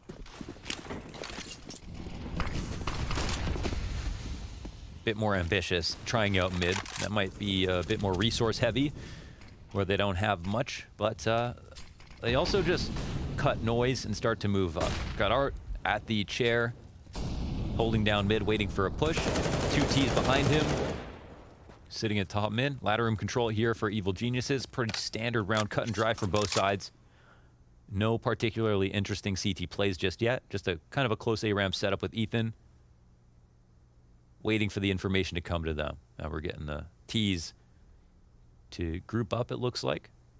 This amorphous blob at the top of mid, trying to figure out which direction it would like to pull its body. Yuri will take charge. The first limb stick out down towards the bottom of connector. Shot zings by, and it's going to be the cat split. Breeze is looking to get behind these players as they commit up the catwalk. Tarek and Stan, excellent hold. And sure enough, Breeze right in the middle. Vinny's got the only kill here for Furia. It's him and Caserado in the 2 versus 5. Caserado has to leave the apartments to try and pick up that bomb as Vinny looks to lock things in market. And we do get the CTs conceding some control, at least enough for the bomb plant to go down. But there are 2 counter-terrorists in position, and Vinny actually gets away before Tarek can trade back. This is slowly slipping away. Vinny, he's on for the 3K. Caserado coming up. He is now looking for the clutch, but Ethan's got him from apps, and EG find their fool. Wow, nice shot from Ethan, man. Barely showed his body at all, and nearly a tragic round with the 2 kills from Vinny on the corner. He didn't peek wide enough for Tarek to trade him, and then as soon as Tarek tried to trade, he just went 1 step too far and fell off the bricks. A very awkward spot. You can see that Tarek is tucked in right here, and he can't actually try to peek and look. He just tries to stand right on the edge and falls off. Doesn't look too pretty. But thank God there was the 3rd the whole time. Oof. Yeah, that's a crazy shot. That was a headshot, too. Clean by Ethan. Caserado could have actually delayed if he had gotten that kill. So, 4 in a row. Lead. Yeah, small lead now. 2 AK buy for Furia. Stellar defense from EG, looking to set themselves aflame. Cirque pops vent, Breeze finds an opening. That looks just like a little bit of smoke spam coming in from Catwalk. Getting the better of the player on chair. course, we do have Quesarado down in the underpass, spotted by Breeze, but awkward angle, doesn't want to lose his head. Still great information to call over. Tarek. They're holding the window. Oh, they actually get in. Cirque, that shot's right behind him. Swapping to the Deagle works out wonderfully. Tarek, good spray for the second. And it is just Vinny coming out from Palace with no bomb and a player beneath him. Ethan is dead. Headshot connects. Vinny, not long for this world, will fall at the hands of Tarek. Evil Geniuses are on a spree. Evil Geniuses are on fire. Okay, a little bit better. I mean, I don't know about you, but I still don't feel like this half is over for Furia in some sense. Like, it's been a spree, but the rounds have been close enough. I'm still, like, maintaining some level of confidence here that Furia haven't puttered out completely. Doesn't feel like they're completely throwing these rounds away. It just feels like Evil Geniuses are playing a bit better than they were in that last map. Well, we'll see. They've still gotten some interesting rounds out of this so far. Keeping up with the mid plays. Yeah. Tarek, oh man, he should hear a couple sets of footsteps. And he's still going to toy around with the side of this smoke. Definitely hears this utility usage, so mid is very much compromised. But I think EG have been doing a good job of containing them once they get in here. Okay. Sure enough, it happens once more. Cirque towards window, Tarek takes a double. And a 5v2 immediately for EG. Damn. Yeah, definitely a strong CT side. Okay. Yeah. Maybe this does get a little bit out of hand for Furia. They're falling slightly apart here. 2 kills in connector, another 2 kills. And we see that they actually make so much progress for the amount of time. But of course, they need to actually get that kill once they make that progress. And they can't do that. So now I feel like it makes more sense. They have a pause. They call the first one at 3-1. Of course, we're now 4 rounds later. And some really great plays inside of the connector here. I also like the way that Breeze played on top, inside of the ladder room. And when it was a cat split, they did such a good job of punishing in a way that G2 didn't. Furia trying to turn the corner on cat and get into the B site was something they did versus G2 that they could do without even getting spotted. No one was doing spam damage at all. But on these rounds, when they've tried to do that, there's always been a CT to get a kill first. So, see if they can pull off anything similar.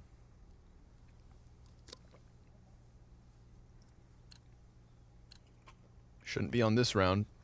Single AK, triple deagles. Furia's T-side starting to fall a little flat. Still time to recover.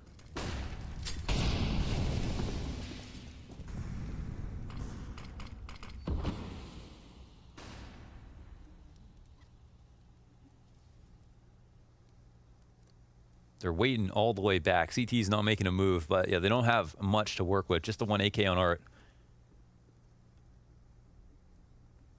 Let's see what happens. No mistakes to be made. The main problem on the CT side for like when you're comfortable pushing or peeking is just the player who plays in connector, the top connector. It makes sense that sometimes they're unwilling to play there. They want to go full passive, but they're just such an important part for only having one person. You got to watch the window, ladder room, top connector. It's a bit scary, but so far, definitely Tarek has done an admirable job. And he is willing to kind of stay here and fight all these different angles. Normally he's had Cirque to kind of help out a bit, but still on his own is good for the kill. It's great damage done, but 15 HP is what he's left over with. Kind of concedes the corner of jungle. Honda having a hard time getting up into that window. But he will go ahead and jump through it. 25 seconds on the clock. Didn't quite see Ethan cross over. Vinny will get the answer on the deagle, but Tarek slips right back behind them, drops the bomb, and pushes this one onto Quesarado, who hits himself another deag. 10 seconds left, and Cirque just hit the off shot, or rather with the deagle, felt like it finishes him off. Felt like a wallbang off shot, yeah. A couple of nice kills there from EG. They lock it up. And yeah, there's no limit to like the amount of ways that you can attack the window, different timings. Again, it just comes down to like where the CTs are, because a lot of the times people just don't play window directly anymore, right? It's either ladder room or the top of connector. It's just too easily smoked, re-smoked, Molotovs, just abused basically by the T side. So, all right, what's going to happen now? 7-3 here for EG. Yuri molly down into connector. A lot of players at the A ramp. Bomb still left back in spawn. but they've already achieved top mid control. Now Tarek will try to punish that. Caserado will be the recipient of a HE grenade with his name on it. 2 players still here in Art. He takes out the key one, the jungle player. This alleviates a lot of tension as they cross the site. It was pretty minimal peak as well, so definitely a punishing shot there from Art, and now that he's got a player towards jungle, he can hyperextend perhaps towards Ticket. It's just such an important player to die, right? The player that was Tarek last round. They literally cross into window freely. Ethan comes out. Ethan now standing on the other side of the smoke. He's looking to stop that bomb carrier, getting called into the void, and Yuri finds the better of him, but the AUG stops that bomb, and Tarek, he's got cover. Couple shots convinces Art to fall back. Bomb now down thanks to the hands of Honda. He's going to get tagged up slightly through connector. EG have great retakes, but they don't have a lot of players. Full nades here. One more kit goes down, that's it. Oh! Well. All right. Nice shot by Breeze, but Honda will answer, and Breeze goes one better. Now 2 kills, full belt of utility. Kits on him and Tarek, but they don't know about Vinny here in jungle, and Breeze is making a lot of noise, so that's an easy pickup to push all of the pressure onto Tarek, but that bomb is covered in smoke, and Tarek, he could just try to stick the defuse with a Hail Mary. Cut off by Vinny, however. That is Furia's 4th round. Good map from Vinny, 14 and 7. A strong round from Furia, all because of Art. All 100% because of Art. The 1 kill in window, he knows he's not double up with Tarek at this, point of the round, right? The op goes down. They literally just run across. That's it. They have nothing else to worry about. Oh, it's riflers in connector? Well, we're 5v4, so we're willing to trade down, take 50-50s. Oh, there's no op on the board? Oh, perfect. I'm swinging wider than you've ever seen, okay? I'm swinging wider than your area code to get these kills. Careful, Art. Dangerous game. He wants a piece of Cirque. Curious to see Art on the primary again, of course. Haven't noticed if Honda's had an op yet on this map. Yeah, it seems like he's not even attempting it. No. He was on his old team opping from what I saw. I don't know if that was all the time, but from the game I watched. Just seeing as that was Mirage, I thought maybe he'd have it. Yeah, definitely. Art's been doing so good, though, like these last 2 maps. Really great day for him. Just scary that they don't need him to play this well to win. Like, to even have big wins. They just don't need him to play this well.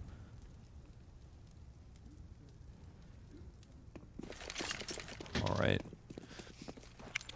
Now the pressure will come down in connector. There's no one to meet up with them on the A site. They're starting to lurk over towards B. Last time Yuri's in front of connector, they went up cat. And it seems like that split's coming in again. Protocols here as they turn the corner on the bricks. Breeze up to bat. We've seen him do wonderful things with the AUG. Ooh, a double peek. That's going to be information offered over. Breeze going for a repeat. So many players in front of him, but he finds nothing instead. Wow. They actually just hit him with the quadruple peek. Hit him with all 4 limbs. Tarek, he still has them kind of pinned into the cross, but that smoke grenade saves the day. They're able to move that bomb over. You can tell, look at the damage done here versus Furia. Nobody on a full bar. I'm really a big fan of the way that they're doing these cat splits versus G2 yesterday versus Evil Geniuses today. I think it's something that'd be good to copy and paste. If you've got a team and you want a good one, some of their protocols. They just come through in the mid rounds. They've got Yuri down the front of connector throwing his nades. The way they group up and explode's perfect, and it feels like they're comfortable to sit on cat for long enough that they can do the cat bricks boost or turn the corner with all of their players and just fight there for a second. It never feels too... They never seem to be worried about their backs when they're turning that corner, which I think is big. That's definitely the most nerve-wracking part of an execute like that. But once you're in, it's not that fun to fight from the site to the players turning the corner on cat, right? So that's the magic of it, why it's so popular. So 7-5, but the lead maybe slightly diminishes here. Yeah, said it earlier, right? I didn't think this half was over from Furia. Yeah, they're definitely both just playing well. Yep, for sure. Although we have to give the credit where it's due. Vinny, he is a step above everybody else on Furia. Art's gonna get the better of that off duel, but here's Ethan with a trade frag and Tarek all the same. Back and forth affair on the A site. Furia looking to call that bomb over. Art just controlling weapons for the meantime. It's the opt here. Yeah. What's he going to do now? What's EG's play? Do they want to move somebody off of the B site? I mean, they have such deep control thanks to Stanislaw. Yeah. Vent's not broken. I think he's, you know, they're a little bit worried, right? So many times, if you do some kind of play like this, Furia will be rotating back. This time they're sitting and waiting. It's kind of like the rarer of the two things that they decide to do. So Stan sitting patiently, it's enough to have two CTs come on over. They could easily hold this together. Minute left. Push isn't coming just yet. He's going to hold his nerve. It does mean there's a lot of emphasis on the hold because the rotation is too long to be relied upon, but they are committed to the A site. Art could walk in and just flick down, but he could clear this. Oh, it's going to be tough. They just made noise as well. So, Geniuses on high alert. Breeze tucked behind the triple Tarek. You got to hit this. And sure enough, he does. Yuri's able to extend out ramp. They didn't expect that second Palace peek. It falls onto Art. And, oh, he's missed his shot, giving Breeze the chance to clutch, which he will. Holds it on his own. It was kind of like a clutch, just because how far Stanislaw was away. Yeah, if it was just a 1v1 there, Stanislaw was that far away. Art gets the bomb down. You better believe he's going to win that 1v1. So nice hold here between Breeze and Tarek, and they're playing setup within smoke, so expecting the execute, not really worrying too much about mid. Love the confidence of the stack, and it pays off. Art frustrated with that one. It was a great start from his perspective. I mean, he definitely did a good job. 4v5 round win for EG. Art, aggressive as ever. Throws the opt closer towards Cat. Breeze is here to receive. Off of the flashbang, but it doesn't quite find the eyes of Art, and then Yuri's able to hold off the angle into connector. Stan, he would have just heard K-Serrato jumping around in here. A smoke towards the murder hole. Yuri crosses over, and Stan hot on the heels of K-Serrato. Excellent flash, but K-Serrato doesn't want to take that chance. Whoa, Vinny's posted up in the middle of the A site, waiting for the CT players to come in, plus window room control as an added benefit. Ooh, he looked away. Comes back in and finds the head of Ethan. So good call by Vinny to just take over control of the A site, draws the bomb into the action, and looking like a 4v3 post-plant win. Small thing, but I like the shallow molly. Doesn't have to watch for the push at all. Stan coming in for the angle. Honda just 3 aware for that push. And Cirque now just looks to hang on to the big green. No green on that fade. No, sir. Clean cut. Ooh, he might actually die, yeah. Honda just wrapping around the opposite side of the map. A 6th round for Furia. Nicely done by Vinny again to get that space. Yeah, he has been kind of a martyr with their A-side hits. Yeah. Early on, it didn't look great, though. As I think you pointed it out. Like, he was dying a couple of times there, just out in the open on the A-site. But here's what it looks like when it looks good. Control a CT spawn. You know, space created for his team to come in from behind him. Nice awareness here from Honda. Unfortunate for Stan to not get his kill on the B-app. But look, we are 1 round the difference on the second map. It was a great start from EG, but Furia is still playing well. And not a great buy for Evil Geniuses.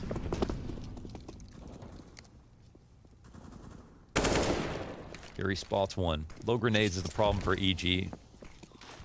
The longer the round goes on, the more losing it is, I think. And so the antidote to that is to try to push for some information. Tarek will find some. Oh, he takes a left click.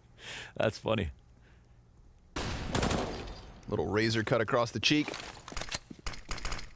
Keep the ball rolling. Wow, Cirque so paranoid. No one's in the window. Well, of course they could have been. Wow. Jumps right past Art. I think he sees him, but he might have the nade out. Art senses him. K-Serrato playing around with that flash and smoke ahead of him. Yuri just got the kill Tarek on top mid. Art's gonna have to do some combat opping. Cirque's FAMAS is pressed against Furia, but they are not. He killed his teammate behind him because Cirque pushed through, and Art was looking for him. They finally find him. Ethan's going to take to the top of Ticket. K-Serrato gets killed by that one. Not a double kill. Despite his best efforts, Yuri barely survives. 35 seconds, and they don't know where Stan's at. And Stan almost catches Art and then walks away before Yuri would have been spotted, but at least he has the info. Yeah, it looks like he's just assuming it was going to be here anyways. There's a chance. Yeah, he's on his own. Deagle shot would be huge, but Art's going to seal the deal. Furia, hell of a recovery, considering 7 of those rounds came in a row. It's an 8-7 half for EG nonetheless. They take to the T side after the break.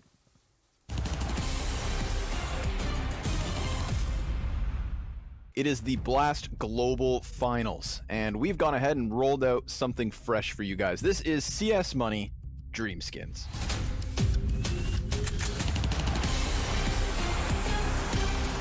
Ethan, you're back in Europe. How are you doing today? Doing good. We're here for a while, so we're getting cozy, but how are you doing? I'm doing great as well, man. Today we're going to be talking about AK-47s, my man. We're gonna bring up the CS Money 3D skin viewer. We're trying to find your dream skin. I got a few questions first that I gotta gather your tastes here, Ethan. What is your favorite color? Probably like a gold skin or like a yellow. The yellow gold, the trims on that one. All right, good to know. Do you like the metal finishes on skins, or are you more into like the hand paint jobs? I like metallics. I think they're clean. I definitely like them over like the paint skins for sure. Do you like gritty skins, Ethan? Do you want something that looks like it suits the battlefield, or do you mind walking in with something like it comes out of a treasure chest? I definitely need it sparkling. It needs to look new. Is it safe to say that you get factory new skins?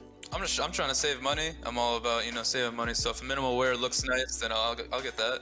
You know what? That's a good answer, man. Because minimal wear to factory new, let's be real, it's not that big of a difference. Ethan, based on what you told me, based on your tastes, I've got 3 skins I want to show you and get your thoughts on. The first option is the AK-47 Bloodsport. It doesn't have as much yellow, but it does have a little bit kind of on the sides here. The nice thing about the Bloodsport, I think, is the detailing, bro. You get into some of the writing here, right? It tells you about the recoil value. It talks about its weight up in the top right. Now, option number 2, the fuel injector, a metallic finish. Doesn't have any kind of a paint job to it. It's got the right color scheme. It's got the right metal finish. And if yellow's your thing, then I think that the fuel injector has to be up there at the top of the list. The final option, the Empress. It's a little bit less gold, but it still has that kind of that trim to it. And like the Bloodsport, we're talking details, man. And so these 3 skins, which one are you going to move forward with, man? Which one have I sold you on today? As soon as you showed me the fuel injector, I realized, I'm super into cars, and that skin is purely based off cars, as you can tell. And then, yeah, the yellow just pops, so, I'm probably going to go buy that skin right now, honestly. Ethan's going to move in with the AK fuel injector. We go from the skins to the stickers. This, I think, needs to be nice and clean. I'm going to work with the G2 E-League Atlanta. It's kind of got a bit of like a carbon fiber look. I think the colors kind of match. If you were able to just make it the logo without the background, I don't know if you can scratch it. Can we call this the Ethan Special? Are you sold on this AK fuel injector? Yes, sir. I'm sold on that. There we go, folks. Another episode of CS Money Dream Skins. This has been AK-47s with Ethan. Thank you very much. It was good to be on the show. What would my skin be if you were to craft me a skin? An AK-47 black laminate covered in G2 Atlanta foils. I gave that away after G2 got 3-0'd in the DreamHack Masters Spring Europe Finals. Yeah, it's actually true. You did. I remembered your skin, though. Nice AK. Yeah, thank you. Okay, 8-7. And if you missed it, streak of rounds from EG and rounds on either side from Furia. But they won some of the last rounds. They made the adaptations they needed. They kept up with EG, even though EG looked very strong. And it's a question as to whether or not EG will play well on the T side. They only have 1 map in their head-to-head history in this last year, and they haven't even touched the map in the last 4 months. Stan drops down into the B site. Yuri makes quick work of him. Honda with a headshot as well, but Tarek takes it back a bit. Then the rotations arrive. The cavalry is here. And the pistol round in the back pocket of Furia, unless Breeze can do something magical about it. And sure enough, in the 1v4, he cuts down the first player, dodges back into the marketplace, and cannot find Art as he has exited through the window to the Avail of Furia. 8 rounds each. Furia start the CT side with a little bit of momentum. Yeah, and the Glock train is all about momentum. If you get the first kill, the second kill is really easy. If you take too long to get the first kill, then the CTs get set up and they put together these crossfires, and the USPs are just way too strong. So, yeah, just so much pressure on those first few moments entering the site. They can't put together that frag, and now it's all tied up. What will happen here as EG look to score another or a first plant, if possible? That would be money. Well, they already have a good amount of money because they've only spent $300. P2 Fitty for Breeze. Yuri, better not lose this M4, buddy. You are all on your own. What was that sentence? I don't know. I don't know. You're our own. Started speaking Danish for a second. Yugada hugada. What's a Danish sentence? I don't know. I'm not very good with stringing sentences together. I know a few words. Okay. I know a good amount of berries. Yeah. Blue bar. Blue bar. Yord bear. Would it be straw bar? No, actually. Oh, okay. It's unintuitive. But Art's in tune with what was the first kill. Get these Glocks out of the way. Let's get the action underway. Get the pistols out of here and get us into the gun rounds. That's what comes up next. EG, no bomb plant. So, just AKs now. After losing their match to G2, Furia are in the lower bracket.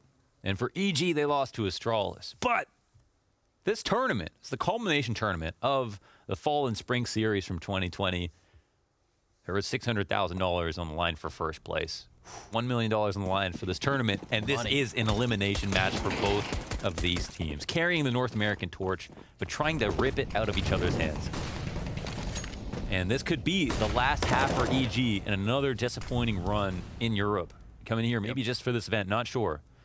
They would have come to Europe twice to play a total of like 4 BO3s. Yeah. Oh, but that's a headshot. And a second goes for the spray. Can't quite contain it for the third. Honda's done after one. Cirque's got his hands busy with bomb. Ethan, smoke out. That costs him. Swapping to the AK. Breeze makes the better of it. And it seems as though EG will win their first gun round. You talked about it, that stand level looked very high on Inferno. That was great.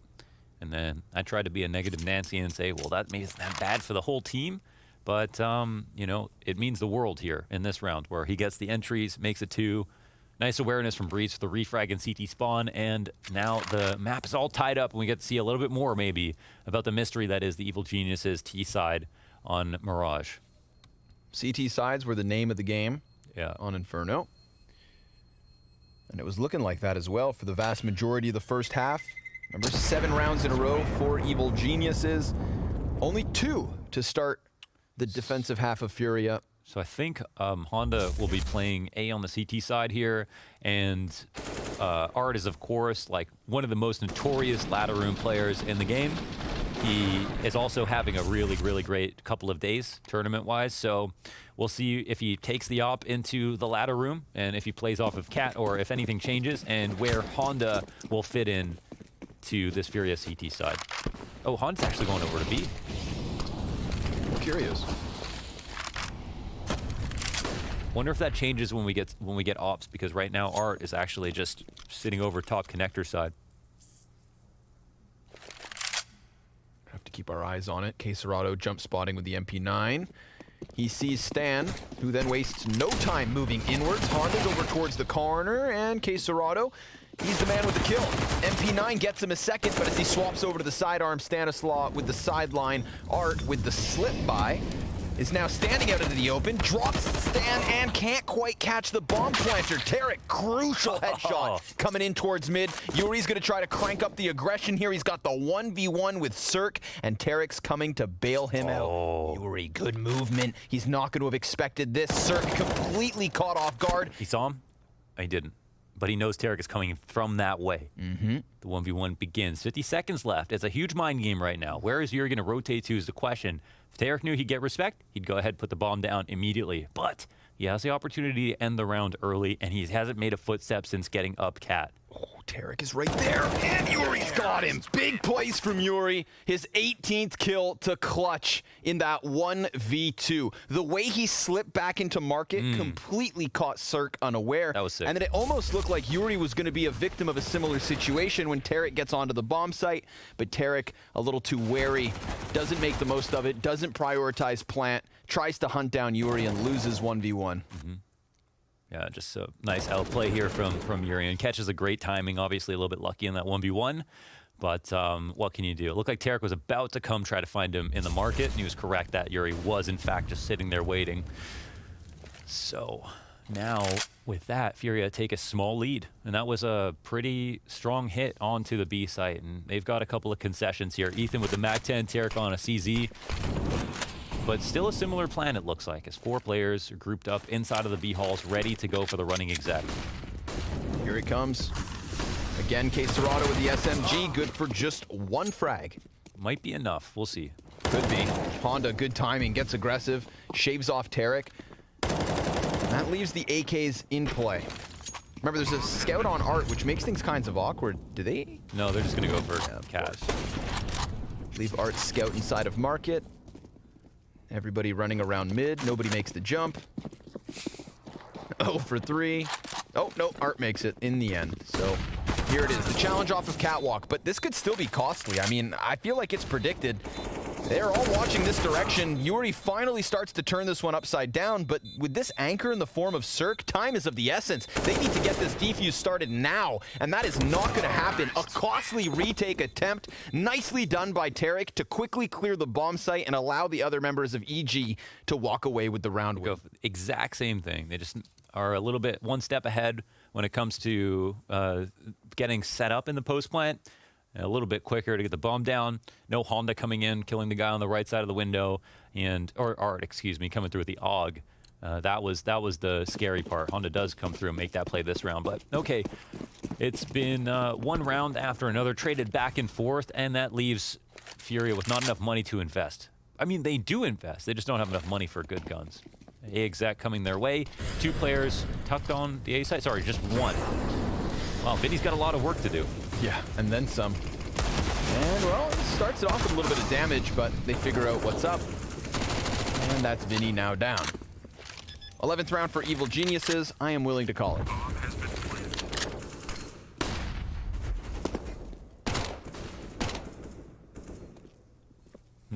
Okay. So in this economic game, of course, it always never benefits the CT side to be going back and forth. It's just too costly to keep up. So this is a really great sign for EG. Calling looks strong so far. The executions are good. They came close in the round. They lost even on the one time they entered into the B site. And of course, it was Yuri to have to 1v2. So that seems like a great reason to try it again. Even though it's a bittersweet memory to think about how you lost it, you were set up in a good position upon entering. So let's see if there's more B hits in store. It does feel like people are leaning B more and more often now, as A retakes are very possible, as well as A holds. These close A ramp setups that are way more common are super strong as well for dealing with A site hits by A ramp, by Palace. So stuff towards mid, stuff towards B, starting to come back into favor a lot more.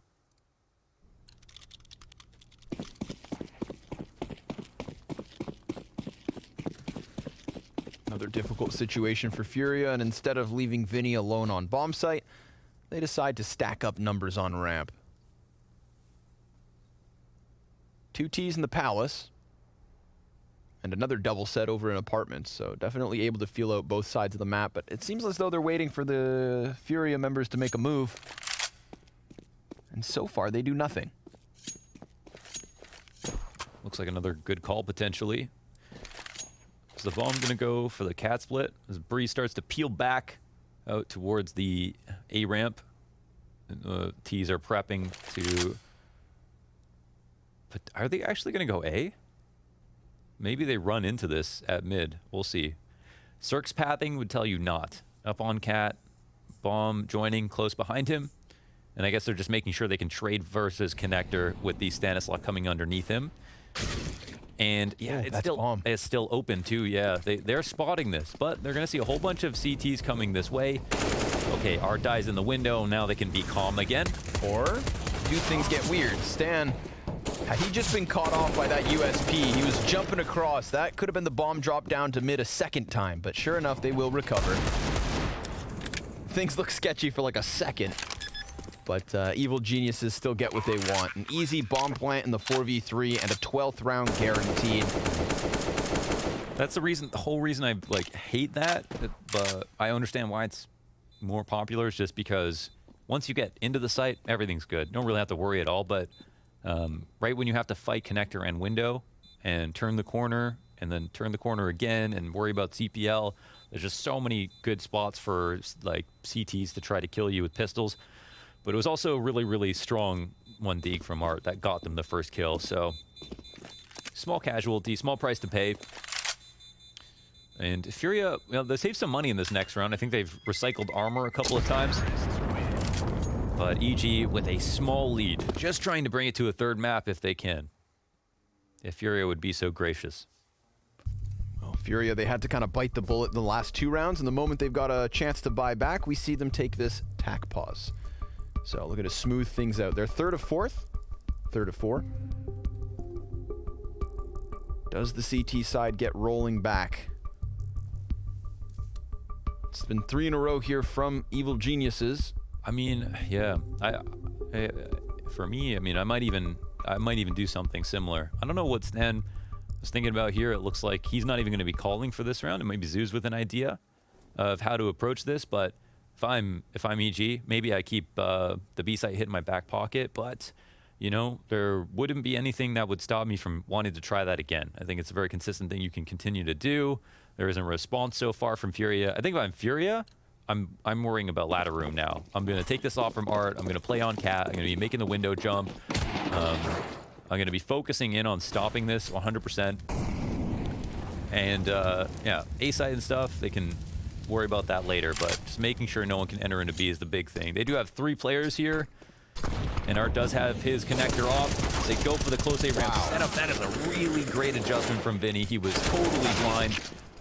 And Yuri from the ramp with a better gun wins his duel on CT as well. But eventually, Cirque will trade. Yeah, shoots him through the ticket booth. They've still got this late B hit potentially coming into play. Yeah, and they heard that the rotate. bomb is starting to rotate back around. Art is still on Cat, but he's in a position to get shot in the side of the head. And some noise is made, but it's too far away. Tarek takes him out.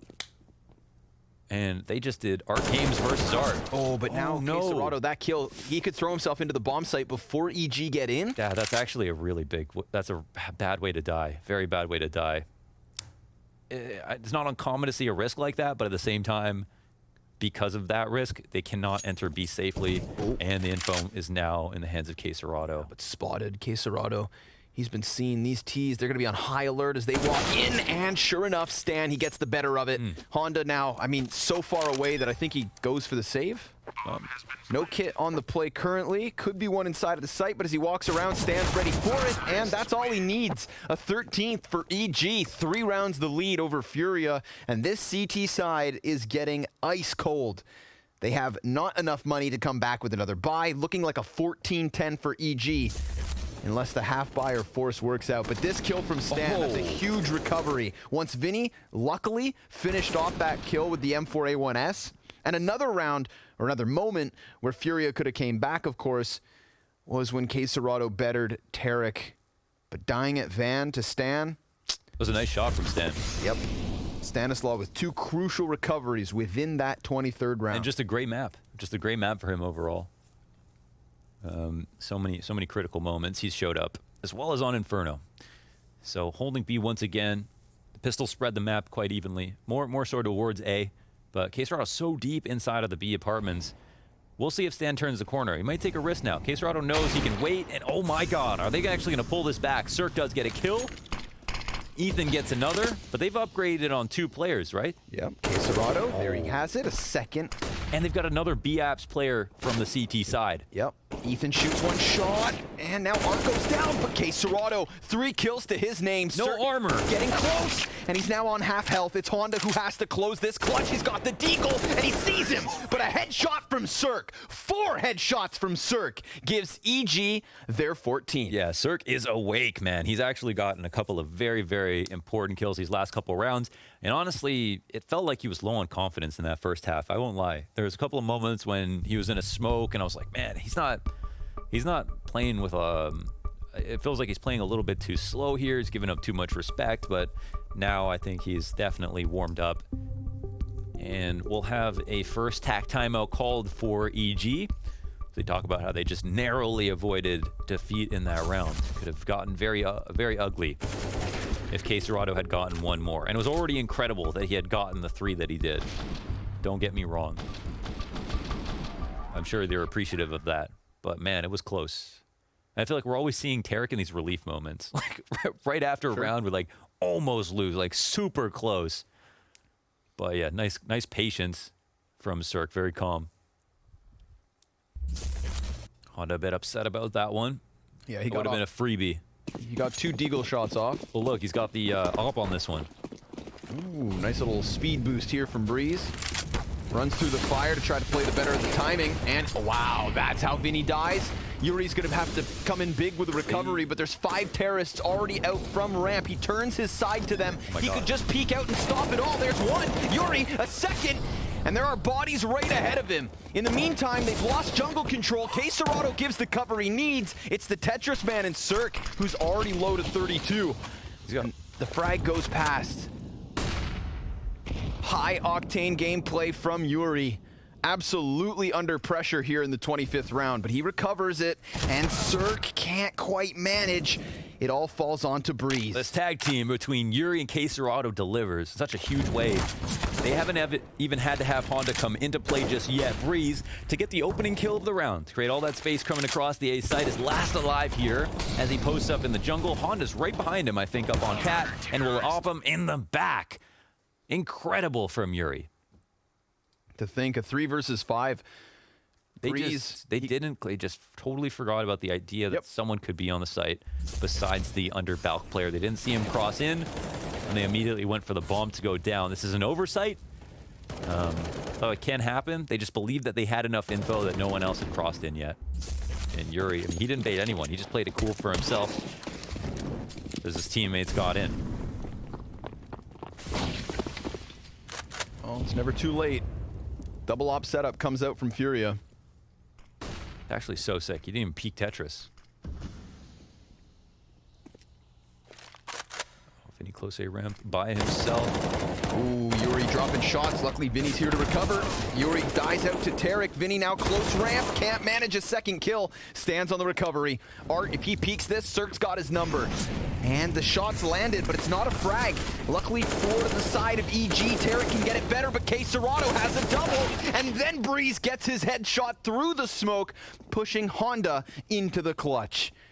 The op slips through from connector. Oh, they're coming off to the A ramp. He hears some footsteps. Is he going to take a peek? They know that he plays B.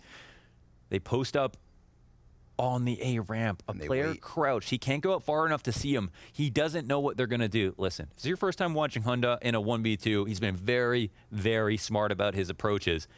I wouldn't be surprised if he's able to get the info safely, and he is taking the best route at fighting this. Looking for the first player on Tetris. The second is going to peek in a second, and he's holding the right angle. Honda, talk to him. 1 versus 2 in a crucial moment. Denies that 15th round for EG. And when he was on top of the staircase, I'm like, man, there's no way he gets out of here. But he crouches over, drops the bomb carrier, knows that second player has to come back, and trusts his instincts that ramp peak's coming. Sits on the angle, waits, nails it. Zero doubt.